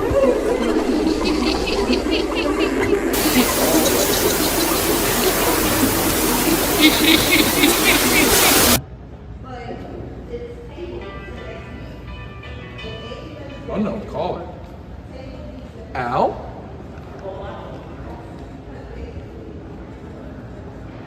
Who is this?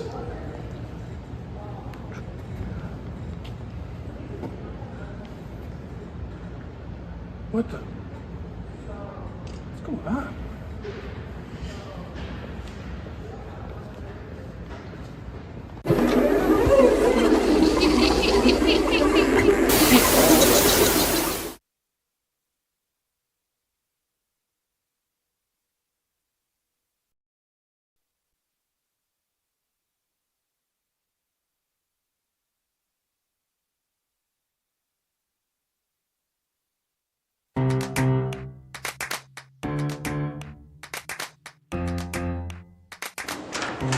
Hey, how are you?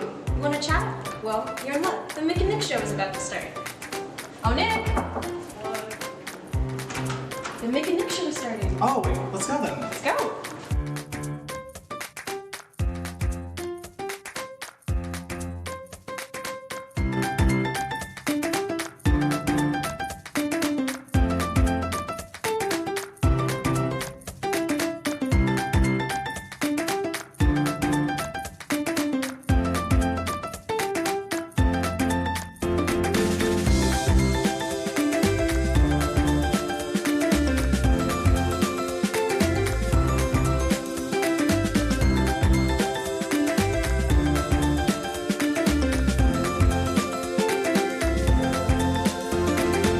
Welcome to the Mick and Nick Show. It's great to have you join us. Nick, what are we going to talk about today? Today we're going to be talking about our spring break trips, then we talk real about how we deal with burnout, and we end with a fun little game of guess what song.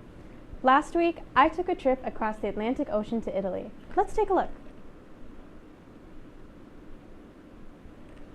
It's your girl, Michelle. Recently I went to Italy. I wanted to take you guys along with me. Come on.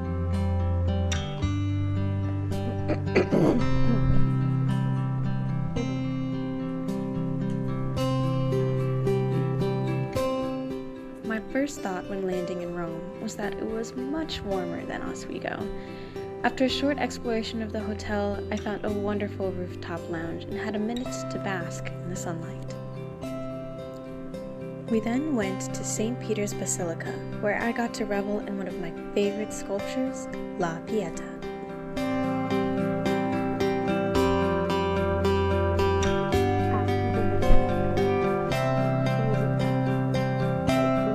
The next day, we toured the Vatican Museum.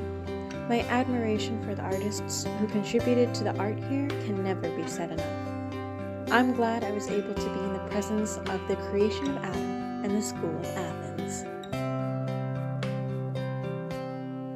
That night, we went to our first concert, and I'm not gonna lie, I cried when I heard the orchestra play.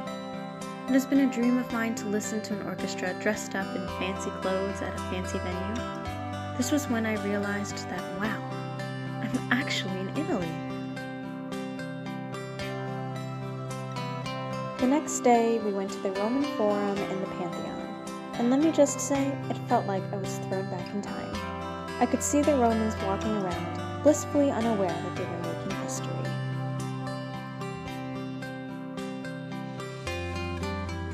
On our last day in Rome, we went to the Galleria Borghese and the Colosseum. At the Colosseum, I could just hear the Roman crowds go wild.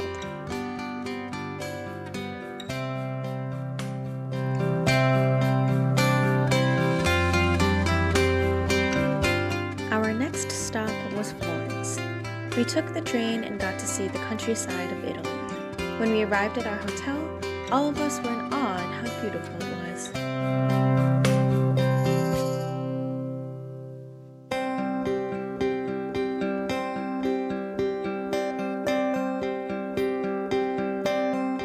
On our walk to the art gallery, we got to admire the Renaissance architecture. I thought it was interesting to see the less ornate details of the buildings.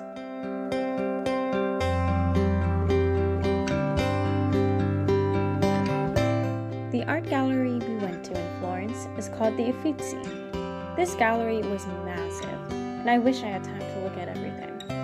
One of my favorite paintings is The Birth of Venus. I hope one day I can go back to each of these galleries and spend an entire day there learning about the art.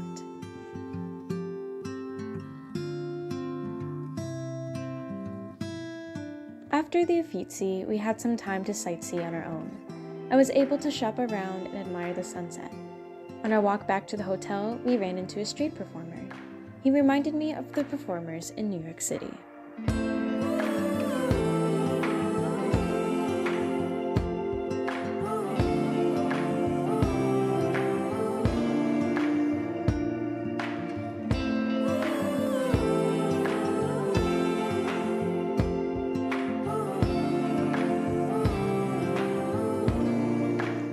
We ended our night with a concert showcasing Beethoven, Mendelssohn, and Brahms.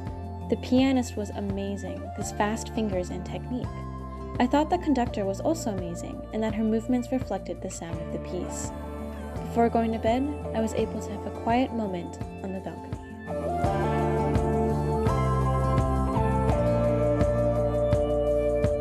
Our last stop on our trip was the state water, Venice, a beautiful city with many bridges and no ramps. You see this video? In this video, you see excitement and wonder, hope. This next one right here, you don't see anyone in it. That's because by the time we arrived at the hotel, we were exhausted from walking around Venice with our luggage. Because the Vaporetto were so packed, we couldn't fit. So we walked and crossed 11 staircase bridges with our luggage. It was a pretty walk, though. That night, we had our last concert. It was my favorite out of the three. They were playing Mozart, and I was captivated the whole time. I found it interesting that there were natural trumpets and valveless horns. I also found it thoroughly impressive that they went through an entire concert without a conductor. Instead, they followed the concertmaster. The next day, we visited our last gallery, Gallery della Accademia. I thought that the paintings were so lifelike I could jump into the canvas. This painting here tells an entire story from one end to the other, titled Scourge of the Serpents.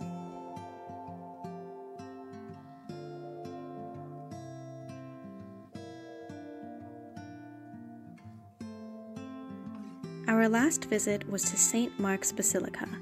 Everything shone gold, and I had the honor of watching the 24-hour clock strike noon.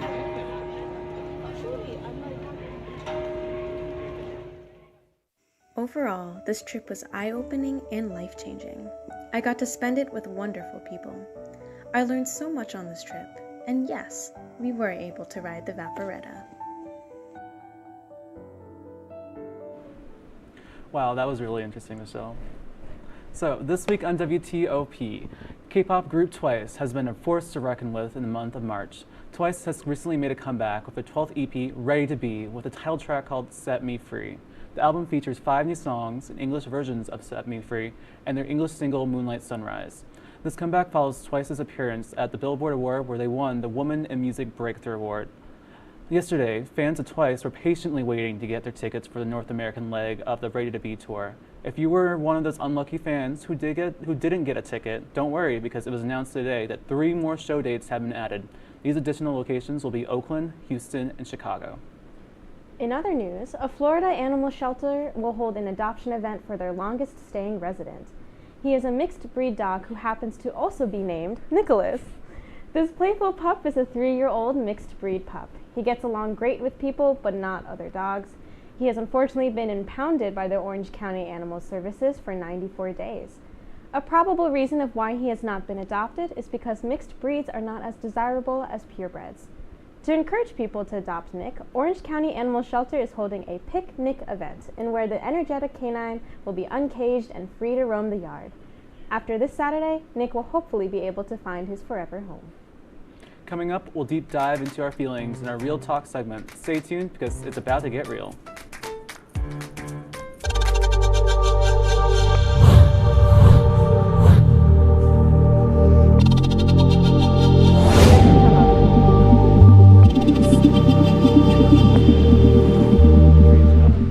Awesome.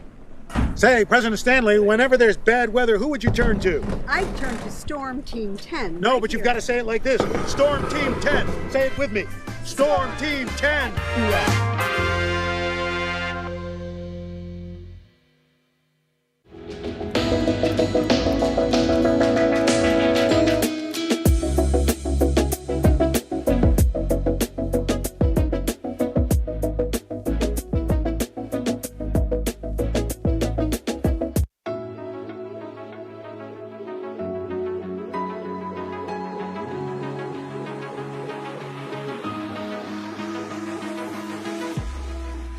Roll it.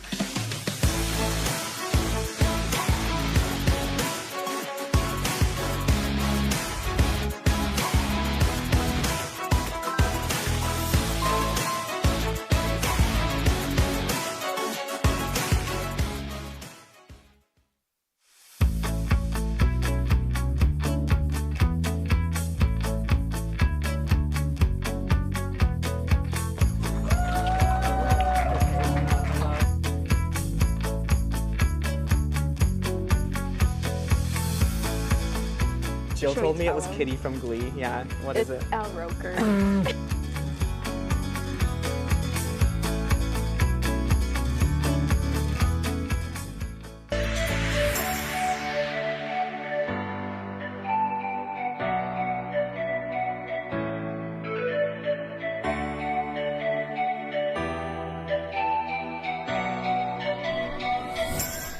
Today, we are joined today by Molly DeMarco and Megan Donnelly. Why don't you guys tell us a little bit about yourself, such as your majors and interests? Okay.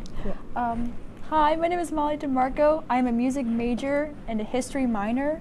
I am president of Vocal Effect. It's a student-run show choir on campus. Yeah. Hi, I'm Megan Donnelly. I'm a psychology and music double major with a minor in expressive arts therapy.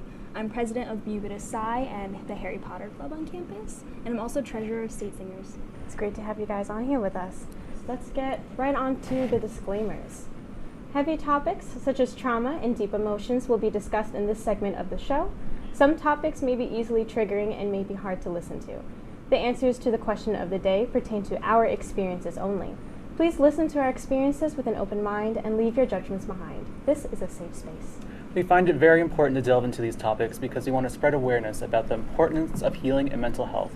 We are not licensed therapists, nor studying to be ones. Therefore, if you feel called to ask for professional help, please visit the Mary Walker Health Center on campus to speak with a counselor. You are never alone.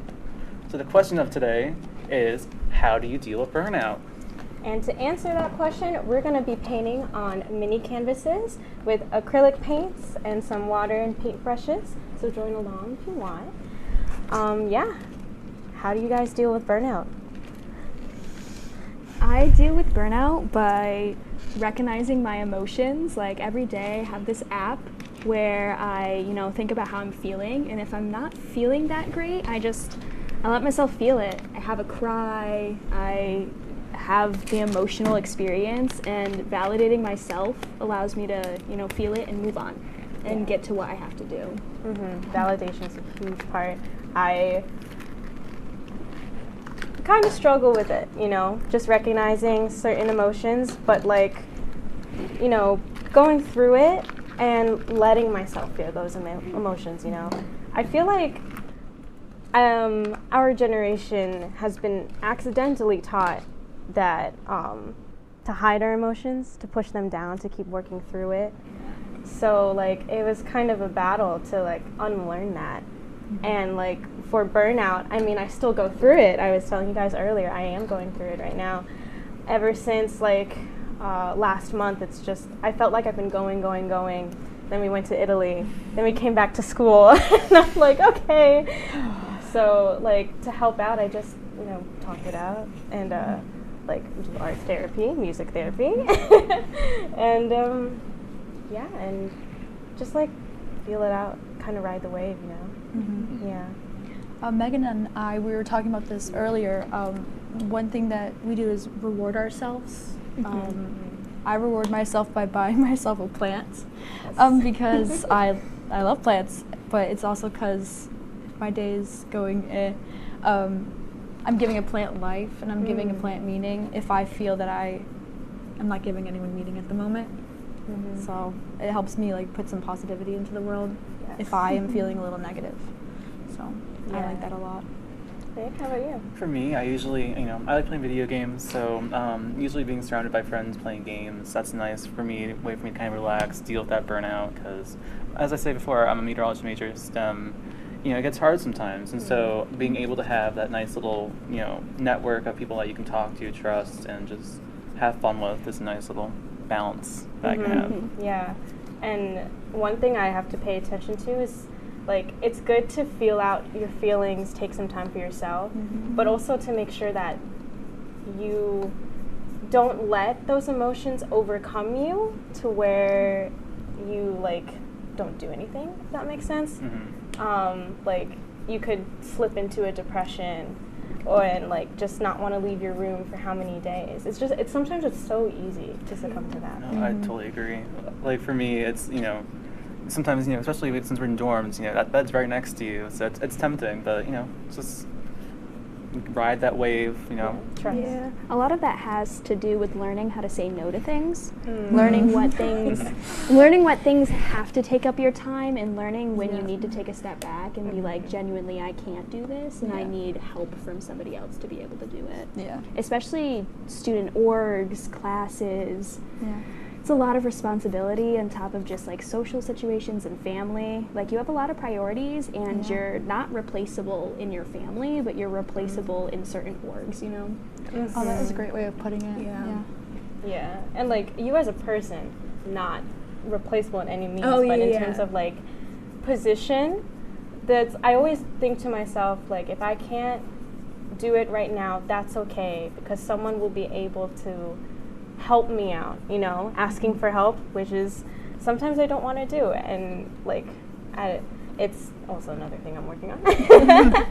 But like in terms of what you were saying on adding too much on our plate, I feel like a lot of us also do that. I mean, we're all in music groups, so we definitely we have other stuff outside. We all take voice lessons or piano lessons, and you know, we got to balance out all these different things. And that's also the nice thing about it, though, is we're in these groups where, you know, we're all sharing the same thing. Like, I'm stage singers with Molly and Megan. We're all working towards a common goal, and that helps me keep motivated a bit, you know, especially seeing the progress over, like, the semester. For me, when I think about how stressed sometimes my music major makes me, it can actually, music itself can make me feel better.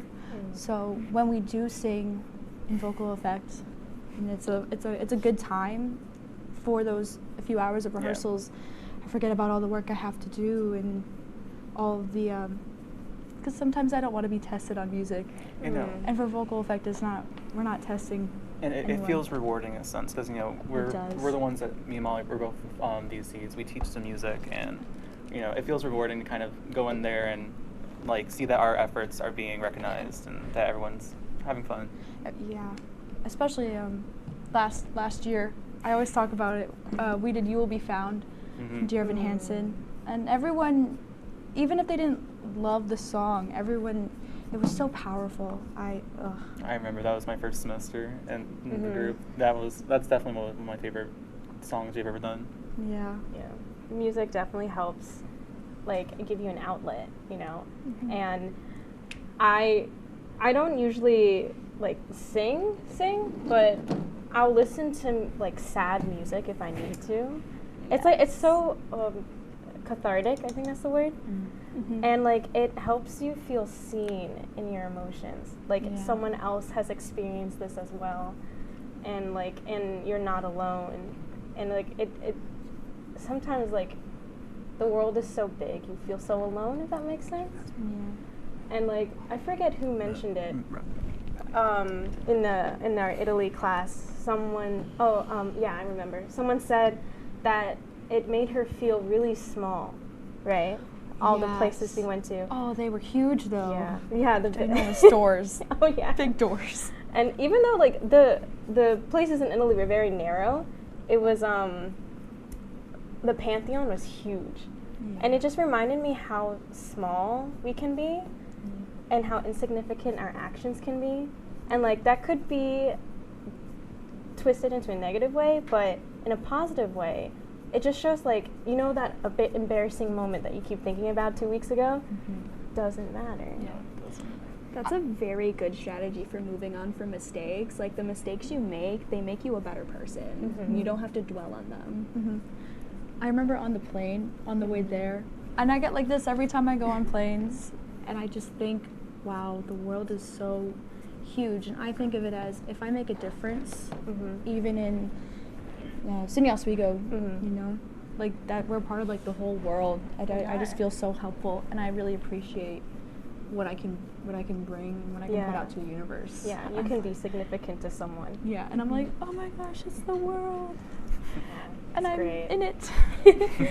Oh, that was great. So we're out of time for real talk, unfortunately. So let's go on to our song of the week. So first off, my song of the week, it's by NMIX. It's called "Love Me Like This." It's the song that just came out. I love it so much. The album itself is so good. Yeah.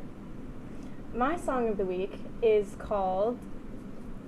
I forgot to write in the script. My song of the week is like a movie by Labyrinth. Molly?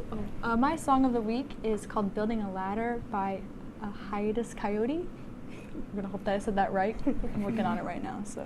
And my song of the week is The Tango of Roxanne from the Moulin Rouge movie, specifically the Ewan McGregor version. Nice. All right, so coming up, we're going to guess that song. Let's go. I have.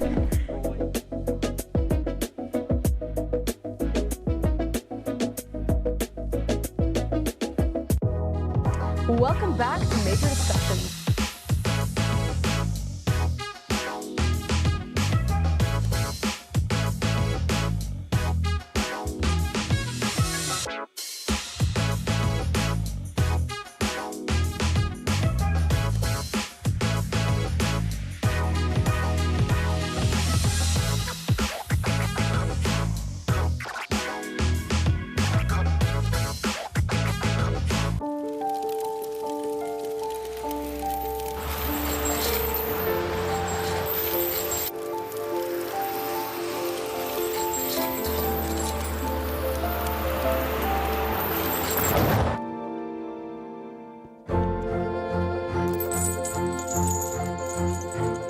Did you know dragging chains can spark a wildfire?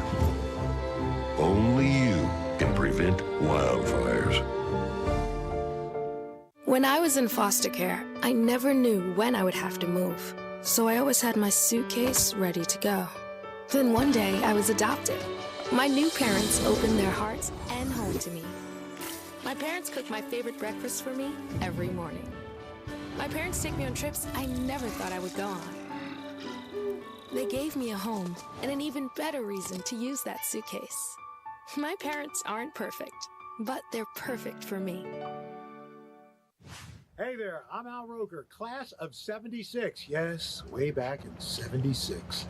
Back when the earth was cooling. You're watching WTOP.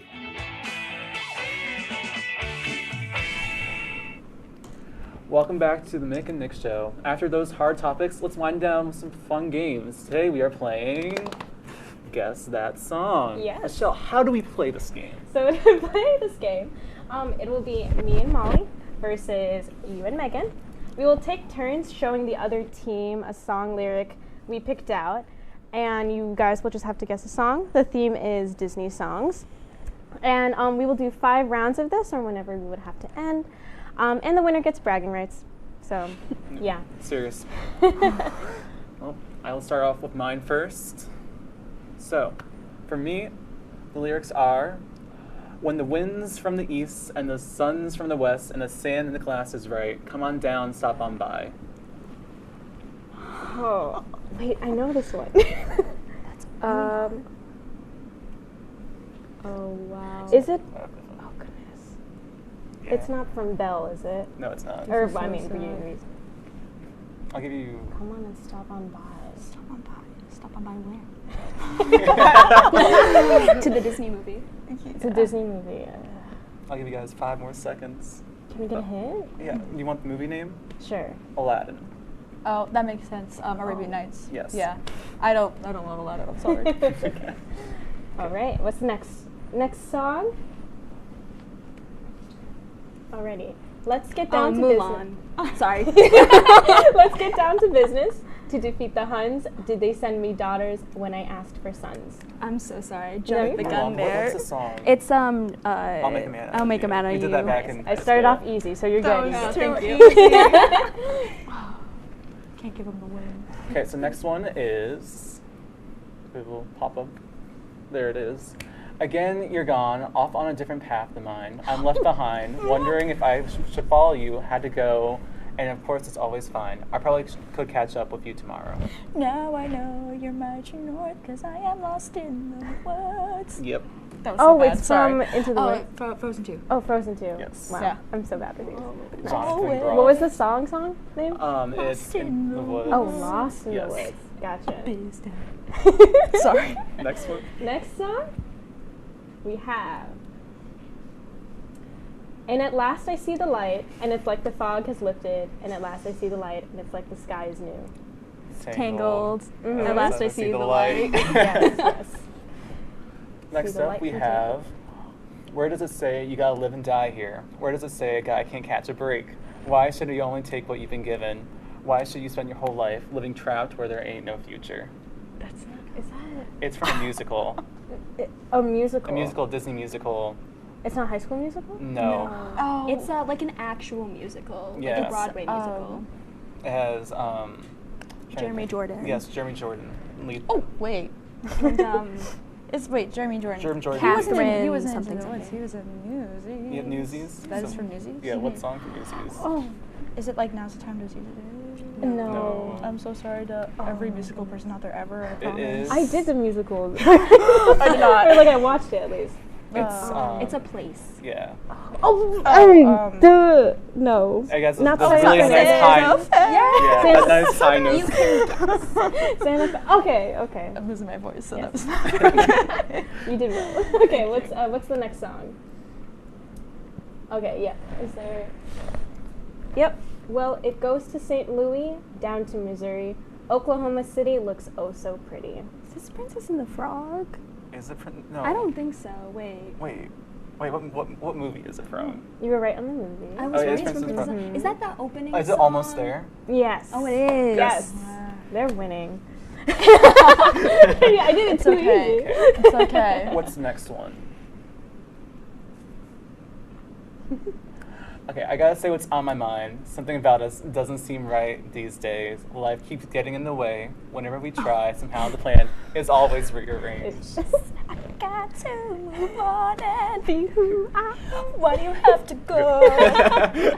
I gotta go my own way. Yeah, High School what's that Musical. from? What's the name of it? Gotta go my own way. Yeah, you already said Vanessa that. Hudgens. High School Musical 2. Nice. But what about us? Yeah. What about trust? And I think we have one more, right? No, you have one more each. Yeah, so I you're have one more. next.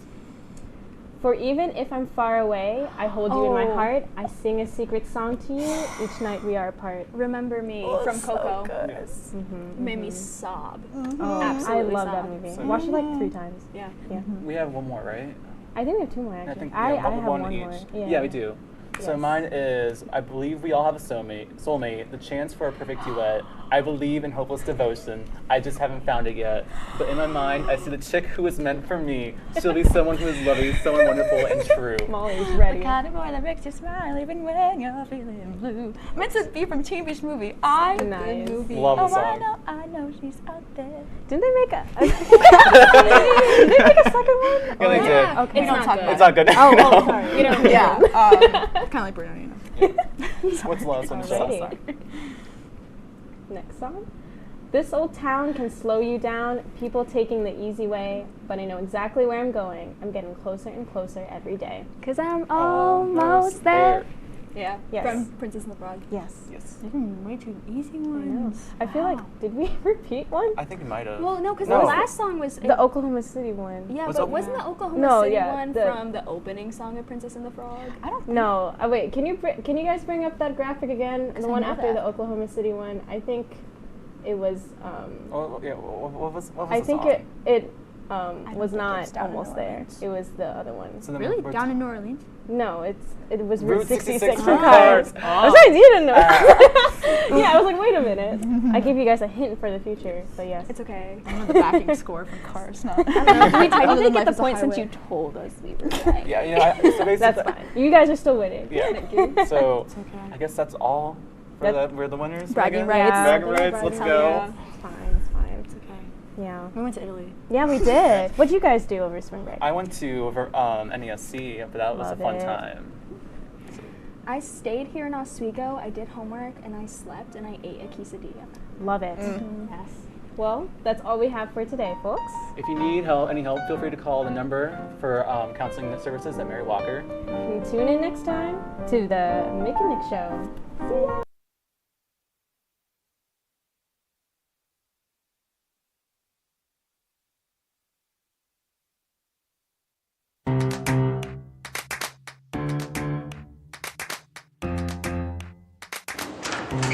Hey, how are you? You want to chat? Well, you're in luck. The Mick and Nick show is about to start. Oh, Nick! What? The Mick and Nick show is starting. Oh, wait, let's go then. Let's go.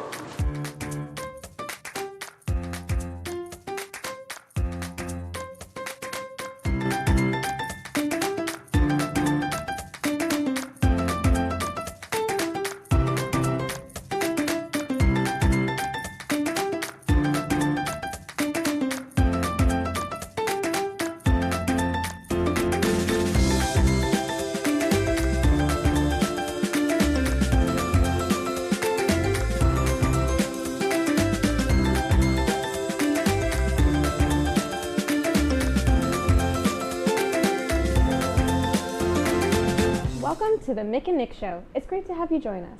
Nick, what are we going to talk about today? Today we're going to be talking about our spring break trips, then we talk real about how we deal with burnout, and we end with a fun little game of Guess What Song. Last week, I took a trip across the Atlantic Ocean to Italy. Let's take a look. It's your girl, Michelle. Recently I went to Italy. I wanted to take you guys along with me. Come on.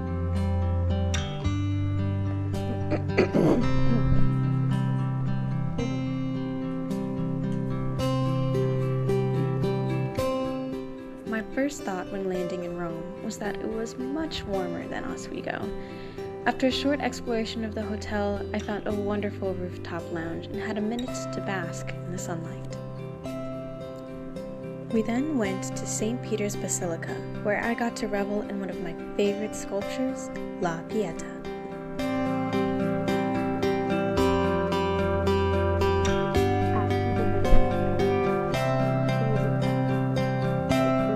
The next day, we toured the Vatican Museum. My admiration for the artists who contributed to the art here can never be said enough. I'm glad I was able to be in the presence of the creation of Adam and the School of Athens. That night, we went to our first concert, and I'm not gonna lie, I cried when I heard the orchestra play. It has been a dream of mine to listen to an orchestra dressed up in fancy clothes at a fancy venue. This was when I realized that, wow, I'm actually in Italy. The next day, we went to the Roman Forum and the Pantheon. And let me just say, it felt like I was thrown back in time. I could see the Romans walking around, blissfully unaware that they were making history.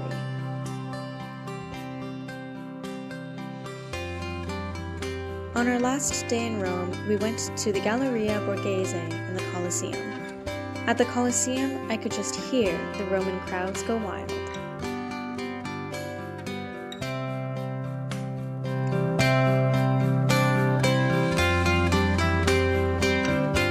Our next stop was Florence. We took the train and got to see the countryside of Italy. When we arrived at our hotel, all of us were in awe at how beautiful it was.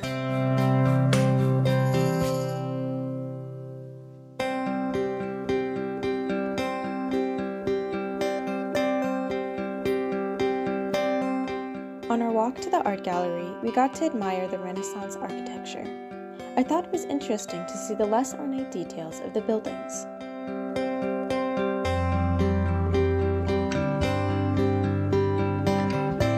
The art gallery we went to in Florence is called the Uffizi. This gallery was massive, and I wish I had time to look at everything. One of my favorite paintings is The Birth of Venus. I hope one day I can go back to each of these galleries and spend an entire day there learning about the art.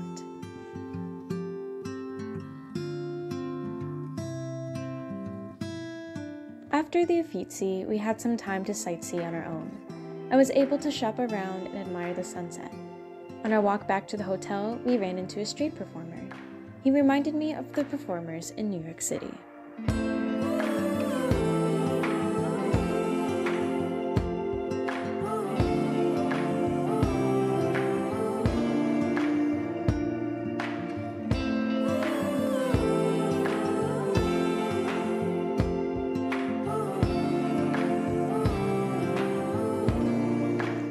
We ended our night with a concert showcasing Beethoven, Mendelssohn, and Brahms. The pianist was amazing with his fast fingers and technique. I thought the conductor was also amazing and that her movements reflected the sound of the piece. Before going to bed, I was able to have a quiet moment on the balcony.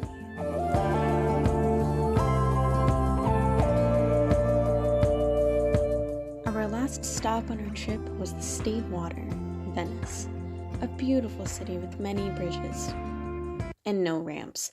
You see this video? In this video, you see excitement and wonder, hope. This next one right here, you don't see anyone in it. That's because by the time we arrived at the hotel, we were exhausted from walking around Venice with our luggage. Because the Vaporetto were so packed, we couldn't fit. So we walked and crossed 11 staircase bridges with our luggage. It was a pretty walk, though. That night, we had our last concert. It was my favorite out of the three. They were playing Mozart, and I was captivated the whole time.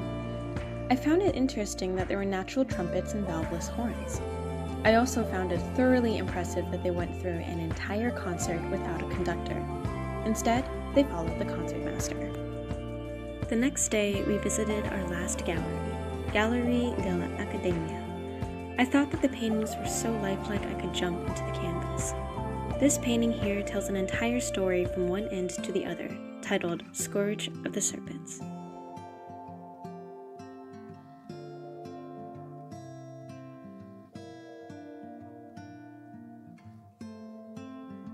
Our last visit was to St. Mark's Basilica. Everything shone gold, and I had the honor of watching the 24-hour clock strike noon.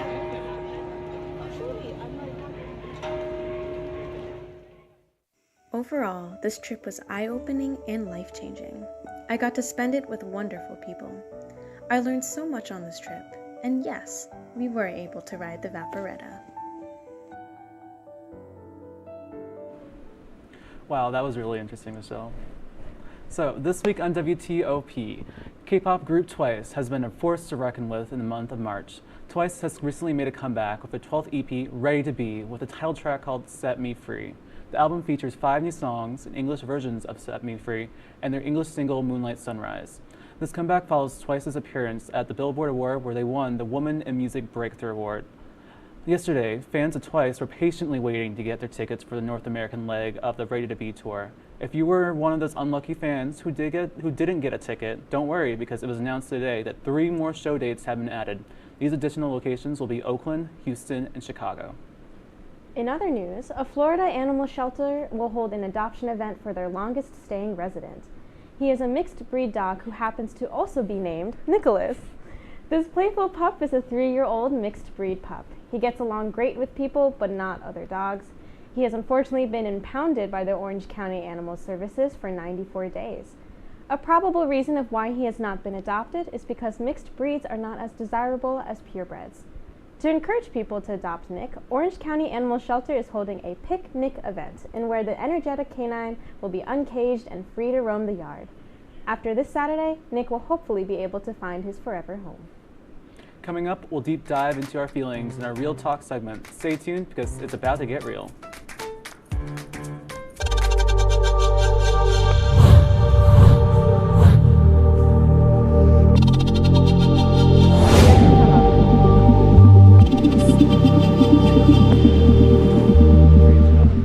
Awesome. Say, President Stanley, whenever there's bad weather, who would you turn to? I'd turn to Storm Team 10. No, but you've got to say it like this. Storm Team 10. Say it with me. Storm Team 10.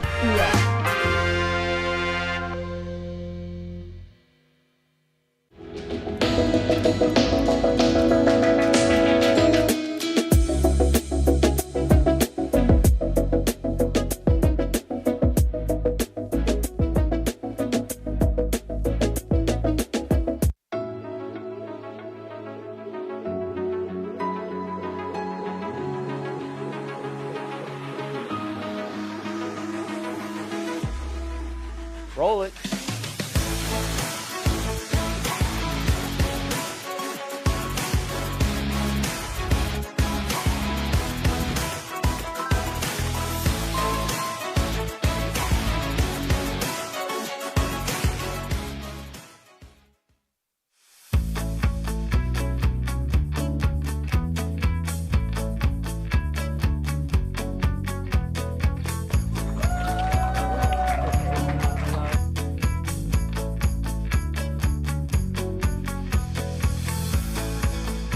Jill told me it was Kitty from Glee. Yeah, what is it? It's Al Roker.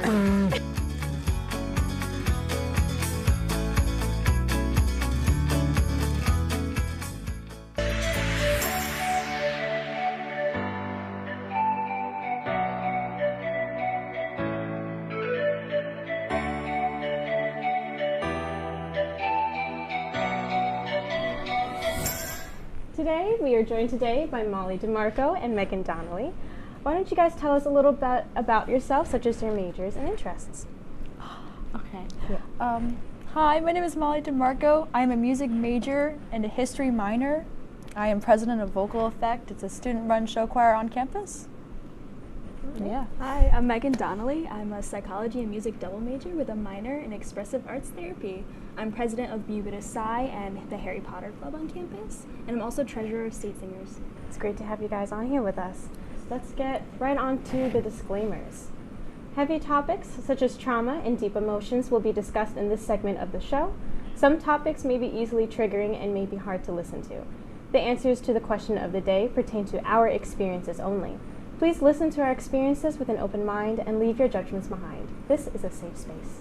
We find it very important to delve into these topics because we want to spread awareness about the importance of healing and mental health.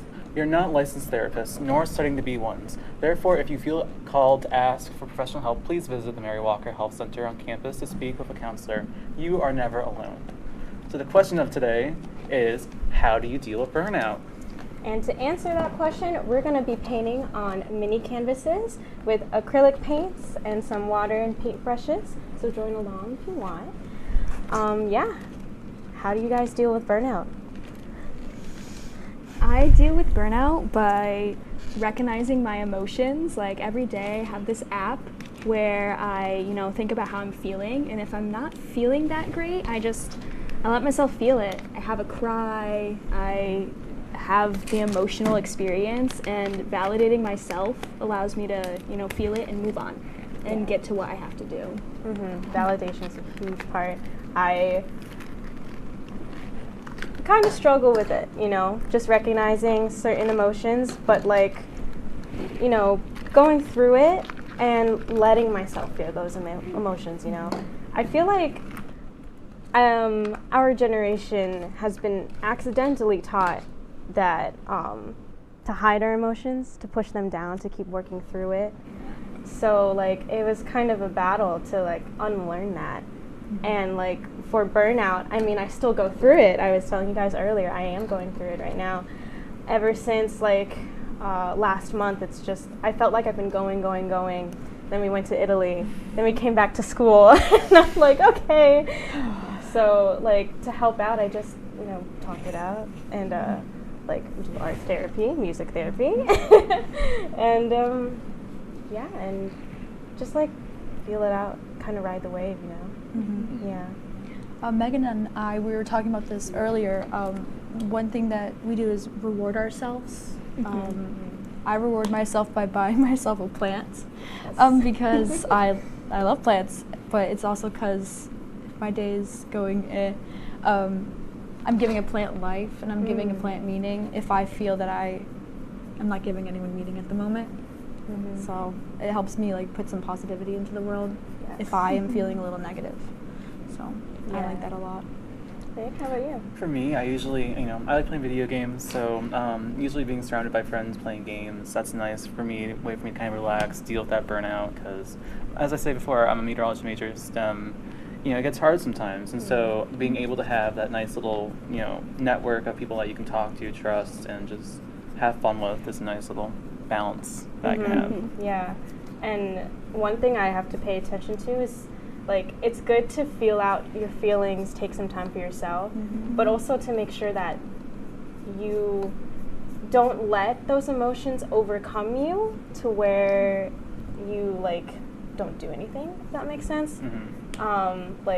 You could slip into a depression and just not want to leave your room for how many days.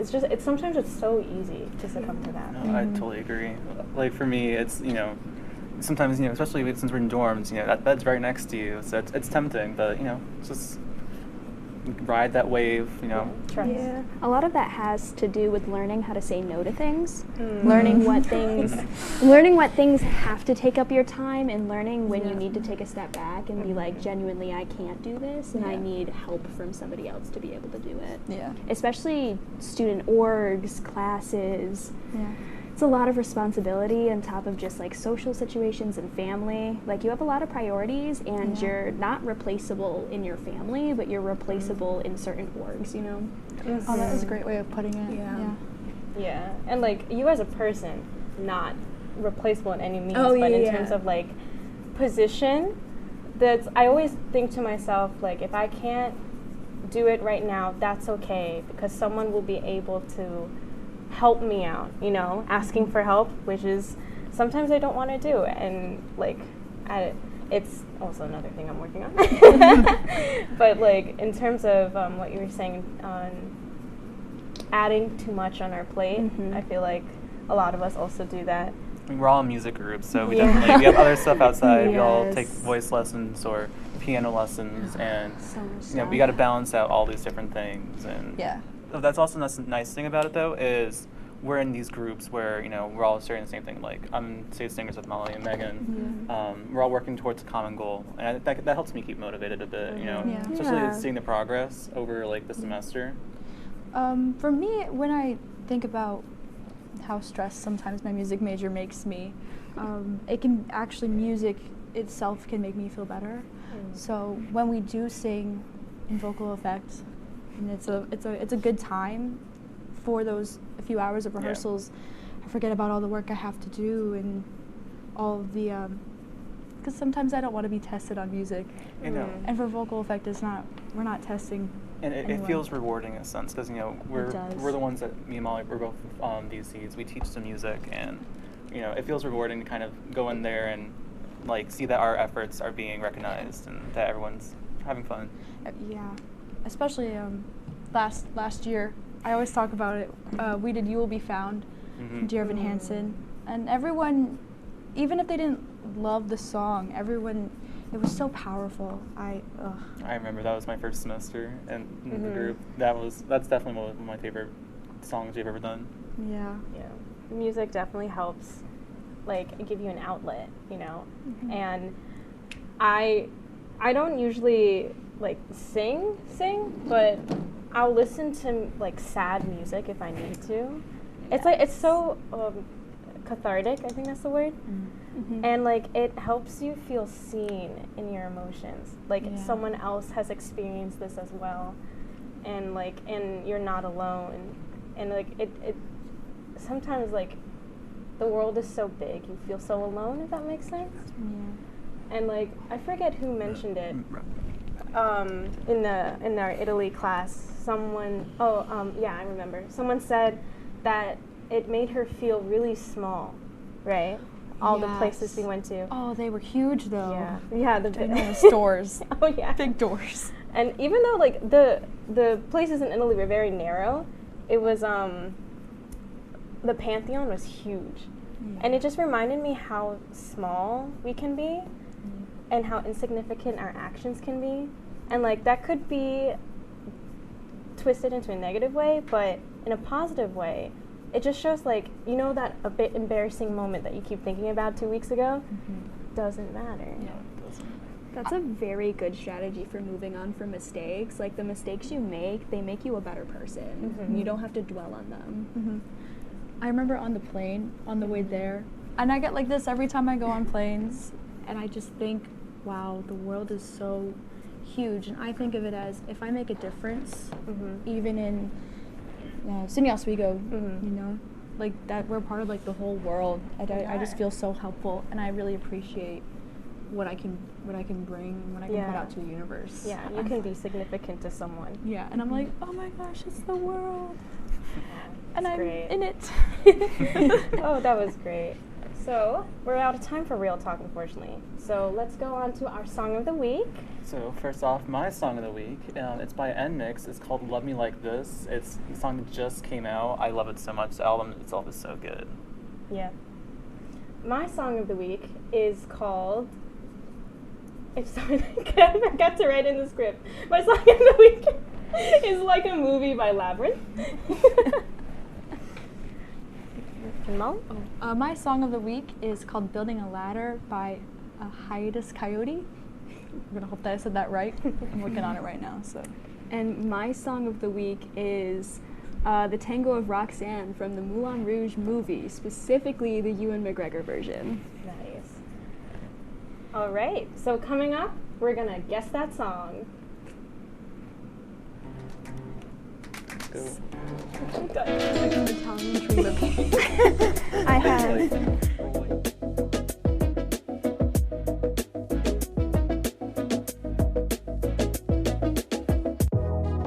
Welcome back to Major Discussions.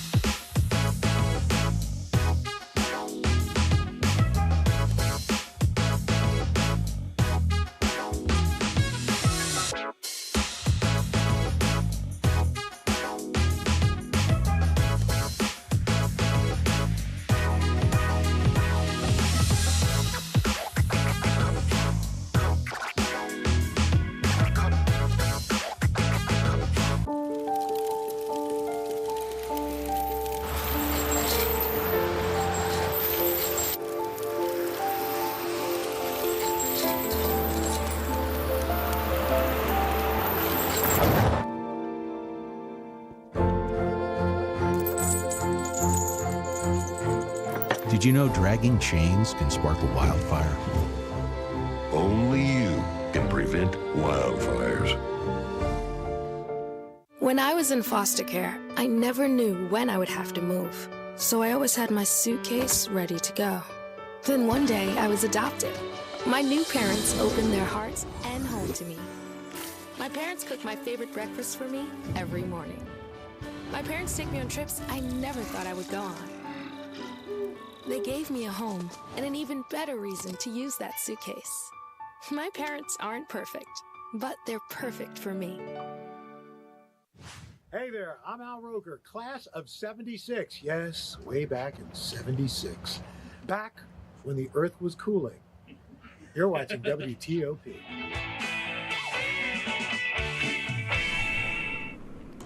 Welcome back to the Mick and Nick Show. After those hard topics, let's wind down with some fun games. Today we are playing Guess That Song. Yes. Michelle, how do we play this game? So to play this game, it will be me and Molly versus you and Megan.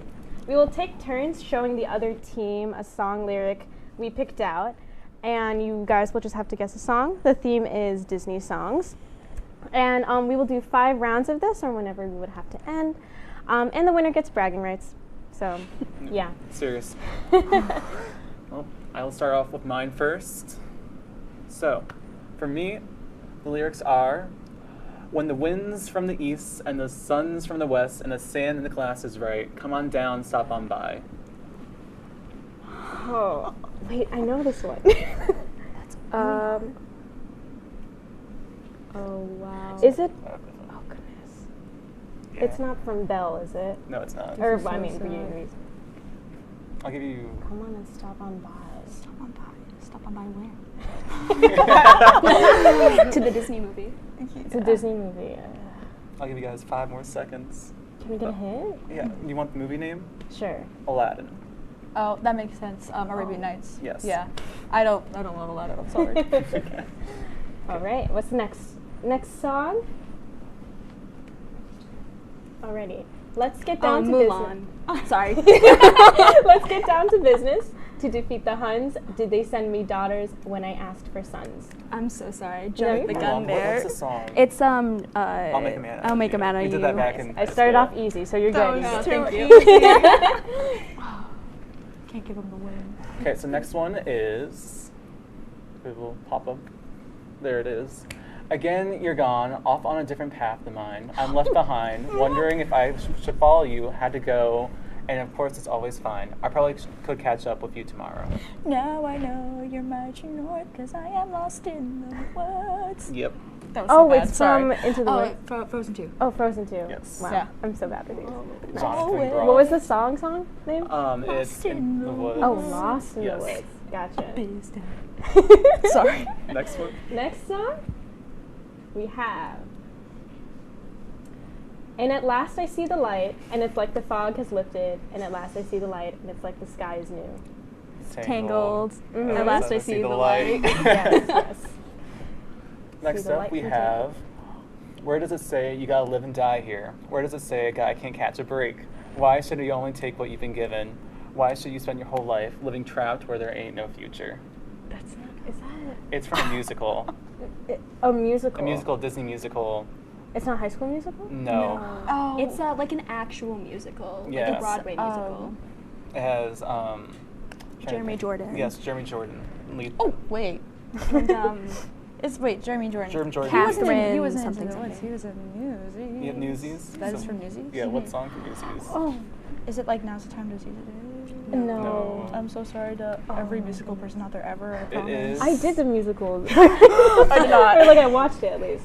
It's a place. Yeah. No. I guess Not that's really a nice high. Yeah, a nice high note. Santa Fe. Okay. I'm losing my voice, so Yes. that was You did well. Okay, what's the next song? Okay, yeah. Is there? Yep. Well, it goes to St. Louis, down to Missouri. Oklahoma City looks oh so pretty. Is this Princess and the Frog? Is it no. I don't think so. Wait. Wait, what movie is it from? You were right on the movie. I was it is right. Princess From Frog. Is that the opening Is it song? Almost There? Yes. Oh, it is. Yes. They're winning. Yeah, I did it It's too okay. easy. It's okay. What's the next one? Okay, I gotta say what's on my mind. Something about us doesn't seem right these days. Life keeps getting in the way. Whenever we try, somehow the plan is always rearranged. I got to move on and be who I am. Why do you have to go?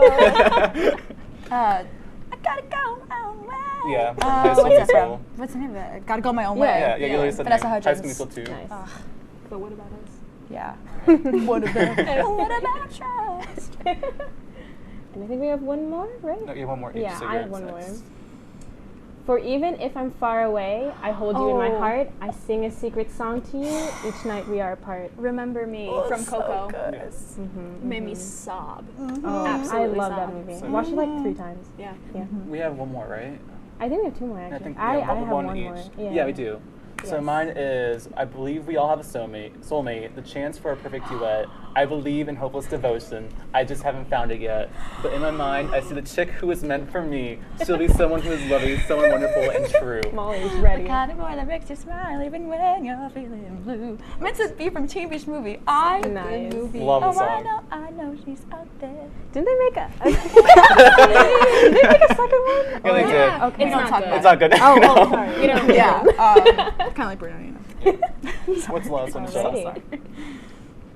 Next song. This old town can slow you down, people taking the easy way, but I know exactly where I'm going. I'm getting closer and closer every day. 'Cause I'm almost there. Yeah. Yes. From Princess and the Frog. Yes. Yes. You're giving way too easy I know. ones. I feel like, did we repeat one? I think we might have. Well, no, because No. the last song was The Oklahoma City one. Yeah, Was but it- wasn't the Oklahoma No, City yeah, one the- from the opening song of Princess and the Frog? I don't No. Oh, wait. Can you guys bring up that graphic again? The I one know after that. the Oklahoma City one. I think it was. Oh, yeah, what was I the think song? it don't was think not it's Down in almost New there. Orleans. It was the other one. So then Really? we're- Down in New Orleans? No, it was Route Route 66 66 for for cars. cars. I was saying you didn't know. Yeah, I was like, wait a minute. I give you guys a hint for the future, but yes. It's okay. I know the backing score from Cars. No. I don't know. Did we Other technically than get Life the is a point since you Highway. told us we were right? Yeah, you know, so basically. That's fine. You guys are still winning. Yeah. Thank you. So It's okay. I guess that's all. We're the winners. Bragging Megan? rights. Bragging rights. Let's go. It's fine. It's fine. It's okay. Yeah. We went to Italy. Yeah, we did. What'd you guys do over spring break? I went to NESC, but that was Love a fun it. time. I stayed here in Oswego, I did homework, and I slept, and I ate a quesadilla. Love it. Yes. Well, that's all we have for today, folks. If you need any help, feel free to call the number for counseling services at Mary Walker. And tune in next time to the Mick and Nick Show. See ya.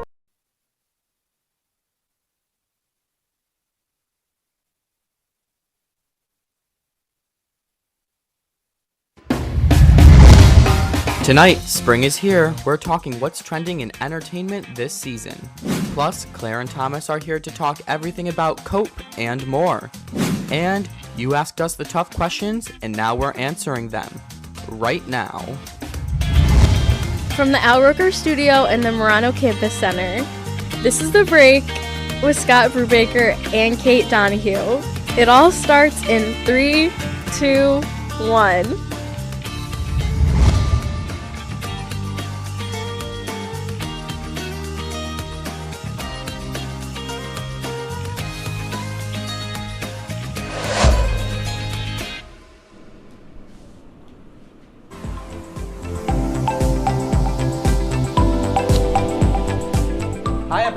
Welcome, everyone, to The Break. It's so nice of you to be joining us tonight. Kate, how are you doing today? I'm doing good. How about you? I'm great. It is one of my favorite times of the year. I'm going to admit to you all, I'm a fall guy, but it is spring. Spring started yesterday, and because it's spring, we decided we want a new background. So, drum roll, please.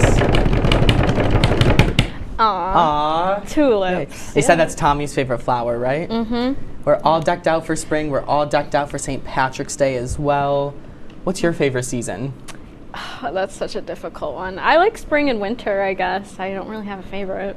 Not summer. I hate sweating. You don't like summer? I hate sweating. Oh. I hate it. I understand. I like fall. Fall's my favorite because my birthday's in fall. Well, so is your birthday. yeah, But I just like springtime because, I don't know, I always just feel like I had happy memories from the spring. Yeah. I remember my spring of my junior year, not senior year, that was COVID, but, and I was a lifeguard, and I also volunteered for, we brought little kids to go read at the Animal Humane Society, so they read to the animals. Oh, so that's cute. It was just a really good memory. Oh, I wish I could read animals. I don't know. Do you speak cat or dog?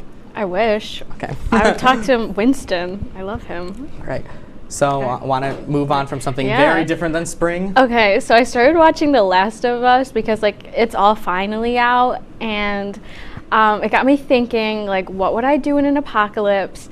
And, what I really want to know is, what would you do, Scott, if you were in the apocalypse? So, first of all, no spoilers, because I'm watching with my housemate, Tristan, and we're a few episodes behind, so you can't tell me anything. Well, I'm only on episode 4. So oh, okay, I think that's where we are too.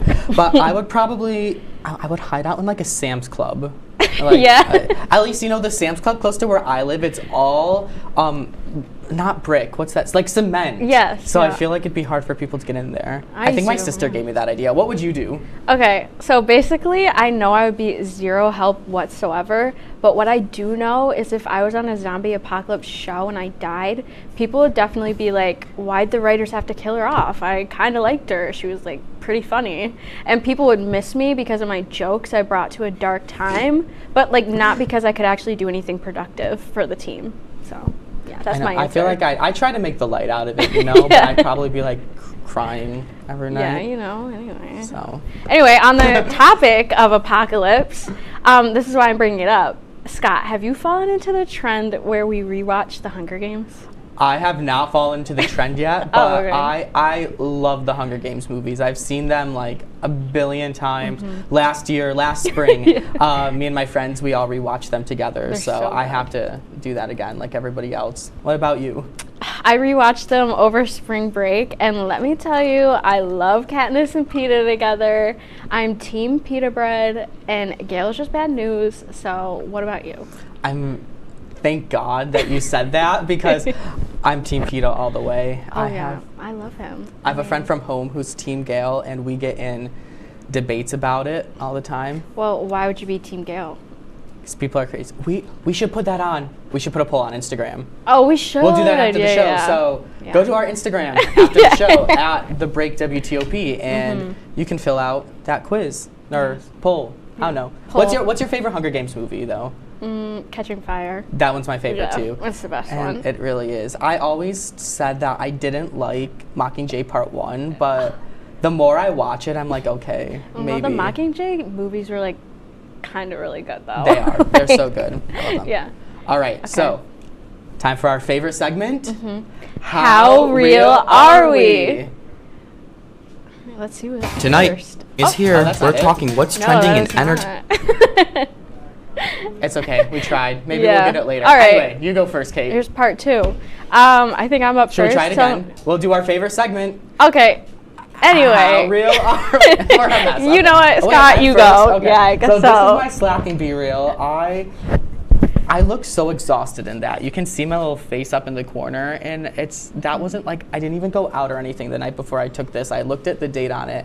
It was just a random morning, and You're so sleepy. I know. Anyway, my favorite Be Real is this was on St. Patrick's Day. We went to a hockey game, the Elmira Mammoths, which used to be the Elmira Jackals back when I was a kid, and we used to go do their hockey games all the time. So it was really cool to go back there, do it again. They lost. It was really sad, but yeah. Take it away, Kate. Okay, so my slacking Be Real, you'll notice in my Be Reals that Tommy is covered up in both of them, and I thought like if I saved it and my picture was on the other side, it would stay like that, but anyway, I guess it didn't work. This is slacking because the flash was on and I wasn't prepared for it, so yeah. I like the little minion in the background of that yeah. one. Did you see My it? favorite Be Real, we were driving back to my house after a little shopping spree, and we went out to lunch. I got Tommy his birthday present at LL Bean because he's kind of outdoorsy. And then I went to Target and Bath and Body Works and got some candles. And then we went to Tully's in Fayetteville because it's like an actual Tully's with a good menu and not just tenders. So yeah. Anyway, Right. yeah. So, last season during each episode, this season during each episode, we want you guys to get to know our crew a little more. So today, can you take it away while I go? Okay, so today, let's go around and answer what's your name, what's your position, and tell us something funny about you. Here we go. Oh, hello. What is your name, what's your position, and what's something funny about you? I'm Cletus Tepaz. I'm the floor manager here, and a great fact about me is I'm the fourth Cletus to exist. Okay. Very interesting. Thank you. Next. Hey, I'm Matt J. Bly. I'm teleprompter. And something interesting about me is I'm in a YouTube video with 4 million views. Wow. I need Congrats. to know that video. Yeah, we'll share later. Yeah, All right, let's move to the back. Okay. Hear my grunting. I don't know if this door is going to stay open. Matt, can you hold this door open, please? So. Aaron's got it. Okay, hi. What's your name? My name's Jacob. I do technical directing for The Break with Scott and Kate. And what's a fun fact about yourself? I was once fired wrongfully from this show. Yeah. Okay. My name is Thomas. I am the director for The Break, Scott and Kate Season 2. What's a fun fact about yourself? So something fun about me is I'm from a really cool place called Potsdam. Congrats. Okay. My name is Sam. I'm graphics, and I have a pet frog named Pistachio. That's adorable. I love that. Okay. Hi, I'm Eric. I'm video playback. I always tell people I'm from Albany because my actual town is too small and they won't know it. What town is it? It's Guilderland. Guilderland! Okay, so people do know it. Okay, next. Hi, I'm Sydney. I do audio, and a fun fact about me is I have a radio show at NYO. So tune in. Pat, you want to be introduced? I'm filling in, and we gotta move. Oh, we gotta move. Kate, Kate, you take it away now. We have a new segment on The Break called Q&A with S&K. We've asked some of our viewers to send in questions from our Instagram story, and we've picked a few we'd like to answer this week. Don't worry if your question wasn't picked this week, we might use it another week, or just send in another question next time and we might choose it. Oh, check out that awesome video. Did they hear me say that? Or? I don't know. Hopefully. What's first? What's our first question? Yeah, first question. Okay. Go-to bagel order. What's your go-to bagel order? A jalapeno cheddar bagel with butter. Just butter. I'm not, sorry, Do you not get cream that cheese. from Riverwalk? Mhm. I know. I do the jalapeno cheddar. I do it with cream cheese though. Oh, okay. So, yeah, that's a good choice. Thank you, Hannah, for sending in that response or question. What's Mhm. next? Oh, this is a good one. Is a hot dog a sandwich? I say no. I think it's just don't a hot know. dog. It's a hot dog. Yeah. What's the audience think? Give us a cheer. Give us a boo. Oh, okay. Not a sandwich. Okay, not a sandwich. Not a sandwich. Oh, okay. Okay. There we go. Next question. All right. Oh, who's your favorite Glee character? I You go was just first. telling my friend about this last night. It's Sam Evans, actually. So. Oh, really? See, we got some Gleeks in the audience today. I'm a so Santana girl I through love and through. Santana Lopez. She's amazing. Okay, what's next? If you had superpowers for only 5 hours per day, what superpower would you choose? Do we get to choose the hours we have them? I don't know. Or is it just like randomly? Or Well, is we it like need- something that runs out? We need know? Brock to elaborate on it. Yeah, I would choose flying just because that's the superpower I would want. I would choose talking to animals. Okay, next question. Where does the funding come from? We need more funding. Good question. Next. Okay. Oh, Jacob Bradley asks us, why'd you fire Jacob Bradley? Why He was did so we fire awesome and Jacob funny. Bradley? Well, remember when he was talking crap about us live on our show? Jacob Bradley. Jacob Bradley. Anyway, next. We're nice. We let him hang out in the Yeah, back, thanks, so. Jacob. Is We that it? appreciate you. That's Yep. all of them? Okay, Oh, well, perfect. we have to talk. Okay, We so have to don't talk worry about if your this. questions weren't picked this week because we might use them another week or just send in another question next time and we might choose it. Mhm. So we can't wait to see what our viewers ask us next time. So before we take a break, Kate, I wanted to address a book that we received from our friends over at the interview show. Oh, we were gifted a book? What is We were. it? Let's see. It's called, you want to zoom in on this over here? How to Actually Be Funny. Written by Race Boy, the Long Island Python, and Matt J. Bly. So we're doing a little book exchange with them, which I is swear I knew a Long Island Python in high school. I don't know. maybe. Yeah. Oh, thank goodness. Oh, Yeah. there it goes. All Now right. I have a book to read before bed. I was afraid I would run out of jokes before season 2 ended. I think we're pretty funny. I don't know what they're talking about. All So, all right. Yep. Coming up, Claire Santucci and Well, Matt, stop with the teleprompter. Yeah, We'll so- be right back. Yeah, We'll be right back bye. after this.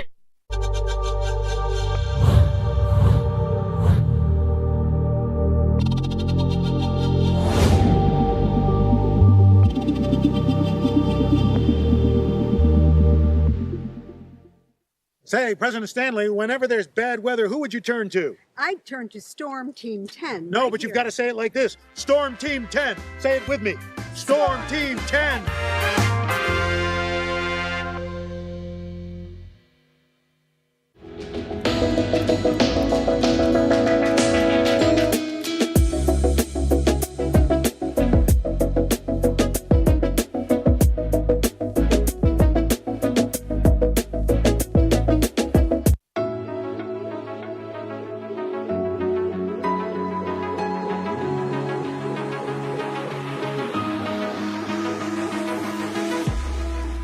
Roll it.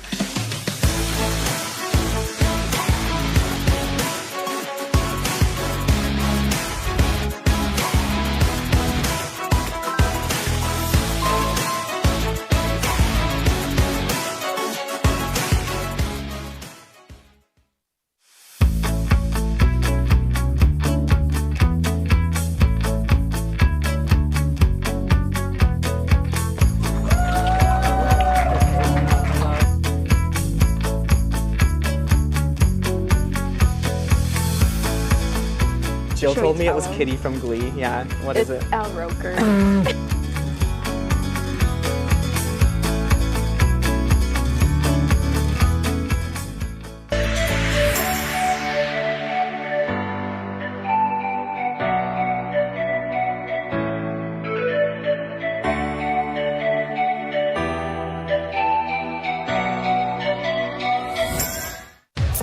Hi guys, welcome back to The Break with Scott and Kate. Our guests today are from the campus on-campus organization COPE, a group of undergrad students who are the voice of the counseling center. Claire, Thomas, thank you so much for joining us. Yeah, thanks for having us. Thanks for having us. Thomas, sorry we didn't say your name Yeah. when we were teasing you right before Yeah. the break. It's all good. Sorry. So first question, tell us a little bit about yourselves. My name's Claire Santucci. I'm a second semester senior here at Oswego. My major is psychology and my minor is cognitive neuroscience. Thomas? Hi, I'm Thomas Clark. I'm a second semester senior from New Milford, New Jersey. Psychology major with a minor in human development. All right, well, Awesome. thank you. Yeah. Okay. So what is COPE? COPE stands for Counseling Outreach peer educator. So it's a group of SUNY Oswego students that come together to help basically just do outreach work for the counseling center, make everyone aware of just like what's available to them and how they can get help if they're struggling and stuff like that. Right, so I know like my housemate was part of COPE, you guys are part of COPE. If somebody wants to get involved, what does that entail? We're actually doing recruitment work right now. So I know the intern expo fair was today. We had a table there. We do tea talk every week. There's like in the library, so if anyone walks by, there's pamphlets and stuff like that. It's basically you go online, you send in an application, and then you'll do an interview. All right. Okay. So why did you both join COPE? Sorry, I thought there was a second part. Yeah, sorry. Okay. So I want to get into school counseling, so I figured that this was a great opportunity to get some experience and to be in an organization where other people are doing something similar to what I'm doing. And also she pushed me to get the application in there. So I know you do like the tea talk and things. Is there anything else you do at COPE? Basically, it's pretty free. Like if you can come up with a program and you can get it together, you can make it happen. So like that's a good reason why I like it. It's just it's very much up to you what you want to do, and you can get the resources for it. And that's what Kyle, who runs COPE, he helps us do that and achieve all that. But mainly it's a lot of just outreach work. It's a lot of just making sure that people know what's there and how to help them and stuff like that. All right. All right. What advice can you give the audience if they're feeling stressed? So I would personally say counseling center is always open. Go in, you can book an appointment there over the phone. Some great counselors here, so I would say that, or just reach out to friends and family and those close to you. And we're in college, a lot of stuff can happen, and there's always people there that can help you out. I would like to add, we also have a thing called Let's Talk. If you're not looking to actually commit to the counseling on campus and go every week and stuff like that, there is something called Let's Talk for certain hours during days where you can just walk in and they'll have someone available. And if you like that environment and you like talking to someone, you can always then look into joining counseling, because I know that's scary sometimes to jump in and just immediately be going to counseling and talking to someone about everything. So Let's Talk is a really good program that we have that not a lot of people know about. So my last question for you guys is, I know sometimes, one of my coping mechanisms when I get stressed or I get really anxious, I like to watch a TV show or a movie. So what are your guys' favorite TV shows or movies right now? I love Glee. We already talked about Glee. Yes, we do. All of our roommates were rewatching Glee right now, and it makes me cry at least every episode. I have an unhealthy emotional attachment to that show. So yeah, that's my answer. All of my friends have been getting me to watch The Bachelor, and I can't lie, I'm pretty invested in this. I have to be completely honest. I've never. Do you watch The Bachelor? We have money on it right now. We do. I've seen the thing up in Kayla's house. Yes. I know what you're talking about. All right. Well, you guys aren't going anywhere, because when we come back, Claire and Thomas will be sticking around. Matt's not moving the teleprompter yet again. There we go. We're going to be playing a game of charades. We'll be back right after this. Matt is slack.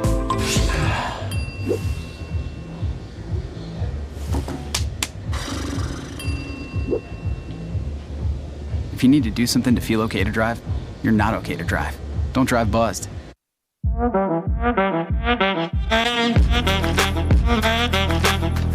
Shine on that boy. Look at the bling. Look at do we got a diamond tester on? Yeah, that's getting bad. Yep. 10 out of 10 recommend on Yelp.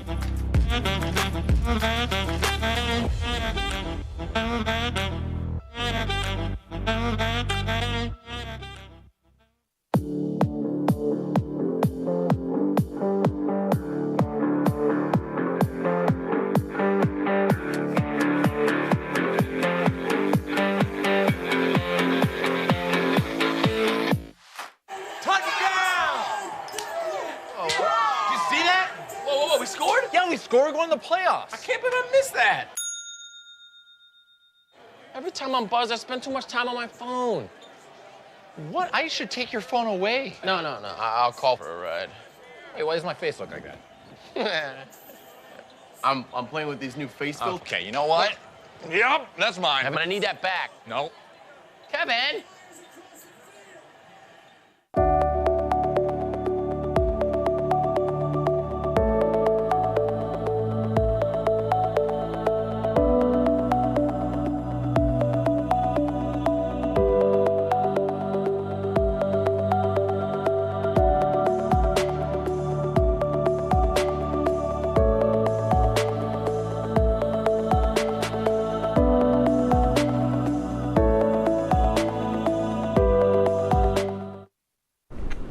Okay, welcome back to the break. Forgot they can't see us. Okay. Yeah. The rules of the game are simple. One by one, we're going to pull a card out of this bucket that our friend in the back made, and we will have 30 seconds to act out what's on the card. If our partner correctly guesses what we are doing, then we get a point. If not, then sorry, no points for you. The winner of the game, we're going to be playing in teams, gets a high five, bragging rights, and as always, a high five. Yeah, sure. All right, Okay. are we All ready? right. Yeah. So I have to pick first. Yeah, oh wait, I won't look. You can't look. Sorry. Okay, this is number 7. All right? Well, we have to stand up for this. Oh, I have to stand up too? No, Because just I'm me, watching. acting it out. Okay. Hang on, let me clip this to the back of me. Okay. Okay. Shower. Yes! Wow, that was quick.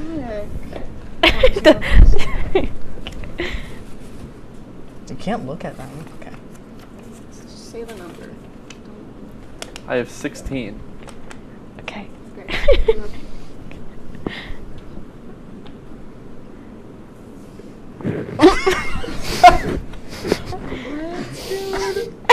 Just give me something else.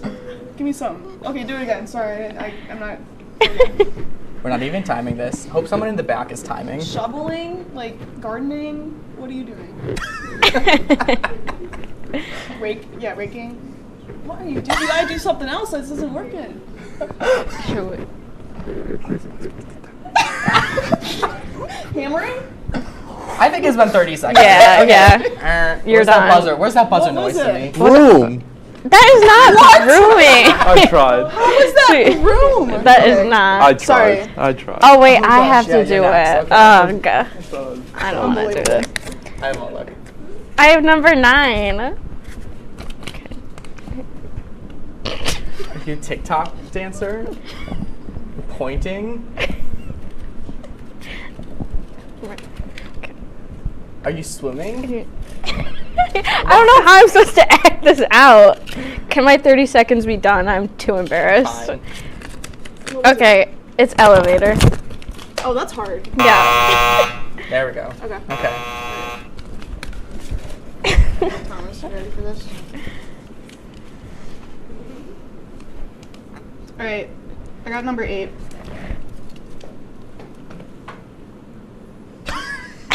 Flying.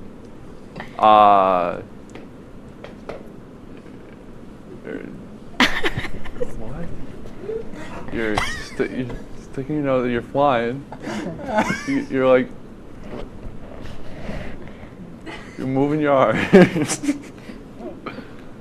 You're. Should we count them down? I don't know what you're. 5, 4, You're- 3, 2, I don't know what you're. 1. What? Bird. No, come on. Beak. Oh. Wow. I thought. I'm upset with my No, you partner. can't. Yeah. You Oh, put it sorry. back in. Just It's okay. don't, It's just okay. it's 8, just don't. Just don't do 8. Don't do 8. Okay. I thought it was like. All right, I have number 6. I can do this one. Okay. Well, hopefully. Yeah, Ready? we're doing pretty bad right now. Tightrope walking. Yes. Yes. What the We just know. I promise you, we did not Okay, see these don't before we did screw this. this up. Don't suck. We're down by 2. I have number 2. Okay, get up.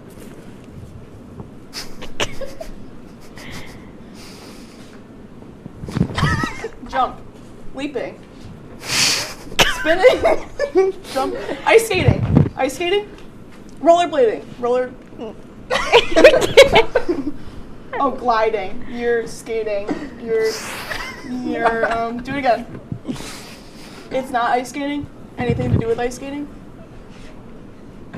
5, 4, Dancing. 3, Ballerina. 2, Ballerina dancing. 1. Ballet. What was it? Ballet. We'll give it to Yeah, that. give it to We'll them. give it to that. You said the Okay. All right, Kate, you're next. Well, we only have a minute left. We can do another one. Oh, okay. If we move really quick, I guess. We'll I'm get gonna do 15 this seconds one. to guess. Ready? Okay. One. It's number one. It's like Snowman? Flying? Angel? I don't know what I was supposed. Okay, I don't know. What is it? It's a butterfly. Yeah. Yeah. Here, Claire. I'll go one more time. One more with 15 seconds, guys. Well, I gave a lot of time for the Number celebration. Number so- five. Okay. You're hunching over. You're walking.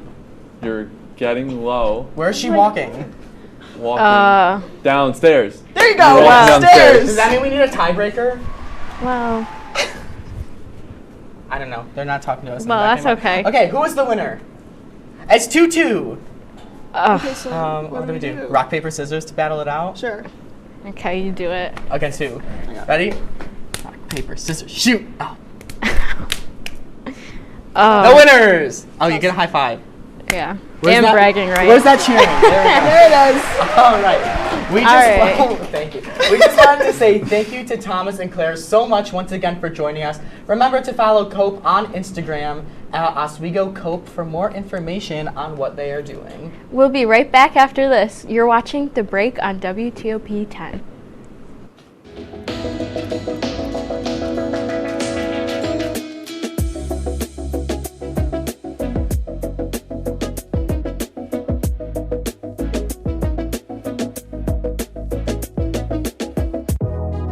Welcome back to Major Discussions.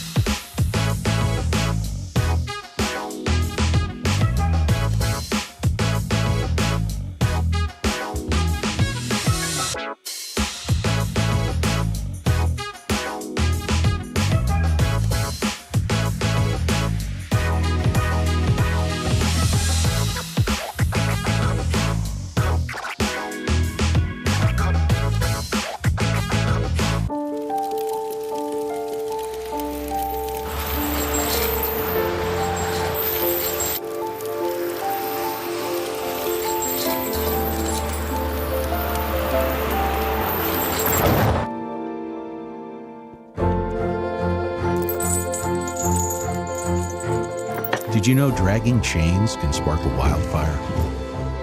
Only you can prevent wildfires. When I was in foster care, I never knew when I would have to move. So I always had my suitcase ready to go. Then one day, I was adopted. My new parents opened their hearts and home to me. My parents cook my favorite breakfast for me every morning. My parents take me on trips I never thought I would go on. They gave me a home and an even better reason to use that suitcase. My parents aren't perfect, but they're perfect for me. Hey there, I'm Al Roker, class of 76. Yes, way back in 76. Back when the earth was cooling. You're watching WTOP.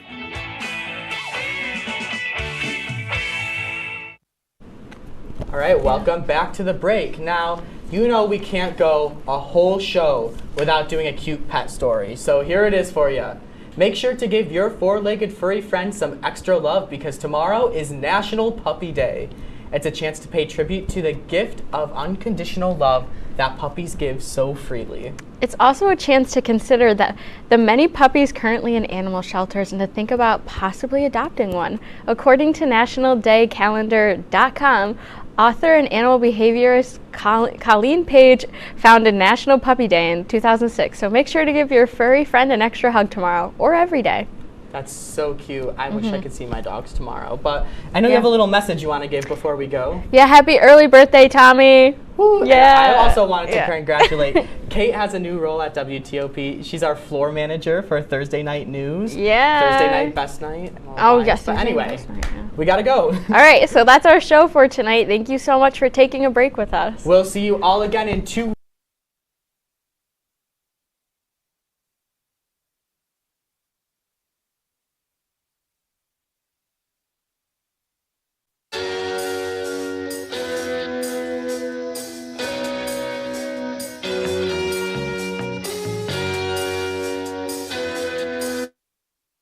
Well, welcome back to Off the Clock. Hey guys. Okay, sorry. My thing was just yelling in my ear. Welcome back. Yeah. Yeah, it was great. It was really good. How was yours? Yeah, you might have noticed we were gone. We all had spring break and then another week off, but your favorite girls are back, not a worry. Oh yeah. The all-girls show here. We're here. All the girls in the back are here too after a good say spring hi, break. Ladies. Someone take the bump cam, or not the bump cam, the back cam. Is that an option? Nope. Nope. Not an All right, option. that's okay. Cool. All right, let's keep going. What is going? Alrighty. Oh, there we are. Oh, there they are. Lovely ladies. Yes. Hello. Everyone had a great spring break back there. Yes, they did. Yes. Okay. Getting some thumbs up. That's what we love to see. All right, it's time. Well, we're going to jump right into it. We're going to do the most important part of the show, the fit check. As always, I'm first. See if you can get up without dropping the mic. Believe in you. Thank you. Okay, so starting at the top, earrings. Oh, okay. Earrings. I said no. From my mom. Dress I got from TJ Maxx. Everyone was asking about it. I do admit I love this one. And It is very pretty. I think DSW, maybe? They're a little old, but I love this the is outfit fit today. Thank you. I'm very proud of this one. I know, feel it's like very pretty. You need to have an excuse to dress up every once in a while. Yes. You want to go next? You can go. Okay. I feel like we have an order now. Oh gosh, so this is my fit. Pants are from Gap, I think. These are Converse custom, and this is from American Eagle. One of my favorite tops. That's really cute. Yeah. The top matches the Alright. Converse in a way. Yes. Like the colors. You wear those Converse a lot, and I always like them so It's a much. staple. They're so pretty. It's a staple of your style. My vibes. All right, so my outfit today, well, I just got my hair done over break, so I don't know, it's a little lighter, I'm a little blonder now, guys, if you were wondering. And then my shirt is from, I think, Abercrombie? I don't remember exactly, I've had it for a little while. And then my pants are Levi, and then I have my Nike blazers on, of course. And yeah, that's my outfit. Pretty boring, pretty basic, same thing. Thank you Love guys. Love it. All right, well, now that you're all caught up on our outfits, we're going to try something a little bit different today. We're going to do some games. Yeah, we never play games much. We never play games. We're doing something to, spice it up a little bit. We're doing spring break versions. So, first game, classic game. You guys know it. Never have I ever. And the premise of the game is to answer a question about whether or not you've experienced something. So, for instance, I was going to say, never have I ever owned a pet. And if you guys had owned a pet, like you would say, I have, or I have not, or I've never. I'm explaining it really badly, but you get the gist of it, right? So that's what the game is. We're going to jump right into it, onto our first question. Who wants to start? You made ladies? our great little signs that we're going to have to use. I did, that's right. Here you go. Okay, here you go. So we have a little, I have not, and then I have. I have, and I have not. All right. Yeah, that's it. So. All right, so first question. Never have I ever gone swimming in the ocean. I definitely have. I think all of us have, right? Yeah. All of us have. All right. Yeah, who hasn't? I feel like I mean, go to yeah. the beach, you go swim in the Yeah. ocean. Unless when people are scared of the ocean, I guess. I mean, I get it. There's some of the TikTok videos I see of the super deep oceans, and I'm like, no, not putting my foot down there. I stay until the water hits right here, then I. That's what Smart. I thought. Yeah. Smart. You always want a way out. Yeah. All right. All right, what's the next one? I guess I'll go next. Never have I ever seen questionable things that burn dairy at Oswego. that one I think Natalie put in for us. Oh yeah, we've all seen I that. have a crazy story You have from not? Burn Dairy. You haven't? Can you tell it on air? Okay, Is well, it another thing? I'll make it more Okay. It was just some guy on a little bit of some drugs, and he came in. I think I told you this story. I saw you later that day. Yes. And he was on some drugs, and he came in, and he called me mom, and I was like, this is the most awkward situation I've ever been in. Some guy on a bunch of drugs just trying to talk to people, and then another guy that was in the store at the time just was like, no, go outside and wait, and I'll talk to you outside. And it was just a very weird experience. Oh my god. That was fun. That was a fun Burn Dairy trip. She lived. I did. I lived I'm gonna go to to be Burn here. Dairy today. Are you really? I don't know. Don't do it late at night, apparently. Don't do it late, That's That's when my crazy experience happened. I remember that. That was yeah. He told us a story too. It was a weird time. I'm not going to go too far into We'll that. move on to the next Yeah, question. next one. Okay. You want to read this one, Cece? Yes. Never have I ever had a near-death experience.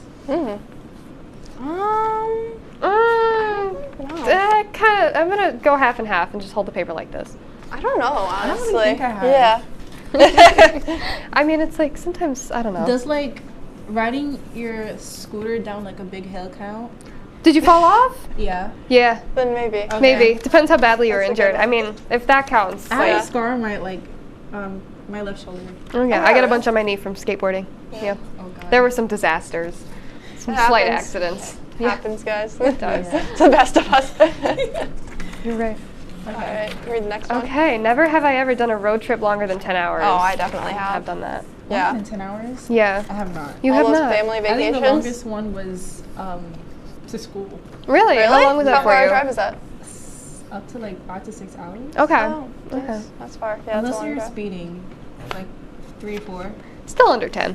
Yeah. Damn, you cut off 2 hours by speeding? How fast are you going? I don't drive, so blame the driver, not me. Okay. Blaming the driver. Okay, so the next one is never have I ever been injured on vacation. Have you guys been injured on a vacation? I don't think so.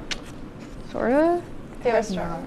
Well, it's not very entertaining. I went to my aunt and uncle's lake house once, and I was like 10, right? I stepped on a bee, and I swear it bit me. I swear it bit me. My mom is like, that's not even possible, but I swear it did, because there was no stinger in my foot, and the bee just got up and flew right away. So I think that little thing bit me. Interesting. That's my story. You were swollen? I don't really remember. I was like 10, but So a pinch? it was like a pinch. Maybe it took its hands and went. Is that possible? I don't know. I don't know about bees. Oh my god. Can they even All cross right. their hands over their body? All right, what's the next question, guys? We gotta move. Keep going. What's the next one? CC? Let's see. Never have I ever been on a cruise. I have not. I have not. Oh, you have? Yeah, I Okay. went this past summer. It was really cool. Where'd you go to? It was out of Florida, and we went to the Bahamas and an island in Haiti that was owned by Royal Caribbean. Both Imagine islands. owning a whole island. I know, right? The whole cruise line just owns like a bunch of islands. It was really cool. The fact that like people own islands too. Yeah, I know. Like it's that's a weird thing. to me. That's a It's really thing. weird. I know. I don't know.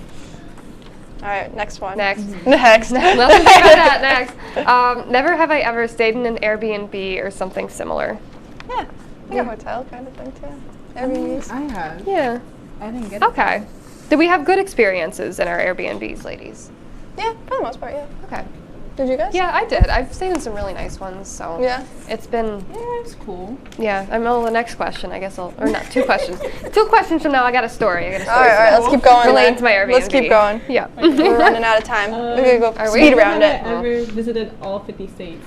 No. not. No, I wish. Great. That's a goal, though. So we're all uncultured, all untraveled. Great, All right, good let's to know. keep going Okay. then. Never have I ever experienced severe weather on vacation. That one I have. Yeah, I have. I got stuck in an elevator once because of severe weather. I think that's another question. Oh my god, it is! I never gotten trapped in a hotel elevator. Okay, I we did have. 2 years later then, I guess. But my turn. I needed some of my weather experience. What's So your we next? stayed in this townhouse. We went down to South Carolina, Hilton Head. It was really nice. But my sister and I, right? My sister and I were in the top room and like right in the sky.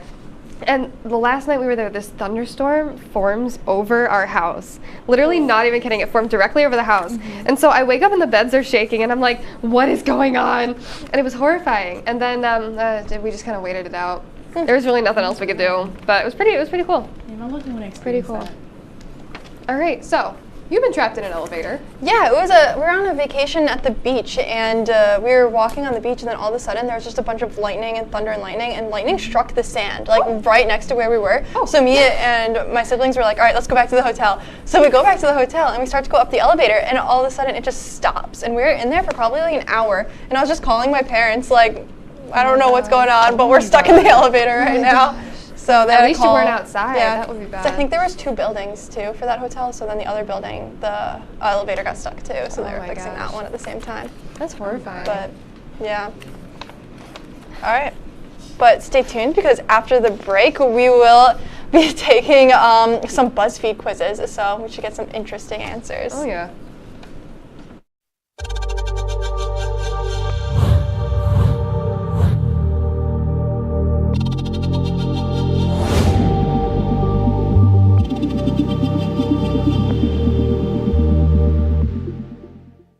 Say, President Stanley, whenever there's bad weather, who would you turn to? I'd turn to Storm Team 10. No, right but you've here. got to say it like this. Storm Team 10. Say it with me. Storm Team 10.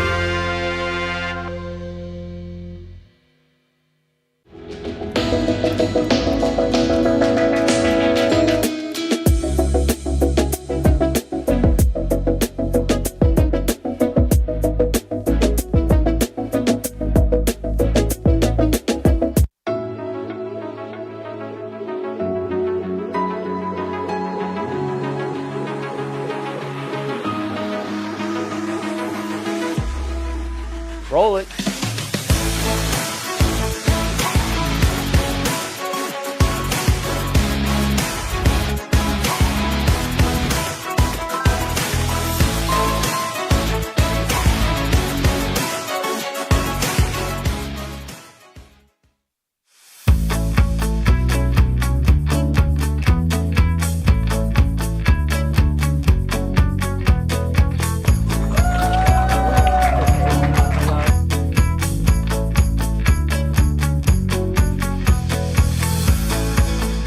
Jill Should told we me it tell was him? Kitty from Glee. Yeah, what is It's it? Al Roker.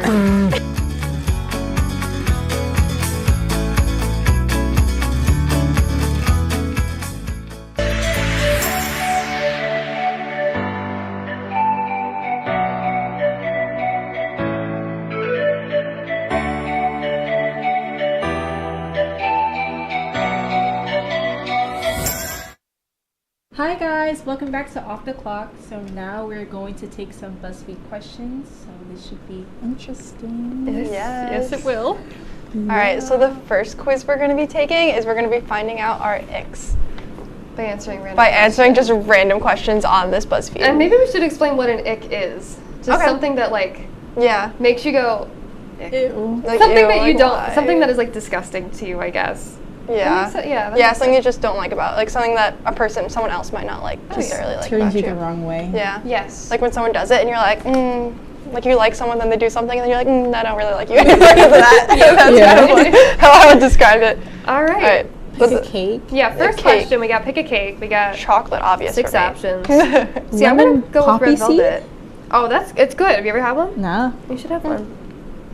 I made to pick a house. You're picking chocolate? You Yeah, both pick chocolate. There's a pink house in the next question. That's really obviously cute. that must be, one. Like Savannah. I'm gonna pick the What? Victorian because I think that's a really cute. It is. That one's I pretty love cute. historic houses with I'm charm. picking the digital marketing agency one. What? What? That's what it's called. What? That's probably where they got the got it from. I was gonna say what? Like Okay, now a vacation okay. place, guys. Vacation place. Obviously, I think I'd do Sweden. Barcelona. I do Fiji. I want to do Sweden. I feel like New York. I would want to live there. Yeah, Otherwise, I've I been would to New York. vacation I went there there last week. You went there last week. Yeah, been there, done that. Yeah, that's fun. Okay, and then an activity, skydiving. I've always wanted to go skydiving. Oh my Okay, god. swimming with sharks sounds horrifying. But it sounds cool too. I would It do that. does. I kind of want to do. Skydiving. Oh, I love jet skiing. I'm doing jet skiing. I've never done that stuff. It's very fun. Jet skiing. Pick an one of these apple gifts product. for yourself to keep. You can't sell it. Tiffany necklace. Oh, Tiffany necklace, 100%. Oh yeah, definitely. What is a Anyone. $300 Oh, my Mecca phone froze. voucher? What is that? I don't. What's a Mecca? I don't know. Lululemon. Oh my god. You can't. A gift for myself. Pick I'm a just- word to describe yourself. Sneakers. How are you on that? I'm still in the Apple product. Oh.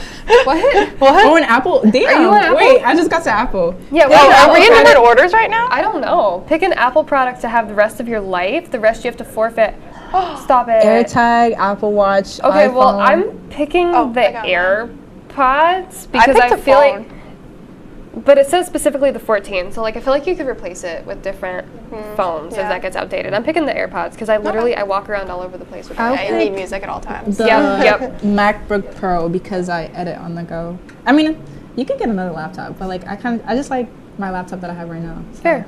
That's pretty All right. fair. So what's a word to describe Word to yourself? describe We got to move yourself. along a little faster. I don't know what I am. Smart, cheeky, funny, silly, outgoing. I'm all of these. I'm all of these. All of these. That's an answer. Yeah. Yeah, I'm gonna do all of them. All of them.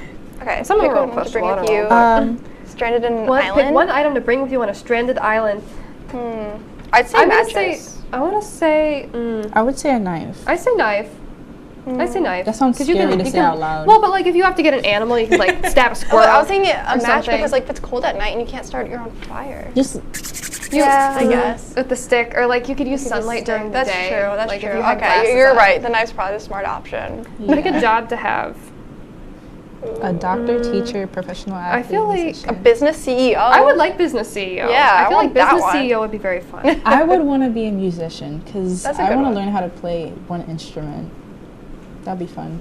That'd be fun. Ooh, the next question's good. Would you rather be rich but sad or be happy but poor? Happy but poor. Yeah. Happy but poor. Yeah. I'm very materialistic, but if I'm sad, there's no point. No, then I won't want everything that I I'd have. rather be happy right? and rich, but like. Maybe because I'm poor right now. Ooh, then would you rather travel forward in time or travel backwards in time? I'm gonna say backward. Ooh. Backwards? I want to see the future. I don't want to go to the future. I feel like the Earth is just gonna explode. I'm saying the future. Global warming. I'm saying backward. I would say future because then we could figure out how to stop it. Oh, well. Okay, I know True, both of your true. answers to this next one. Okay. So would you rather always smell a bit bad or never be allowed to listen to music? Never be allowed to listen to music. Instead of smelling bad? Yeah. Because if I That's a smell hard bad, one. I don't want Smell people a to be bit like. bad? Yeah. Oh, true. How bad is like a bit? Like you smell a little sweaty? Yeah, maybe a little sweaty. But then can't you just put perfume on and fix all it? the time. But you then, always perfume smell and like sweat it. is crazy. I'm gonna go with the music. I can't. All right, we got it. It needs Let's to finish smell. this quiz now. Pick a scent. Pick a scent: vanilla, floral, candy, berry. I'll go floral. Vanilla. Berries. Pick an How outfit. many corset, questions? Pick the bottom. Guys, let's just speed round. Yeah, speed rounds. Okay, Answer we're all not the even questions. gonna tell you what's happening. Sweatpants. 4 steps. Pick the bottoms. I What? pick sweatpants. Okay, just keep going, guys. Okay. Pick a top. Ooh. These look terrible. Yeah, I wouldn't pick any of those Crop tops, top. but sure. Tank top. Oh, they have the shoes I'm wearing right now. Obviously. An accessory, AirPods. Dunks. My phone is not liking me right now. Pick your type. What? Oh, the guy? Oh. They have AirPods as an accessory? I guess. Bruh. Oh my god. Ankle. Pick a song, lastly. Pick a cake. Oh, Bohemian Rhapsody, obviously. Taylor Okay. Swift, I think my Wildest page just, Dreams, like, of reloaded. course. I got it. What's What's everyone's? yours? Should I go first? Yeah, you first. Okay. I'm My page just stubborn. reloaded. Hold on. Mine says Yours says what? stubborn. Stubborn. Okay, mine says humorless. Humorless. I can see that. I can. Really? Yeah. I don't think you're humorless. No. Like your ick is this. Oh, This oh. is what your ick is. Okay, yes, So yes. like you don't like people who are stubborn, Yeah. and I don't like people No, who have yeah. no sense of humor. That's fair. That makes sense. Yeah. That makes a lot of sense. I like that. And I get that Cece's restarted. I'm pending. So why don't you do that? We're gonna load up the next quiz. Where Do do we have time to do another quiz, guys? Do we? I don't know. Let's see. Where'd my? Oh dear, I have all the apps open. We're a little over dear. actually, so we might have to throw it to break. And Well, then when we come back, though, figure out what we're I going am. to we're going to figure out what CC is, We're figuring out what what CC's CC is, and then we're going to have a member of our crew come join us for the question of the day. So stay tuned. Bye. Bye. Bye. Bye.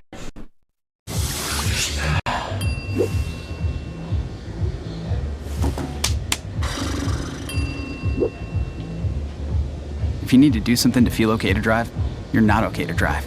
Don't drive buzzed.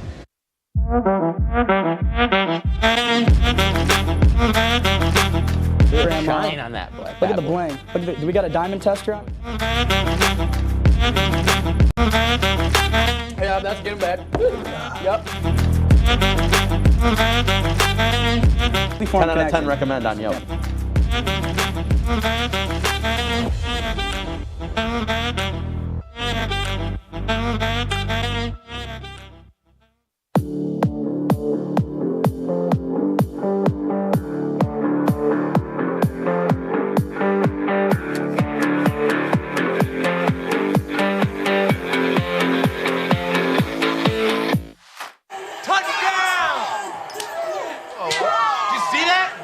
We scored? Yeah, we scored. We're going to the playoffs. I can't believe I missed that.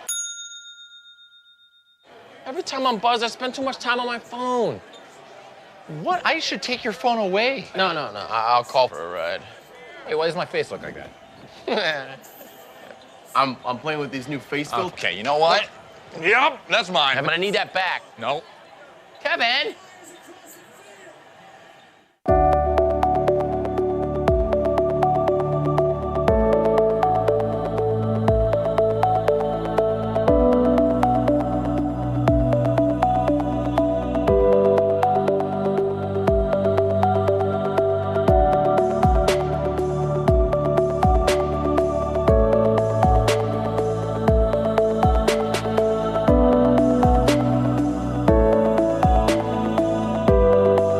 Welcome back, guys. During the break, we realized we have a little bit more time, so we're going to take another quiz. Yeah. Can you describe the next quiz for me? All right, the next quiz. We found out I'm stubborn, by the way. Oh yeah, we forgot. Casey's result. So her ick is, your ick is that you don't like people who are stubborn. I don't like people who are stubborn, I guess. That's fair.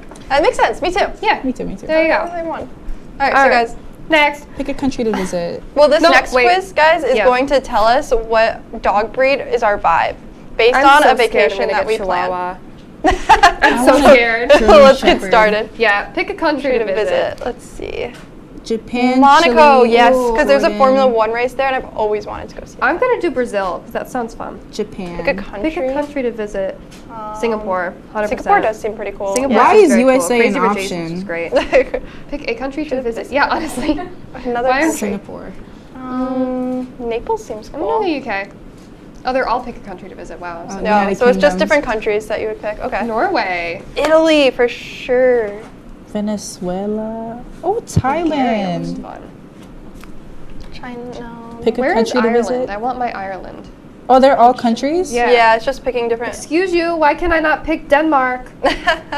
I've never seen what Cambodia Peru. looks Ooh, like. Peru looks really pretty. Ooh, Greece is an option France. too. Ooh, I think I'd pick Greece there. Y'all seen the France meme? Kenya. Like, oh, The Maldives, though. You wouldn't want. You would go to France over the Maldives. yeah. I don't like sun. I'm really pale. I would definitely go to the Maldives over. Pick a country. Which country now? Austria. Australia. Yeah. No, I said Ooh. Austria. You said Australia. Oops. Close. South Close. Korea. Sorry. Switzerland looks so pretty. Oh my god. What? I got the result. Oh, you already got it? Yes, I okay, did. hold You on. went, I'm almost you done. were speeding through. Yeah, you went through that like fast, girl. Countries. I Hold don't on. know. I know what I want. I got mine too. Okay. Go. Did you get Chihuahua? No, I got Pomeranian. Oh, okay. What'd you get? I got a Shiba Inu. A Oh, what? those are so Shiba. cute. Yeah, look at them. Aren't they adorable? Shibus. Oh, those are You guys want to see? Look cute. how cute he is. Can they see that? Oh, can you see him? Look how cute. I'm done. Look at my Pomeranian. I'm okay with being a Shiba What are you, Inu. Cece? All right. I'm a French bulldog. Oh, that's so. Isn't it a cutie? Look at It that. says, and it gives you a little Ooh. description of him too. Mine says you're bold, intelligent. You always tell it like it is.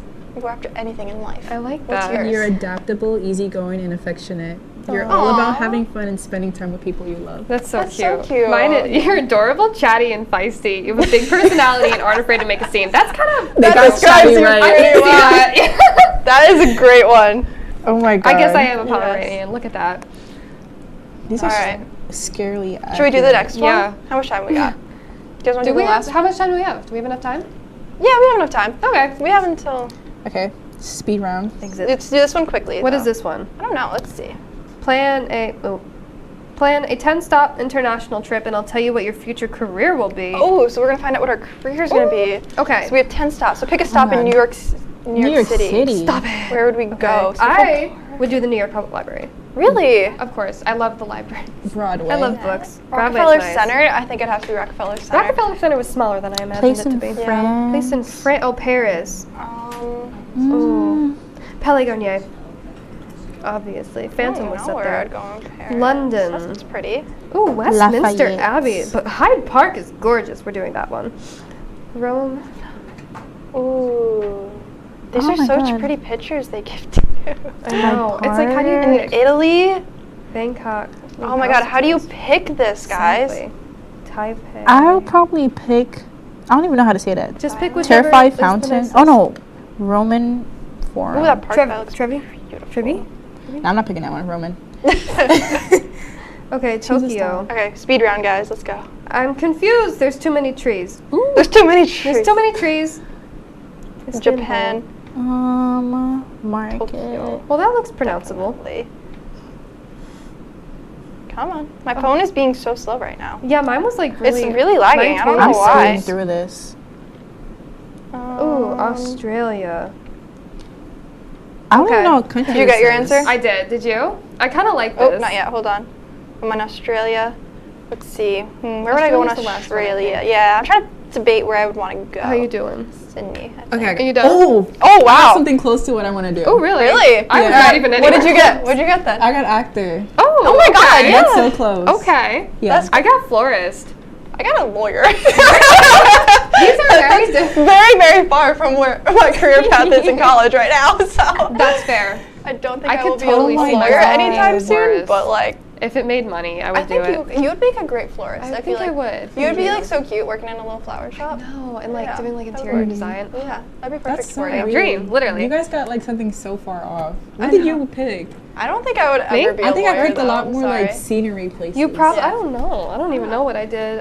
I think I just did a lot of like really grand buildings, which is. All right, guys, but I think you know what time it is. I now. think it is It's time for our time. question of the day, time. and we're gonna welcome one of our crew members, Melinda, and here she comes. You can see her in the Celebrate back in the right background. there. Come on, Melinda. let's go. Come on out. You've been selected to appear on Yeah. Don't grab the chair and bring it over This is too. not allowed. I'm good. course. The broken chair. Poor Melinda. Poor Melinda. Come sit with us. Look at this thing. My hair Oh, gets can we Oh adjust wait, camera do you want two? to fix camera so two? we can get zoom through out on this is camera fine. two if you In can, frame. please. Oh God. Here, come sit back further. I gotta hold on. I have Don't to- fall. Oh, Oh, yeah, put don't those down. fall. Don't fall. This is the one broken chair, so. This is fine. We might get sued if Broken she falls. things are beautiful The back too. one is also not. Yeah, there's no back, Hang so on. don't lean. Okay. Don't lean No, back. I want to push the back lock. It's not lock. It's not locked. It's not doing the not lock lock. thing. I'm gonna fall down. Could you also No, fix you're camera okay. 3 so you can see the both of us? Camera 3? Okay. Yay. Awesome. Yeah, look at that. Okay. I'm very happy to be here. Yeah? Yeah, do you want to introduce yourself? Tell us a little bit about yourself. Let's hear it. Hold on, am I in frame? We planned ahead. No, come over here you're more. good, you're Sit good. back. You're Right good. here. Okay. Yes. Yep. There we go. There we are. Perfect. It's an honor to be here. My name is Melinda Mercado. I am a triplet. I am the PR manager for WTOP, and I'm also the host to Major Discussions. So, Yay. We're so happy to have it's a you. lot of fun. Very accomplished. Yeah. Thank you. We have a lot. Appreciate it. You guys are all very busy as well. Oh, yeah. I think so. I think it's part of college, you know? Yeah. It's just being here. I don't know. I'm just happy to be here. Happy that you're happy to be here. Yay. All right, but our question of the day. What are 2 places you would visit before you want to visit before you die? Oh, Like 2. Sicily, Italy. I got Sicily, great grandparents there. I would say Italy too. And Are they still alive? nah. Oh, I was going to say, wow. I that's- got old Aw. family. Like my grandfather right now is 91. My goodness. Oh, So if wow. his parents were alive, I don't even know how old they would be. It would be. That's crazy. What's your second one though? Let's hear it. Second, I think I want to go to Spain. Spain? Yeah, it's beautiful, or so I learned in high school. How about you guys? Hey, you want to go? Sure. Oh, okay. All right, number 1, Ireland, because again, my family is from there. If you couldn't tell by the paleness and the freckles. So Ireland, definitely. And, you know, second, I feel like is a hard one. I think maybe the UK. There's this show called All Creatures Great and Small. It's on PBS. It is the most beautiful, like the scenery is just gorgeous. Set in, where is it? I don't know. I can't remember which part of England, but Somewhere it is. nice. Yeah, It's sounds so beautiful. pretty, and Yeah. it's like I would go everyone to has all these England, too. animals, like these old stone walls, these old houses, and I'm like, oh, my heart. So, Oh my God. England and Classic. Ireland, 2 enemies. Tokyo is one. Mm-hmm. I'm gonna stick with Asia, so I'll do like Tokyo and South Korea because I want to try like the traditional foods over there. Yeah, I like that. That sounds great. I think I would definitely pick Italy, and that's hard because I want to go to, what would you say? England or England, Ireland? yeah, Yeah. England really bad too. I would love to see that. And I also want to go to Tokyo, so I can't pick between your 2. lights. Those I just 2 wanna are travel in so general. cool. Me too. That's my Yeah. goal in life. Like I just Yeah. want to go everywhere, as many The places Mario as I Kart can. thing. Yeah. The Mario Tokyo, Kart thing? Yeah. Don't they have like the Mario Kart where you drive in the street? Maybe. Is that Tokyo? Maybe? Yeah, maybe. right? I think so, Yeah. maybe. Yeah, I guess so. I mean, Rainbow Life-size Road. Mario Karts, and you just drive down the street. That's in space. Yeah. I know. Rainbow Road is in space. I know that. But you're thinking of Mario Kart, and I'm just thinking of locations. Do you guys play Mario Kart? I love Yeah. Mario Kart. Yeah. I That's a good one. I was the champ. I am the reigning champ. I beat this guy once at a party.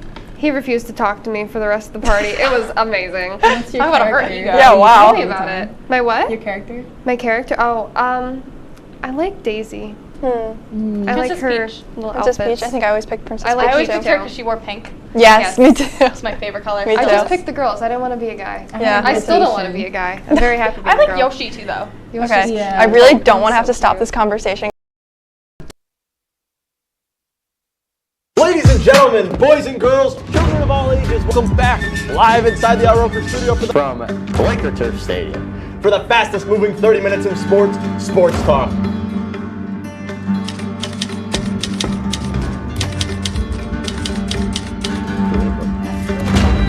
Oh no. Oh, no! It's season.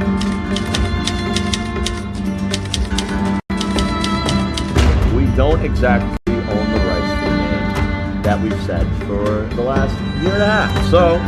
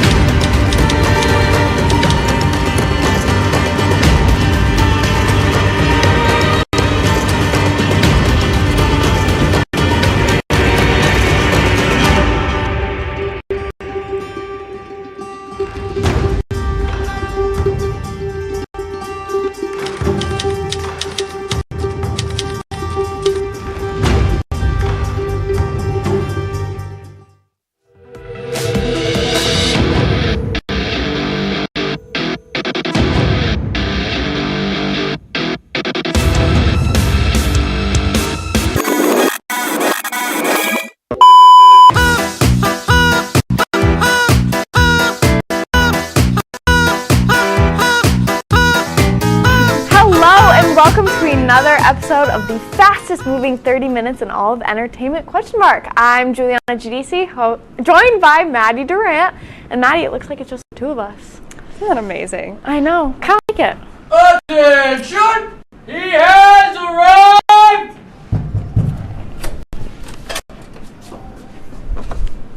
Gentlemen, pleasure. Right this way.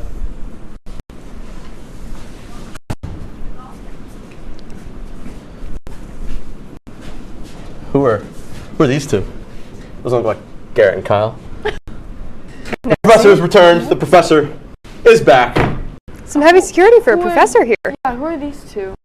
Only the best security team in the land. Security Man Chan and Security Man Speedback. Care to introduce yourselves, strangers?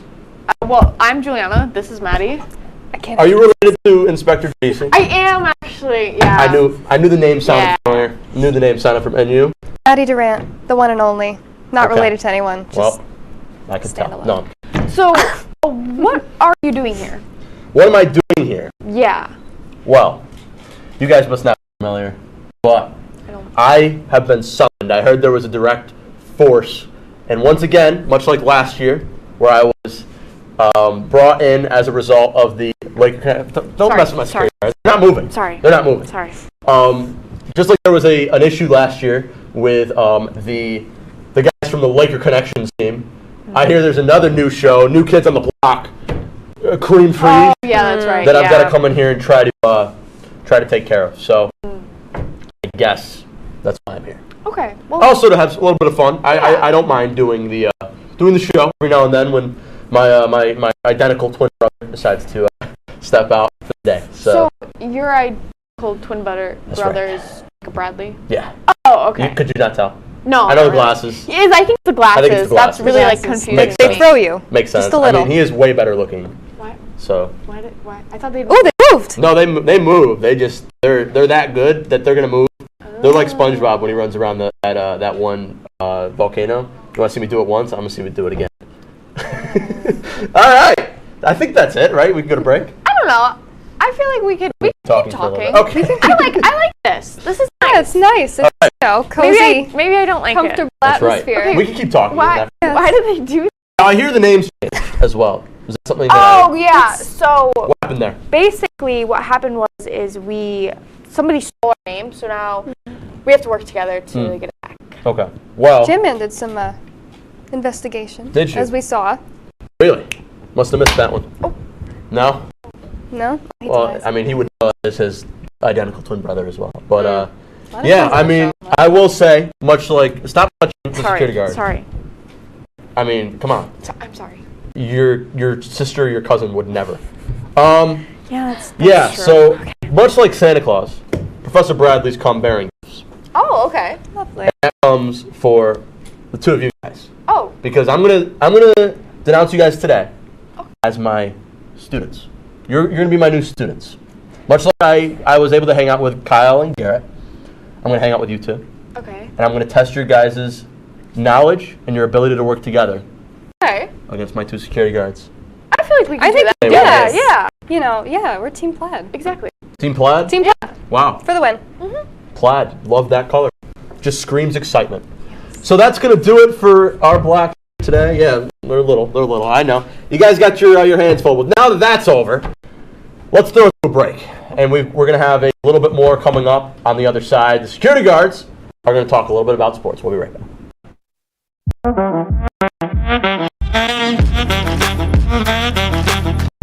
Shine on that black. Look at the bling. Look at do we got a diamond restaurant? Yeah, that's getting back. Yep. 10 out of 10 recommend on Yelp.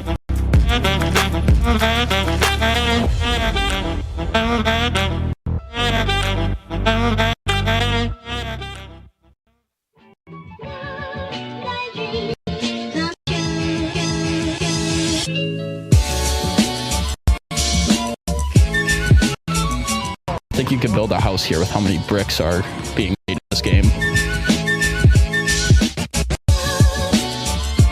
That is a rapid nosedive, and it's at the point of no return, guys.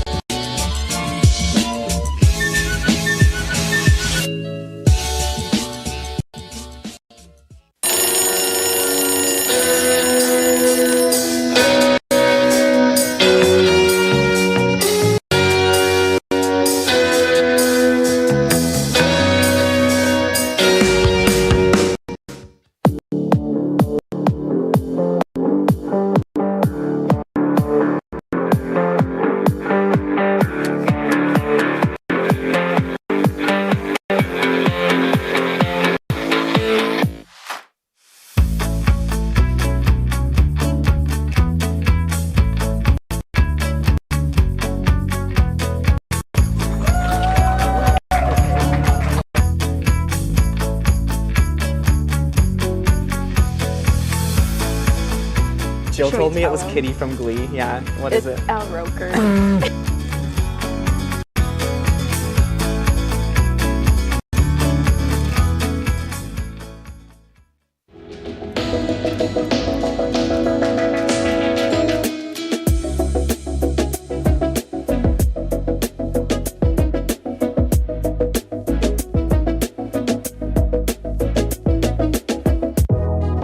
Welcome back to Major Discussions.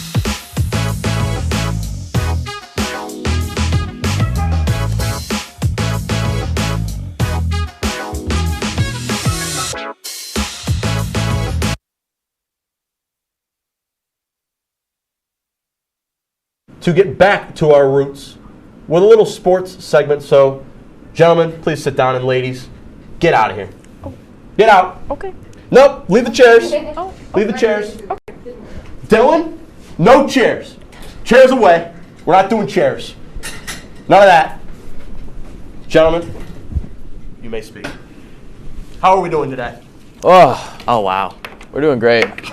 Doing great. My seat is Thank so you. low. Thank you for letting us talk. Absolutely, of course. Thank you guys for all the services you guys do. Of course. Much like your predecessors, you guys are big sports fans. So why don't you just give a little piece to camera, the both of you, real quick, and just say your favorite sports teams. Who do you guys root for? I root for the New York Mets. Ooh, I think we're going to talk a little bit about the Mets here in a minute. Indeed. Well, if we're sticking on baseball, New York Yankees.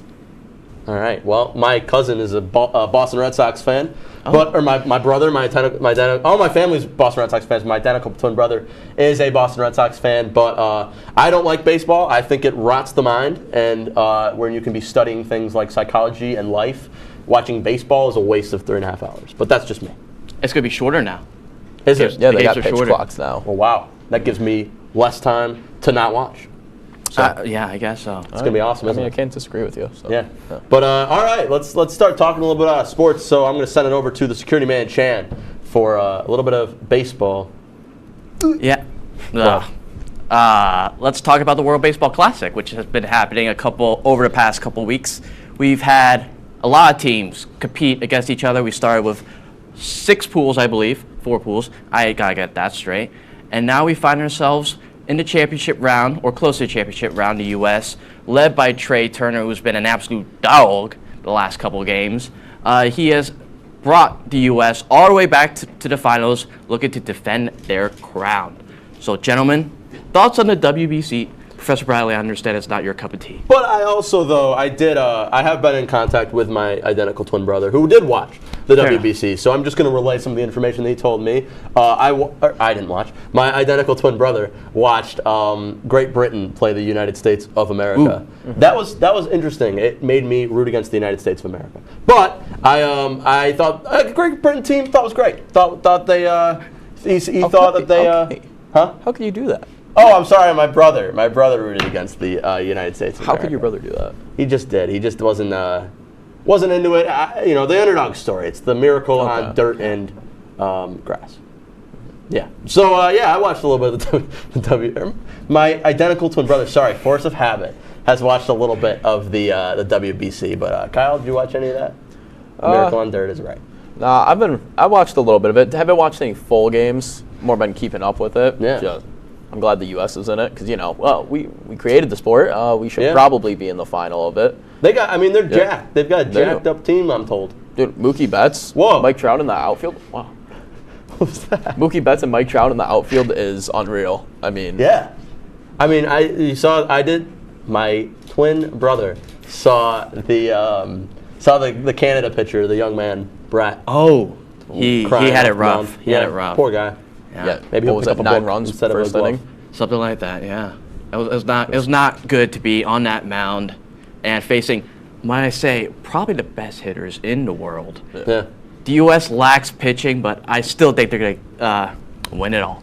I don't know. Japan, if it ends up being Japan, we'll know later tonight. I think Japan probably poses the biggest threat for the United States. Shohei Ohtani's the third rotation pitcher on their lineup. And he's one of the better pitchers in Major League Baseball. Dude's got a bat like none other, and the rest of the team can. Because the thing is, you got to think baseball's just as big over there as it is over here. That's true. So a lot of their best players are like, why would I leave Japan when I'm already in a huge league that's super competitive and is paying me also tens of millions of dollars? Why would I go to America where it's a completely different culture, completely different language? If the skill level is still relatively the same and you're making the same amount of money. Kyle speaks a lot of facts. Japan's got one darn good baseball program over there. Very good. Let's move on to my rant. So one of the big headlines during the World Baseball Classic was, of course, the devastating injury to New York Mets closer Edwin Diaz. Last Thursday, following Puerto Rico's 5-2 victory over the Dominican Republic, Diaz was severely injured during the team's celebration. Unable to put weight on his right leg and taken off the field in a wheelchair, Diaz is expected to miss the entire season after suffering a torn patellar tendon. Everyone has been saying low Mets and Mets gonna Met. As soon as the injury happened, I got a DM from a person, name will not be said, where he was ridiculing the Mets, saying same old Mets. But guess what? Keep that same energy. Who could that be? I'm not going to say on air. Who could it be? I'm not going to say on air. Who could it be, Garrett? Come on. But all I'm going to say is... I generally don't know who it is. You keep saying it. Keep saying it when we win it all this year. I'm going to leave it at that. You say that every year. Well, we're not the Cowboys. Are you guys done talking about sports? I'm doing equations, things that actually matter. So, you guys done? We're not, though, actually. You're not? That's the crazy thing. Cause, okay, well, I'll keep going. I'm going to finish my equation. Yeah, because my brain there's something going on right now. Actually, you should know Math Boy. It has a little bit of numbers. Don't call me Math Boy. What's wrong, Math Boy? Bradley. Okay, whatever, Doctor Math. I'm almost a doctor. Go ahead. Anyways, talk about the Mets some more. 64 teams enter March. Oh, all right. Oh, you're talking about March Madness. Yeah, 64 teams enter March, but only one remains after a few weeks. So March Madness spends. Well, let me get centered up real quick. Wrong way. My apologies. Breaking the barrier. I don't care. March Madness been going on, Garrett. Yeah. What are some of the games that you've been watching? Because obviously this bozo doesn't watch them. Who do you think you are? I think you have to realize that March Madness, you got to think about probability and odds, Can you imagine picking all the number 1 seeds to go to a Final Four, Yeah, and you want to talk about numbers? the major upsets, like you having a number 15 seed. Yeah. You know how much money was made off that? Are you talking to me? This guy's impossible. You can't. What's your rating on? Yeah, what's your rate my professor, huh? That's what I want to know. I find the internet impossible and also ridiculous. So I do not look up anything on the internet. Everything that I know comes off of my own brain or an encyclopedia or the Merriam-Webster dictionary. Sounds like you have a 1 out of 5. Sounds like probably. I don't care. You're not here to be feared. You're here to be loved or whatever you say. Oh, it's the other guy. The other guy says That's that. the other guy. The other guy. Yeah. It's not him. My bad. Yeah, but March Madness has been very exciting. I did not create a bracket for the sole purpose of believing that every time I create a bracket, it's just going to get busted the first time. It doesn't matter. My cousin, my identical twin brother, was going to do a March Madness bracket, but apparently his credit card was scammed and gotten rid of, so he did not have $10 for the entry fee. So no brackets filled out from my identical twin brother. But carry on. Yeah, Sounds like a tough day for his brother. I mean, what matchup 2 teams stand out to you? Obviously, I got to pick the basic one: FDU versus Purdue. I mean, that's the second year in a row that a small town school, a very small D1 school from New Jersey, comes in and they upset. Well, last year was St. Peter's 15-2, right? It was 16-1 this year. That was unreal. They came in, pulled off the impossible. The odds were were like 1 to 150, so they're now 2 to 150. They pull off the impossible. That's already, and then you had the other team upsetting Virginia right off the bat. That was good. Penn State for me. I mean, they weren't expected to beat A&M. They went out, beat A&M. They put up a really good fight against Texas too, who was the number 2 seed. So pretty solid. There's been a lot of good games. I mean, just all around. And I'm not even a basketball fan, and I've been watching all these games very closely just because it's been really interesting to watch so far. I think March Madness, like basketball programs, are just so strong all over the place. Where you have like these schools you've never heard before. Now they're playing competitively in their division, in their conference. Now they're getting the main spotlight in this national tournament, and you're like, wow, these programs are a lot better than I thought. As we get a deep dive inside Professor Bradley's mind. Yeah, I'm doing long division. Carry on. You want to? Kyle. I'm told you have more sports to talk about. Let's talk about surprise hockey. me with the clearly rottenness of your brain, but go ahead. Oh, wow. This guy thinks he's real clever, but the thing is, everybody knows sports are the biggest entertainment there is, so that's where all the money is. I prefer math. What's this guy's salary? Anybody know what this guy's salary is? My salary is people taught, which is several $1 million in education. Carry on. Yeah, the school pays him about minimum Numbers wage you can't for even his count. salary. Anyways, you can't even count. But anyways, college hockey has been going on too. I mean, not many people watch college hockey here, so this one's kind of just me spinning into a camera and trying to induce everyone into a conversation with me. Your math is wrong, but yeah, your math is wrong. No, it's not. Come on, number boy, come on. It's not. But anyways, we all get fooled sometimes. College hockey playoffs have been going on. A huge upset. Colgate, a D1.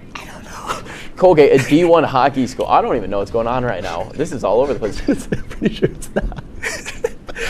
This professor. Carry on. No, I'm just. That's my alternative. Carry on. Keep talking about hockey. Keep talking about hockey. But Colgate, the D1, small D1 school in upstate New York, goes on to beat Quinnipiac in the conference championship of the ECAC. So they're in the national tournament. 3 ECAC teams in the national tournament this year in Quinnipiac. You got. Wow, yeah, I just said Colgate. Come on, piece that one together a bit quicker, Kyle. And then you got Cornell as well. So you got 2 New York schools in there.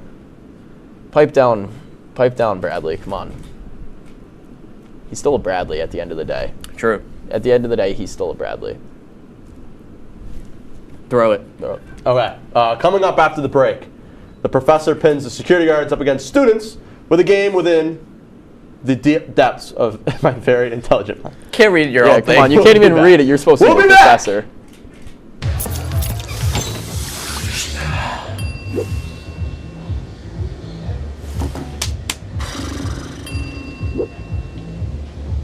If you need to do something to feel okay to drive, you're not okay to drive. Don't drive buzzed.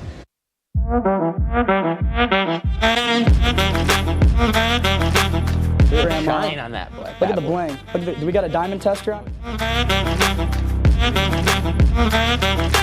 Yeah, that's getting bad. Yep. 10 out of 10 recommend on Yelp.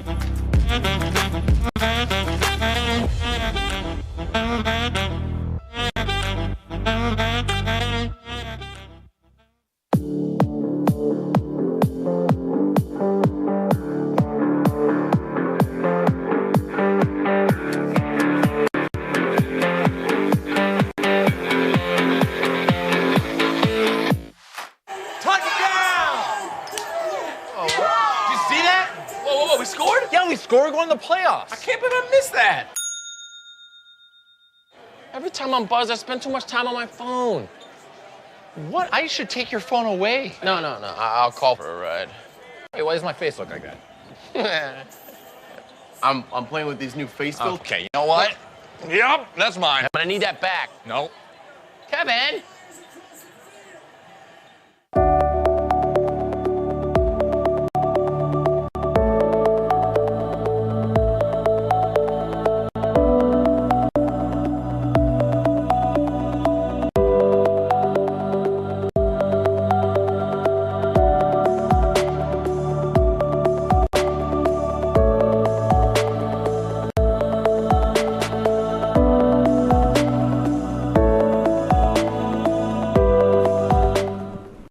Welcome back to the question mark, and it is now time for. Can I help you? Can we come back now or no? Yeah, I mean this is your time for the game. So yeah, get in here. Okay, sorry. Security man. Great. Get back on your sides. What? Oh, you two are on this side. You are over here. Oh, okay. So we share the chair? And I'm gonna stand. No. Oh, I just lost the IFB. There you go. There you go. Okay. Thank you. So chairs are allowed now? Yeah, you guys can have chairs. Okay. Nice. So here, you get a chair. Roll that one over here as well. Okay. Mini chair. Probably should have done this during the break. Exciting. All right. So Just spinning. Yeah, you guys sit down. Can I be seen on the camera? Okay. All right. So now it's time for our game show, and I told you guys I came bearing gifts. So here we are. These are the gifts. The gift is the game. Oh. The game is. It is my wildest creation to date. It is a little bit of some blind taste testing. So look at you, already coming prepared with the old thing. Let's take a look at the rules. The rules are as follows. If we could throw those up on the screen right now. Is this gonna be gross food? It's not going to be gross food. Okay. It's in VTRA. Let's see it. Much better. There it is. So I'm going to read these rules. It starts off. The contestants will be divided into teams of two, which is obvious. Both members will both members of the team will be blindfolded. One member will blindly taste the food. That same member will then describe the food while the other member guesses the food. Alternating roles for new food. Sorry, I'm horrible at reading. They didn't teach me that in Harvard. Each team will have 1 minute to taste, describe, and guess the foods. The team with the most points at the end is the winner. So that is all I have for that. But there is one final little catch, because I say this was done before, and this was done by Ellen DeGeneres, but unlike her, we like our crew. So we are going to do a little bit of an alteration to this game, and it is going to be that you guys cannot describe the foods using more than 2 words. Oh. So you can do 2 words, and then they can guess, and then it resets. So you've got two words. That makes sense. Yeah. All right, you guys are first. Blindfolds on. Okay. Mr. Man, Dylan, bring it on in. We have our first food. We're going to start with Maddie. Amateur. You have it. Did you see it? Okay. What? Here you go. Wait. You got it? It's in your hands. Yeah. Ooh. It smells like salt. Well, pick it up. You can't say words. Pick it up and eat it. Oh, my bad. I can't find it. In the bag. Okay. I know. 2 words. Okay. Crunchy. And. She said 2 words. She said okay, and it's not a word. I said crunchy. Guesses. Nope, guesses. That's those It's 2 words. a salt and vinegar potato chip. Lay's potato chip. That is correct. And it's ruffled. That is correct. It's wow, not it's not ruffled. ruffled, but that's pretty good. She definitely saw it Your before. turn. She saw that before. This is rigged. Rigged. It's a spoon, Oh, so it's grab not where my rigged. hand is. I'm supposed to put this in my mouth. Put it yep. Do it. Hey, yo. Dylan, we got 2 more. I'm so scared. Go for it. What they mean by that? What do you mean by that? Describe it.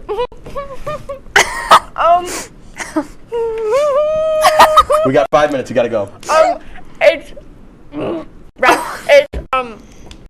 right, time's up. Next food. Wait. Nope, no points. Oh my God. We gotta get going, guys. We have 5 minutes left of the show. Okay. Here you go. Thank you. You said it Where's wasn't the gross. It's right there. Oh. Amateurs. Oh. We're not gonna have time. We get the automatic W. Easy dub. I swallowed it. Pickled? Nope, it's a pickle, so you lose the point. No, I didn't. No, pickle doesn't add to No, you lose the points. No points. Yep, Oh you got my it. This is God. not as gross as the other thing. They're bad. Ew. You gotta go. I have to eat Yeah, you have this? to eat it, seriously. Oh, belly. Meat? More done? It's ham. All right, so that's 2 points. So you guys are done. I'll take this off now. Ooh. Good job. All right, we really have to move. So here Oh my. and here. Mayonnaise. Yeah, that was mayonnaise. My finger is Next covered in one. pickle. Gross. Hold on. Wait a second, Dylan. Wait a second. All right, gentlemen. Here we go. Let's go. All right. Here, you start first, Mr. Kyle. Right here. Okay. This is gonna be a napkin now. All right, quick. Chocolate chip. Is it a chocolate chip cookie? Nope, that's wrong. Next. You're done. Here we go. Yours. A little alteration to the rules due to time constraints. So. Here, go get new foods. Cheesy. Noodle-like. Is it a Cheeto? Yeah, I'll give you that. That's a point. So it's currently tied at 1 apiece. Cheesy or 1, and 2 to 1. noodle-like was it? Here, it's a spoon, so here. Oh. Grab it. Go. Other side.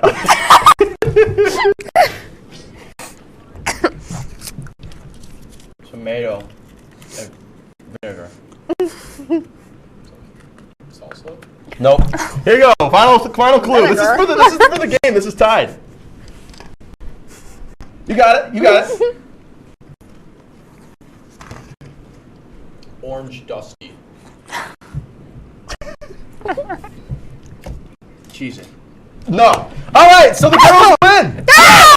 The girls win. Yes. We got to keep moving. So the reason why Pickle I'm was here, totally and the descriptive reason word. why we had I had the foods- Cheeto too. No, you're just flavor hot, but I gave it to you anyways. All right. So the reason why I'm here is because of that blasphemous show known as Cream Free. I was able to get a little bit of a message from an insider. Let's take a look at that DM that I received right now. It was from somebody who wants to remain anonymous. Let's throw it up on the screen if we have it.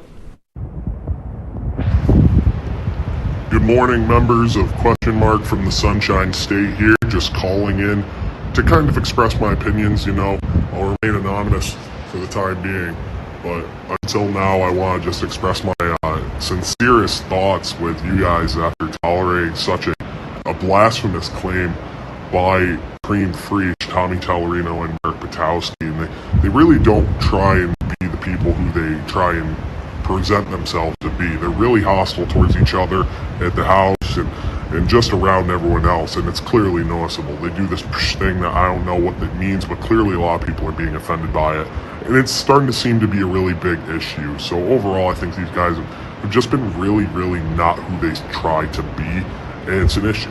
So I'm just going to leave it at that. I'll let you guys take care of the rest, and I'll see you guys later. So there you have it. That anonymous source came in, apparently really close to the situation. And guys, I just know what they're trying to do. They're trying to take us out. They're trying to take us out from within. And I need all of you guys to promise me that you're going to stay strong. I need you to stop talking. Excuse me? You heard me. Excuse me. You heard me. You didn't hear me. I need you to stop talking. Wait. Why? I'm done with this. You have... Excuse me. You are not just going to walk out on our show here. Absolutely not. Find another bodyguard. Are you kidding me? Wait, what? Are you kidding me right now? 420. Do you know anything about this? What about you two? No. These two newcomers, apparently. What is... We're supposed to be a tightly knit unit. You know what? I can't even bear with this show anymore. I'm done.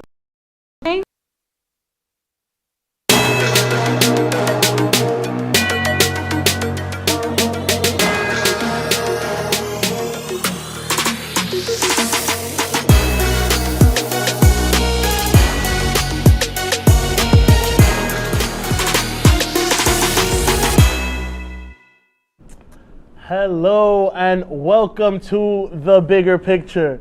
Of course, I'm Matthews Frank. And I'm Kiara Montero. Hey guys, I'm back. Hey guys, y'all missed me.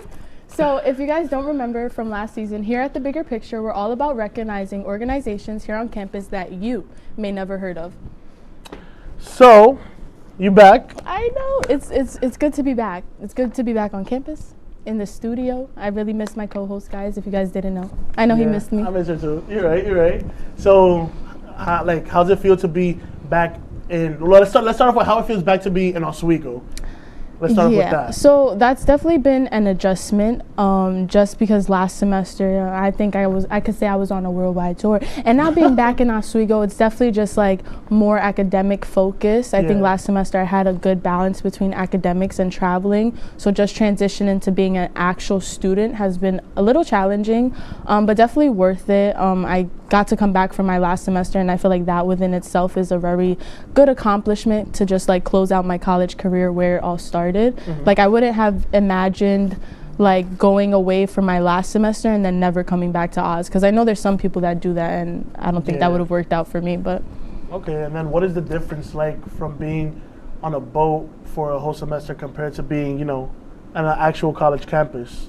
The lake winds. I mean, actually, the winds were kind of crazy because when you're at sea, like sometimes it gets a little windy. But definitely just the weather has been a huge adjustment. I think my routine last semester, just like waking up on a ship, I would like go to the gym, do sunset yoga, like stuff like that. And now, not to mention, you were without Wi-Fi at some points. Yes. Oh my God, that was one of the best things too. Like just being able to disconnect and like kind of just having that time for myself. I think that like gave me a lot of time to just have downtime, self-reflect. Just soaking into the experiences that I was living through, and now we're just here taking capstones. Oh my God. I mean, it's crazy to think of because we started this show March 2020, literally the week prior to when we were sent home for COVID. And at the time it was Oz Anonymous, y'all. Yeah, it wasn't even called The Bigger Picture, it was called Oz Anonymous, and now we're on season 3. Our last season. Damn. Eek. This is crazy to think of. I'm actually like, it's not gonna hit me that we're on the last season, I think, until the very last episode. I might just cry. It's definitely bittersweet, but I think yesterday I was actually a part of like a leading ladies panel for Women's Center, and one of the questions was, what's one of your biggest accomplishments being on campus? And The Bigger Picture is definitely one of those. I remember just being in our room in Hart Hall, just brainstorming how we wanted to be involved in WTOP, and now we're really here, and like, and one way or another, we definitely created an impact that we wanted on this campus community, and that's just like very rewarding within itself. So I'm just excited to see what this season has in store, and to just be back for this last season. Yeah, because I remember it's gonna be dope. Facts. I remember me personally, I started WTOP September of 2019, and I did the Tuesday night news. And I remember when that was over, I was like, yeah, I want to have my own show. And like, I remember me and Kara spoke. We made the whole presentation. We made the whole rundown of the show, and like it was different compared to what it is now. But like it was kind of still the same basis. Like it's really grown to what it is now. So I'm just happy that we made it this far, and like it's the bigger picture, yo. You know what I'm saying? Yeah, and don't worry, we're continuing this. After we graduate college, this will be continued, so stay tuned. But anyways, before we jump into tonight's guest, let's talk about some upcoming events that you should attend if you have some time, of course. So as you may all know, the month of March is Women's History Month, so join SUNY Oswego's Women's Center as they present a month-long events dedicated to women. This month will be illuminate with their charity ball happening Saturday, March 5th at 5 p.m. in Sheldon Hall. $10 are available tickets and $15 for alumni, and tickets are sold in the box office.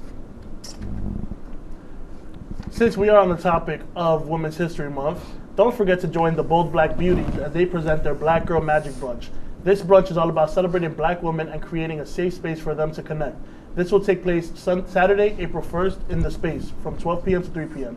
Tickets are just $8 at the SUNY Oswego box office. And don't forget to also connect with the Educational Opportunity Office for their EOP advocacy, so supporting the Educational Opportunity Program as they continue their EOP advocacy campaign. This helps out with support for more EOP funding, so if you yourself are an EOP student, then stop by the EOP office in Penfield Library and share your story. And last, but definitely not least, save the date for April 21st as 2.5 presents their 14th annual Raise Your Voice, which the theme this year will be Teal Around the World. 2.5 is currently looking for any students who are interested in acting or being a part of their annual Raise Your Voice scenes. All these scenes will be depicting of a real-world scenario, so please, if you are interested, email us at 2.5@oswego.edu or send us a direct message on their social media. I will be seeing it. So stay tuned for after the break as we will be joined by our first guest of season 3. I know you guys want to find out who.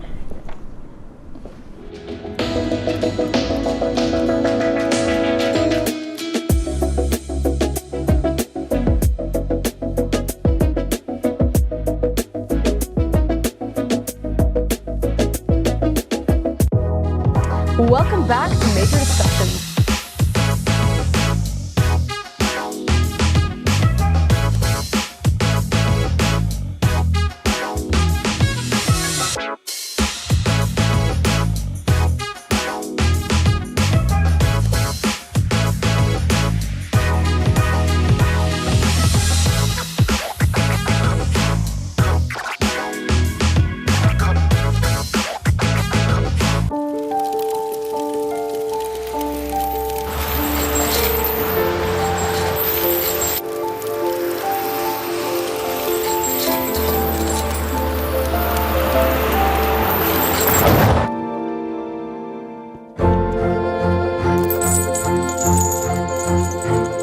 Did you know dragging chains can spark a wildfire?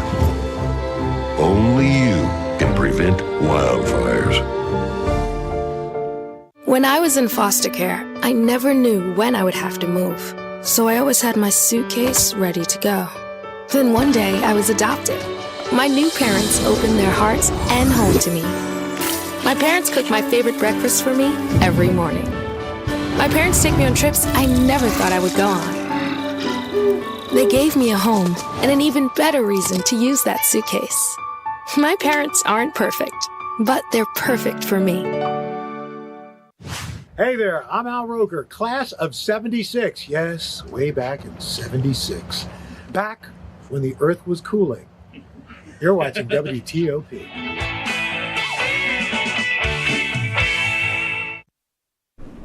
Welcome back to the bigger picture. Tonight we are joined by the Black Student Union. So let me give you a little rundown of what the Black Student Union is. The Black Student Union of SUNY Oswego was founded in 1968. Since then, their mission has been to spread information concerning Black people by educating the campus community about the culture through weekly programs and events. Tonight, we are joined with the Black Student Union's Director of Programming, Janae Robertson, and of course, Madam President, Autumn Jones. Welcome to the bigger picture. Welcome, guys. Thank you for coming on and joining us tonight. So today we just want to get a better idea of what Black Student consists of, and for your personal experience, what was your drive and intention when joining Black Student Union?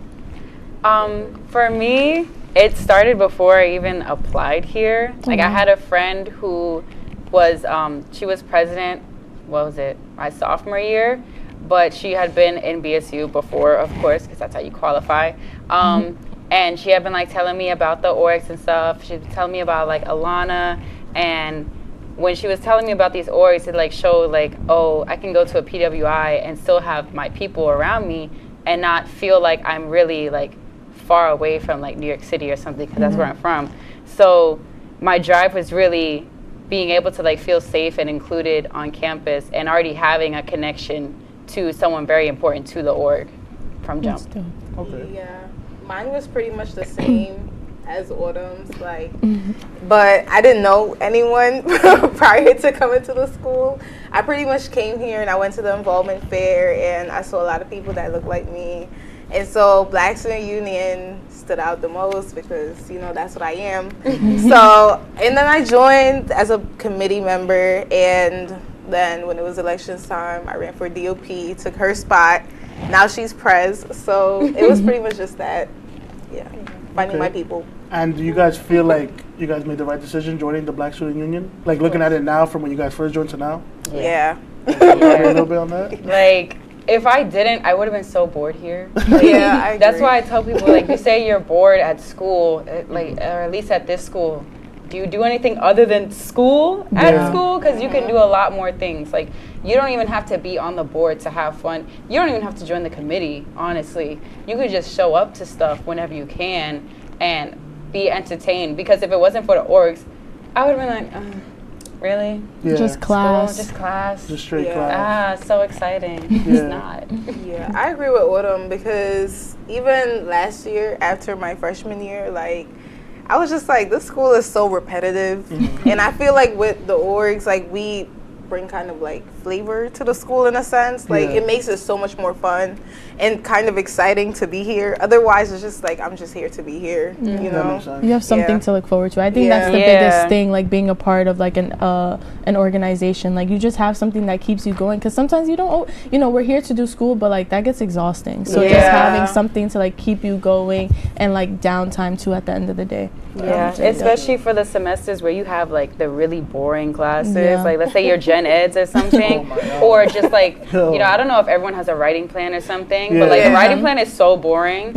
And especially last semester, oh my God, my classes were not theater, and I'm a theater major. So it's like, I had nothing exciting going on in class. That was me, like, when we first came to the school, I was honestly confused why I was taking nothing that was in my broadcasting, journalism, communication field. I was just taking like math, history, criminal justice. And don't get me wrong, I had fun in like some of the classes. Like, criminal justice was a great class, but like, why was I taking that? Like, it didn't make no sense to me.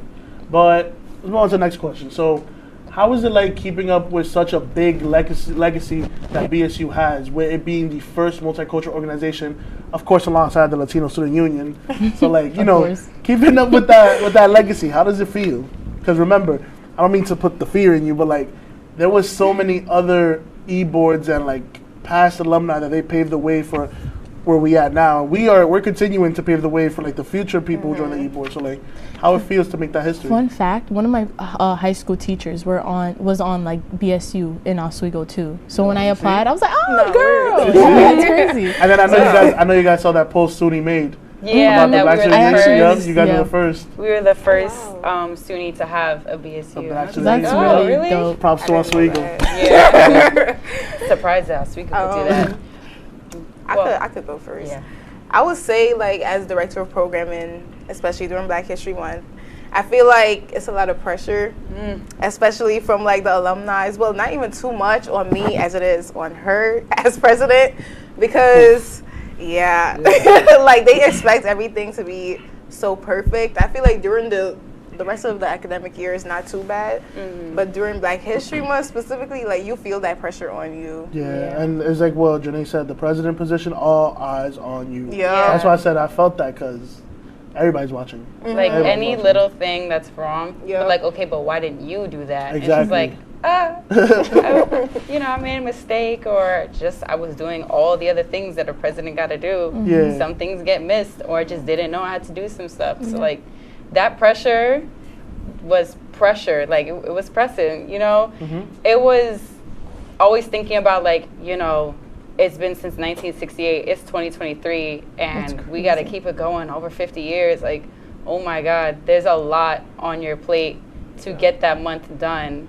And if you don't have the proper support, you're going to crumble. So, like, that's why, like, I appreciate my e-board so much, especially Janae, because, child, you can't do it by yourself, and like, you need other people to really have like their brain there. If you don't care or whatever, then it's gonna be even harder. So like, having people around to relieve the pressure, like, even if they're not even like doing the job for you, like just hearing you out and understanding why you're stressed is very helpful. Having a good e-board. Yeah. That really does help. I think it's because also, like, every time coming back spring semester and going into February, everyone knows that month of February, BSU is delivering the event. So you have to, like, that's a lot of pressure. And they're like just waiting on us. Month. It's like, first big event, like, Especially a variety show. Everybody be waiting for that. And then even in the fall semester, like, the pressure is still on because we have 3 events technically, because especially with the Peace Walk with Alana Week, like, the pressure is on us because we're supposed to have like the biggest event. So even in the beginning of fall and spring, it's like, damn, I got like plan things out and stuff. I gotta do all this stuff. And that's just a preview for spring. So well, you guys are definitely doing the damn thing. So like, you definitely said that you wanted to find like a space for you when you came to SUNY Oswego. So what do you feel like is the importance of having an organization like BSU being at a PWI? It's very important. Like the importance, oh my God, it's like through the roof. Because without it, like we said, you're gonna be bored. Like, and then also you're not gonna be able to express yourself. Without multicultural orgs, you really feel isolated, even if you have like other people around. But like it's a place where like you get to express your culture without being ostracized. That's how that word is. So I feel like it's really important to have these things because it keeps the students alive. Like not literally, hopefully, but like it keeps us alive, that keeps us going because we have something to, like you said earlier, look forward to, you know, and representation. Yeah, represent ourselves because this school, it's a PWI, you know? You need some type of representation. Like, this is your home for 4 years, so having that space, like, that goes a long way. It really makes or breaks someone's college experience if you think about that. Yeah. It really does. And so, like, for Janae, since you are fairly new to SUNY Oswego, how did you feel about joining a multicultural organization like BSU and in a predominantly PWI campus? How did that feel for you? It felt really good because after joining, well, the orgs I'm on for the most part, which are multicultural, I feel like I finally found my people. Yeah. Like I kept saying that, but literally, like I was a bio major when I first came in, so that didn't help at all because in majority of my classes there was nobody there that looked like me. You know, so when I joined orgs and stuff, like I started making friends with people, even though like I had people who I met like freshman week or whatever. It's just like now I actually find people that really like me, like y'all understand the stuff I go through, you know, stuff like that. So it's like it made it a little, well, not a little bit easier, way easier and way more fun my freshman year for sure. I felt that. Okay. So I know Autumn, you were once DOP. Janae, you are the current DOP. So let's talk about what does programming look for BSU on a week-to-week basis. So let me hear about how you guys come up with the topics, how you guys come up with the presentation, how is it like presenting, how important is presenting these programs? Like there's a lot that goes into it. Let's go one by one. Okay. So how we think of the topics, I mean, like over the summer and the winter, we started like brainstorming ideas of like, let's say like current events and stuff, like hot topics pretty much, like maybe you see on For TikTok, Instagram, like stuff that like our people are talking about. We'll like try to make it into a program, either educational, interactive, or a mix of both, or like a whole just game or whatever. And then like we make sure that when we present it, it's still relevant or something. And it could also just be something overall relevant, like not just like a current event, just like something overall. Like yesterday we had you do a program about being financially stable, literacy and all that stuff. It was a good program. And that's something that's like an overall like issue of people not knowing stuff rather than just something current, like let's say, oh, this hairstyle is trending or something like that. You know, like locks. Yeah. She did. Don't forget to get your hair done by Janae. Yeah. Slay by name. Look her, y'all. How about you, Janae? Since you are the current DOP, how does it feel? I actually really like presenting. I feel like, one thing it builds my presentation skills, of course. Word. Like I'm doing this every week, and the programs are not too bad. I feel like now I'm trying to get somebody to shadow for me as DOP, and I'm trying to explain to them if you really like presenting, or even if you just want to build those skills, like it's definitely something to consider. I feel like the presentation are honestly the easy part. Because, I can see that, because you gotta stand in front of people. Exactly, And sometimes it's not even a lot of people, but you still gotta stand there, which sometimes break your vibes, to be honest. But it's like you still gotta do your job and do it well at that, you know. But for the most part, I really like being DOP. Okay. I wish I could stay here forever. So I have a question. If you guys could have a meal with any Black historical figure, who would it be? I mean, I know that's a good question, y'all. Yeah, it's a good question. Well, if we're going with like someone who's like passed away, you know, like old, I would say Malcolm X because he's like radical, you know. I wouldn't say like, oh, he was like violent man, but like he was different than what is like mostly talked about in like school and stuff. Like everyone always talking about MLK. People don't talk that much about Malcolm X. So it's like we want to like learn more of like why he was so radical, like what was going through his head, especially at that time and stuff like that. Is different from back then to now. So I want to have dinner with somebody like that to get a different perspective, because I don't necessarily consider myself radical, but when it comes to like political debates and like, I could get a little like like I'm very passionate about like what I'm saying, but I feel like he was really I feel like he was really up here. Like I may be like in the middle, or he's like up here with the passion. So like I want to hear something like that from somebody like him. For me, it would be, I would say Harriet Tubman, just because she's a woman, and it's like I would love to know like how does she handle it. You know, because sexism is a real thing, especially with going to a PWI. Like, I'm dealing with it, and, you know, like, it's a lot. So I would really just like to ask her advice on how she had the courage to go through all of that with saving all those people. I know she had like a lot of backlash, I'm pretty sure. A lot. So it's like, how did you like go through that? How did you handle it? Like, or even taking the initiative to do it. Right. Yeah. That's scary, especially like, back and forth too. It's not even just a one trip. Yeah. It's like back and forth, a continuous thing. So. Yeah. And the pressure, like how we were saying before, like there's a lot of pressure on us. There was a lot of pressure on her too. It's like, how did you do it? Because to help me. It's like all those people who she's saving and the ones expecting her to come back. Like that's a lot. That is a lot. If you could pick one person, who would it be? Mine would definitely be Bell Hooks. I love Bell Hooks. I love the work she's done with like feminism, class, race. I remember the first time I read one of her books, it was like all about love, and then from there I was like a little internet geek, like just trying to learn more and more about her. And from that day, like that was someone I was like, damn, me and you, we could have a conversation. It would be a good conversation. I would like to think so. How about you? I'll make mine's quick. I know you guys seen this on TikTok, but I love my historical figures, but I'm gonna say Jay-Z. What? Just because I know you guys seen this on TikTok. It was like, oh, take $100,000 or have a sit-down interview with Jay-Z. I have some questions for Rock Nation. I'm gonna talk to Jay-Z. But anyways. I agree. Yeah. If you know me, you know I love Beyonce and Jay-Z. Yeah, like, so we gonna connect. We gonna get some answers, definitely. But we're gonna throw to the break real quick. When we come back from break, we're gonna ask BSU some final, good questions. So stick around.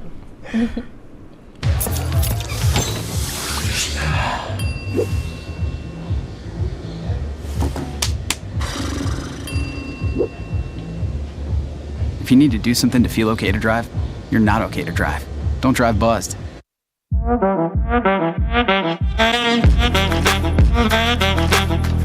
Shine on that black. Look at the bling. Do we got a diamond tester on? Yeah, that's getting bad. Yep. 10 out of 10 recommend on Yelp.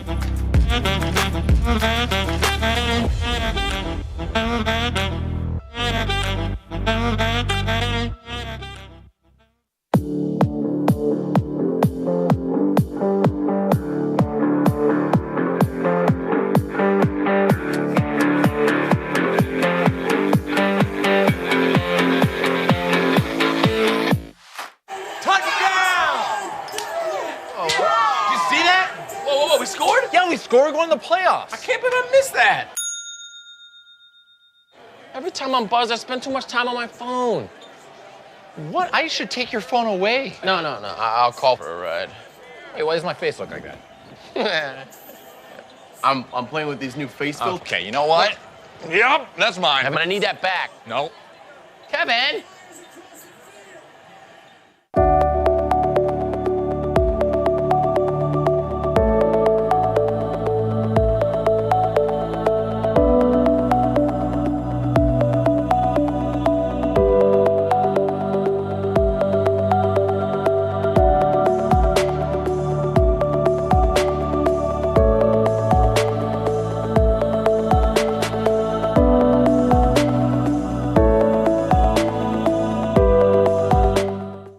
Welcome back to the bigger picture. Let's ask a couple more questions before tonight's episode is a wrap. So, when the Black Lives Matter movement happened during the COVID-19 pandemic, how do you feel SUNY Oswego as an institution handled the situation? Do you feel like the painting of the Black Lives Matter on the Sheldon pavement or even the Black Lives Matter flag on Sheldon was enough? I'm saying no, because it was just giving like, oh, here y'all go, like show that, oh, we're not racist necessarily, but we care, but when it comes to actually being here, like you see that BLM flag over there and even at Culkin doesn't really matter to the school, especially that a lot of people say, why did y'all put the BLM stuff in places that are rare to go to? Right. Sheldon is really, you only go over there for like events for at least that we know, or financial aid and stuff. And even so, and then like Culkin is facing away from the campus, so it's like, what are we really seeing? It's facing the parking lot, and it's a building that nobody even likes to go to. So traumatizing. Yeah, traumatizing. So when it comes to those two things, it's like, you know, performative kind of, because it's not really enough. It's only something to show rather than something to do. I feel like there were incidents around that time as well, people like threatening to hurt black students, and all we really got was an email saying that we can't do anything. And I was just like, I'm supposed to feel safe to come back? And you're taking all my coins, and this is how you respond. You're taking my coins, and all you send is a dry email. That's it. Yeah. It wasn't enough. Like, it was giving, oh, here you go to shut up, and we're not gonna shut up. That's why we still talk about this stuff about like at the Peace Walk in September or Black Solidarity Day in November. We talk about these things like, this sign behind us isn't enough. Like, we need you to actually do something with the staff, with the professors not actually like pertaining to us, actually caring about us and stuff. Not respecting us. Yeah, like all that stuff. It's like, we need more inside work rather than what the campus looks like. Agree. That's a good point. So piggyback off of that, do you feel like there's like practices implemented into the community that is allowing like professors or faculty to learn how to communicate with students that come from different backgrounds than them? No. I want to say no. Yeah, no. Yeah, to be honest, I would just say no. Because if there were, I wouldn't get microaggressions in class like I Right. have been, especially in the past 2 years, like I have been. We have Do-Rag and Bonnet Day on a Wednesday every Black History Month, and last year I got a microaggression saying, oh, like your hat, you just rolled out of bed like that. And I was just like, oh. Wow. Okay. So if they did, you know, we Crazy. would see better professors, Yeah. but it's more about the professors that actually know what they're talking about, already knew that beforehand. Yeah. I find it interesting because if you guys tuned into like 2 seasons ago, we brought on the Institute. We had Markel and Tiffany here, and the Institute does a lot of work with implementing workshops that are educating like professors or students in the community on how to like biases, on microaggressions, and just learning how to communicate with people who come from different backgrounds. So I think it's interesting because I know they're doing the work, but it's like, are the professors being receptive of the information that's being provided to them? And I think that's definitely an issue that we've seen over time in SUNY Oswego. And if it's still present, it was present then, it's present now, like how are we gonna do things differently moving forward? So it's like, what can we do? And like, you guys are already playing such a big role being a part of Black Student Union. So it's like, y'all want me to do more than this? Yeah. But like, you mentioned something good right there, Kiara. You said playing a big role. And I feel like you guys are definitely role models on this campus, being such important people, especially when it comes to BSU. So I feel like a good way to wrap tonight's episode would be if there are any Black students or just any students in general who are interested in joining BSU or want to learn more about BSU or want to get involved, what is one piece of advice you would give to those students who are looking at you guys like, wow, I want to be a part of that. I want to be in the E-board. I want to be committee. I want to be president, something like that. I feel like the issue we're having, at least from what I'm hearing about, is that people think E-boards are a lot of work, in which they are, because it's like, you know, you have your schoolwork and then you're picking something else up. It's like an extracurricular activity, essentially.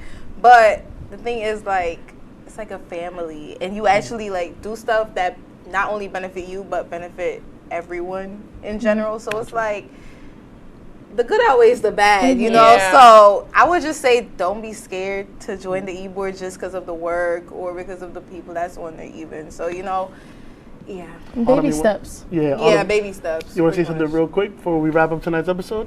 Huh? Do I want to say something? Like a quick advice? No, like, don't be scared. Like, if you're scared, nothing's ever gonna like happen. Like, if you're scared, you're gonna stay in your comfort zone, and you're just going to be in your comfort zone. You're going to be there forever, and you're not going to improve. You're not going to change as a person. Because, honestly, this stuff looks good on your resume. It does. Now, it shouldn't be the only reason why you're in it, but that networking in your resume.